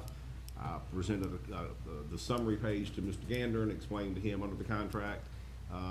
The contract provided that he could either lower the purchase price to meet the appraised value, or he could cancel the contract. As you can see, he signed the addendum to reduce the purchase price to reflect the appraised value of $145,000. This board has the same option. You can either cancel the contract, or you can accept the addendum reducing the purchase price to $145,000. You have that option for the same reason Mr. Gander does, is it came in below the contract price range. How does the board want to proceed with this action item? I just want to clarify something, sir. So this 145 is being paid with TDC funds, correct? 100% TDC funds, because this is proposed as part of the project area for the TDC project in Right. that portion of the East Point that's between the old Swanee Swifty and the old Napa. Right. And this extends that piece of property to go from 98 to Patton Street. That is correct. Squares it off? Yes. All right, Yeah. right. And Mr. Chairman, just to clarify, we're not paying 195, we're paying 145. 145, was there a 105 in there? 195. That's No, what no, the. we're the- paying 145, Right, I which just is wanted- the purchase price. I don't have a typo. The appraisal came in at 145. Yeah, the He purchase. was wanting a 195. The purchase price shall be $145,000, which is the purchase price provided in addendum number 3. Yes, Commissioner, you're correct. So moved to approve. All right. We have a motion to approve by Commissioner Ward, second by Commissioner Amison. Any discussion? All in favor? Aye. All opposed? That's unanimous, 4-0. Okay, the next action item is board consideration of a cancellation of contract. In this case, this is really more of a formality. The Barber's property, which is next to the old highway patrol station, the 5.5 acre parcel more or less. The appraisal came in at $270,000. The minimum contract price was $500,000, and the Barbers have exercised their contractual right not to sell the property below the contract price. So I'm requesting the board to authorize the chairman to sign this and also to approve the acceptance of the cancellation. So moved. All right, we have a Second. motion to approve by Commissioner Amison, second by Commissioner Ward. Any discussion? All in favor? Aye. All opposed? That's unanimous. That 4-0. is the only 2 action items on my report, Mr. Chairman. Does the board have any questions for me about any of my discussion items or any other matters? Anyone have any questions for Attorney Schuler? No, but can I bring up one of the informational items? Absolutely, Commissioner. Okay, item number 3, the Capital City Consulting, that you went ahead and went into by direction of the board, you went into a contract with them for 1 year? Yes, ma'am, that's 1 correct, year. following board direction. Okay, yeah, that's what I'm saying. I noticed the letters that was written back and forth from the Capital City people and stuff, and they were listing the items that they were gonna lobby on our behalf and stuff. As to say, if I'd really thought about it the last time, I would've said, ho, let's take a little bit of time, but we didn't. We went ahead and got it, so that's something we'll have to live with. But one of the items that I would like to add for for lobbying purposes is, we need to have somebody lobby on our behalf, whether it be with FWC or whoever, on this bay, and about the opening up of the bay. And I feel like this is an item that needs to be added to that list if they're gonna lobby for our interest, and it is one of the biggest things that we need to be lobbying for, is the opening of the Apalachicola Bay for oyster harvesting and stuff. So that's what I'm saying. I know we can't vote on it because it's just informational, but I would like to bring that back up at the next meeting to where we can vote on it. Because I think we need to send a clear message that we're putting $75,000 in the pot, and one of the issues, we wanna see some action with Apalachicola Bay being opened back up. So, just see what we can do. But that was just my thought on that. And, the people are tickled to death about the golf cart ordinance, so, let's see, we got all that, and. Okay, so, and remind all of us, before it comes, that we got that meeting at 1:30 in the afternoon on the 18th about the golf carts. Yes, I just realized that, so No, it's that not would gonna be in the be morning changed meeting. to my report. It's a workshop, correct? Yes, it's a Okay. workshop. That's all I have. Mr. Chairman, thank you for letting me have that. No problem. Mr. Quick Chair- question, oh. Yes. Back on the lobbyists, do we have to make a board, do we have to make a motion in second or whatnot, just to add something to their list? I mean, that's what I think that as us being there, or them being or. Yeah, you're the client, We're you just client, ask. so we should just be able to ask them Yeah, to I put don't- something on there like Well, that. there may be something else that we want. Think of it Yeah. between now and then. There may be something else we might want. Okay. Oh, So okay. there's a list of things they're going after. The biggest thing I got Let's you, go out Commissioner. after the big thing. Yeah. well, Yeah, like the biggest thing we were looking when we attempted and did hire Capital City Consulting to lobby for us this particular time, this session, was to try to make sure we get some appropriations dollars. Because last year, I don't think we got any. So yeah, we can add stuff, but, you know, I don't know how much of it, and most of the conversations since we initially voted has been through county staff, either through Attorney Schuler or somebody else, which is the way it should be, and needs to be. But I don't know if that price was based on what we were asking at the time. In other words, I don't, you know what I'm saying? Yeah. I don't know that that's open-ended and we can just add anything we want to that, is what I'm saying. You only get 5 items? I don't know. I can't answer that, but I mean, but we need to consider it, is what I'm saying. You've entered a contract. Yes. And we're just discussing. Yes. But one of the things that disappointed me in looking at some of the things that this company lobbies, people, entities that they lobby for, is there was no other county other than Osceola and Sarasota County that I saw that they lobbied for. And I would have really liked to have somebody that knew. Well, they got hired by Monroe County last year. Yeah. Through the RFQ process, I spoke to Yeah, Michelle. and I know some of the school boards and stuff, I read the list. From down there. You know, about- go on with that though. I mean, don't second guess yourself. I mean, we're going in the right direction. We just kind of jumped on it that way. We could possibly get some of that funded this year instead of not, you know, because by the time we had to meet again, it took a month, we would have missed a window. So I think you better sleep easy. I'm gonna come back to you like I did just a while ago. So we did have someone turn in a public comment for this actual item on your report. Is Mr. John Berry still on the line? Yes, he is with his hand raised, sir. All right. Mr. Berry, if you would unmute, you could address the board. Good. Thank you, Mr. Chairman and Commissioners. I too was somewhat surprised and disappointed in the process of the selection and the timing of the consultant contract. I understand by Florida law that they are exempt from the RFP process, just as attorneys are. What I don't understand though is how we communicate to this group the priorities for which we put line item, I'm sure that's how you did it this past year, line item priorities. Has that been communicated to them? And how do we set the priorities for next year during the budget hearing where the public can understand what's going on? And I think all of a sudden we got the cart before the horse, and I understand, Mr. Chairman, that you were concerned that we will walk away with nothing. But we may still walk away with nothing because there's only 30 days left in this session.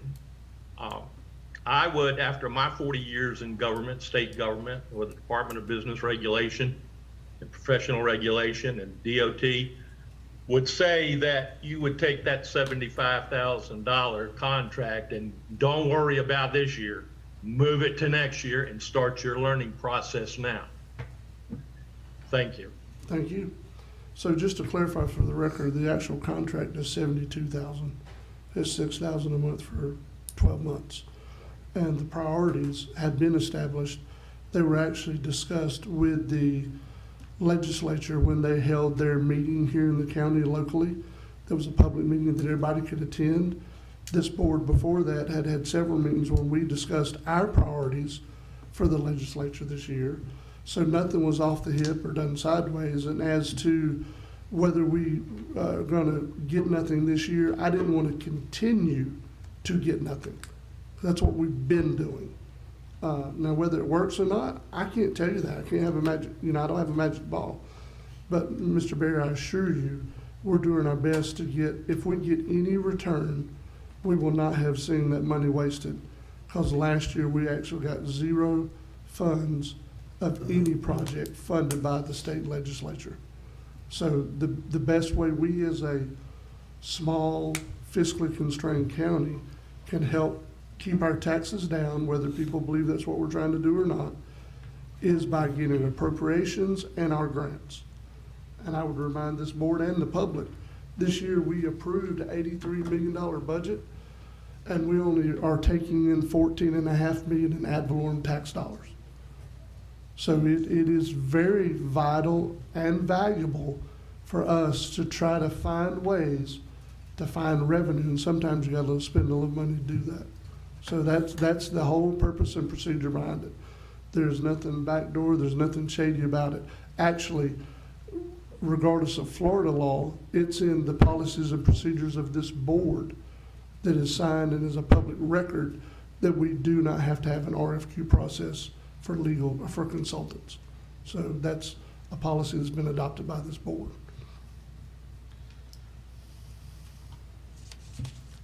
Sir, I have something else for you before we, All right, yes, sir. I don't know where it's gonna go, but I'm just gonna throw it out. I'm tired of talking around the subject.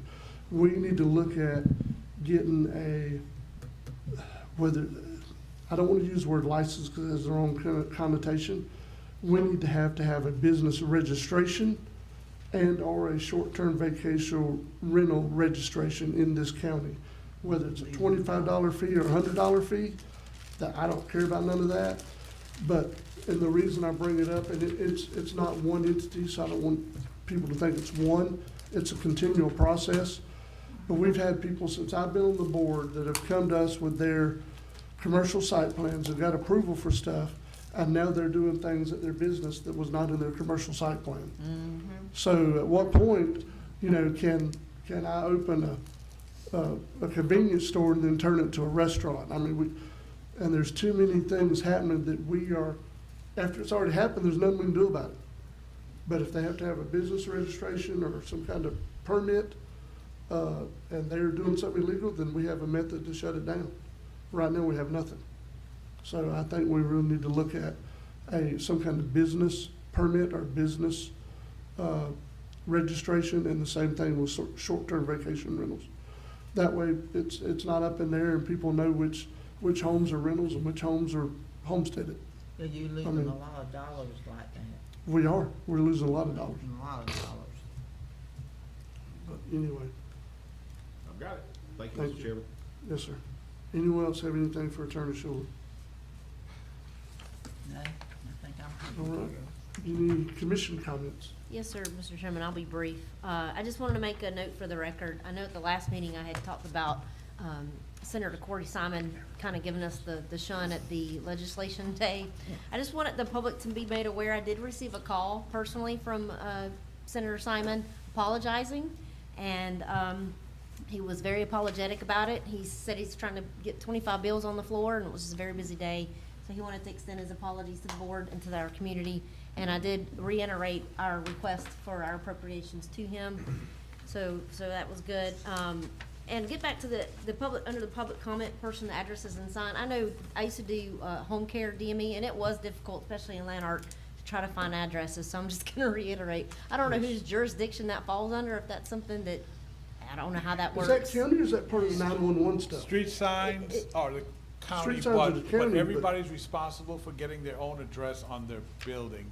We've tried to help Lanark, and I won't be long, and we try to work out where we were gonna put, the county was gonna pay for putting something at the end of each, how do I wanna explain, the strip of apartment?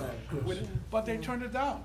Yeah. Some of the people there didn't want it. They're like, no, they want it to look a certain way. No, we're still working on it. And I was like, We're still okay. working And on I, it. and I think it went back to the old Camp Gordon Johnston with all the how it was set up in the beginning with that, but nonetheless, I digress on that. And then,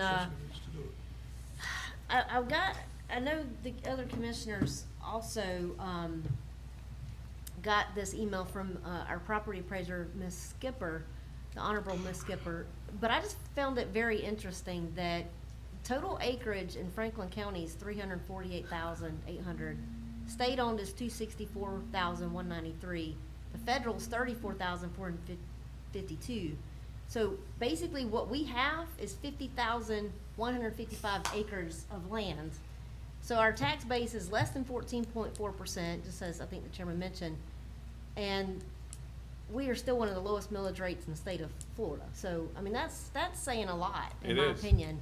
And just to reiterate, speaking of legislative day, and I meant to bring this up at the last meeting, and correct me, Commissioner Sanders and Chairman Jones, when I say this. We will. When we went to our FACT legislative day briefing before we met with our legislators, the Commissioner of Agriculture, Mr. Wilton Simpson, was there.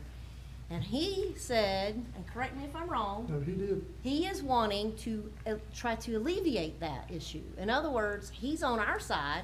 So we've got someone up at the top now, basically echoing our sentiment is give us some of our land back. Give us some of our state and federally owned lands back to the county so that y'all don't own 90%. We own some of it and getting it back. So I found that fascinating information, and I did want to include that in what Commissioner of Agriculture, Mr. Simpson, stated. So hopefully we'll start seeing us getting some of our state-owned land back. And He was talking about development rights. Yes. the two-edged sword of that is that if it comes back out from the state, it's gonna go into, should be going to the public in an auction, correct? Or bid it off? I mean, they can't just pick and sell Don't know the their process. property. If They've I'm never not done this that I know mistaken, if it would have to bid out. I mean, they couldn't go in there and say, I'm gonna sell it to Mr. Morone, or I'm gonna sell it to Mr. Schuler. But or- can they say they'll give it to the county? I don't think they were talking about selling it. Oh. They were Giving talking it about back. Giving it back to the Give county. it back. It's still, Development it's rights. still gonna take it off the tax roll though. if It's it already off the stays- tax roll. I understand It'll that. add it to, Yeah, you're it'll add right. it to your tax roll. Depends on what you do with it, yes. I thought you were talking about Yeah. getting it back so people can live someday. Yeah. They were talking about giving up development rights, some of it, And, not all of and it. see, the way the state does that is once you purchase land from your local government, as long as they go in there with BMP, best management practices, it's kinda like, it's okay. But if you ever catch a piece of land that they hadn't got best management practices on, you could go in there and challenge them on that, see, so, anyway, it's a bunch of stuff to it. Commissioners, you guys talk about FAC. I would ask you to, maybe when you go down for the summer conference, one of the things on the agenda to discuss, I'm sorry, FAC needs to change the format in which legislative day works for the commissioners. You know, I see the sheriffs, I see all kind of other organizations have time to take pictures with your representative, with your senators, but the commissioners, it seems like they're shuffled in and out for some reason. So maybe it needs to be formed a different way. It's something you guys could discuss with your FAC. We doing good just to go up them hills, honey. All we can do is make appointments, sir. Yeah, I mean, that's all we can it do. doesn't seem like it's fair to commissioners the way it's fair to other organizations that meet with the senators and the representative. But anyway, that's just a, No respect. yeah, anyway. I would like to say one thing. The gentleman that called in a moment ago, Mr. Berry, I think, whatnot, you know, he said he had like 20 years of experience working. If these assets are out there in our community, I mean, we've been talking about getting a lobbyist for quite a few minutes. Reach out and talk to one of us. I want to tell you right now, I'm not an expert on any of this.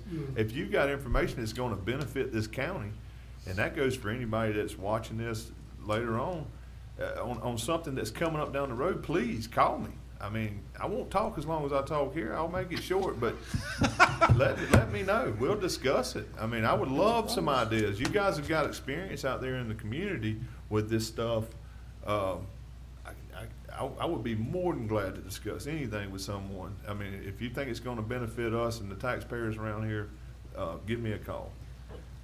Don't wait till after we do something to go, well, you should have done it this way. I got 20 years. Well, man, where was you at? Come, I mean, we'll go have a beer if you want to, and we'll talk about it. We'll go do whatever. Just give us a call. Mr. Chairman, Yes. I want to say one thing. I'm glad we finally got that airport committee picked out and they can start rolling up the sleeves and getting You and me, sister. Because I think that's gonna be a good thing. I think that's gonna be the future for Franklin County. A lot of jobs, diversity right there, bringing the young people in, seeing what the airport's all about. I just think it's gonna be good. Well, and it's my hope, Commissioner, they'll be able to do, and this is some of the input I've had with Mr. Morone talking about. So once we get this board established and get it going, instead of us trying to, as we've done in the past, try to chase down, and, you know, there's different discussions at FAA or DOT or anybody else for that matter, anything concerning the airport. Well, we can structure it much like other things that are structured that way. You have on the agenda that, you know, coming 3 months from now, FAA is gonna be there. They're gonna make a presentation about these grant processes and everything that we could potentially apply for. And they're there and the board can ask them the questions they wanna ask them instead of, you know, it doesn't have to be Yeah. like it is. You Like- know what I like mean? It can be better. Yeah. So that's what I hope comes out of it. Well, the one thing that you gotta have is trust for the Yes. people that you have in those positions that Yes. you put them in there. You gotta have trust and you gotta have a good public relationship with them and you gotta have a vision. You gotta have a vision and they've got to be able to see your vision. That's right. You know, that's the way I look at it. But one thing about it, if they don't work, we can always replace them. Well, that's not in the first day, okay? Let's let the ink dry first. That's all the way Then we'll back. be good. That's all the way across the board too. That's right, Volunteer Appreciation Week was last There month. you go. Now you're working this week. Any other commissioner comments before we adjourn today? Just one Yeah. thing, I hope everyone has a very blessed Easter. That's right. Right, Commissioner. Yeah, yeah. Thank you for Very that. blessed Thank you for Easter. that. I'm working, so it's not like a real holiday for me. I know. All right, meeting adjourned.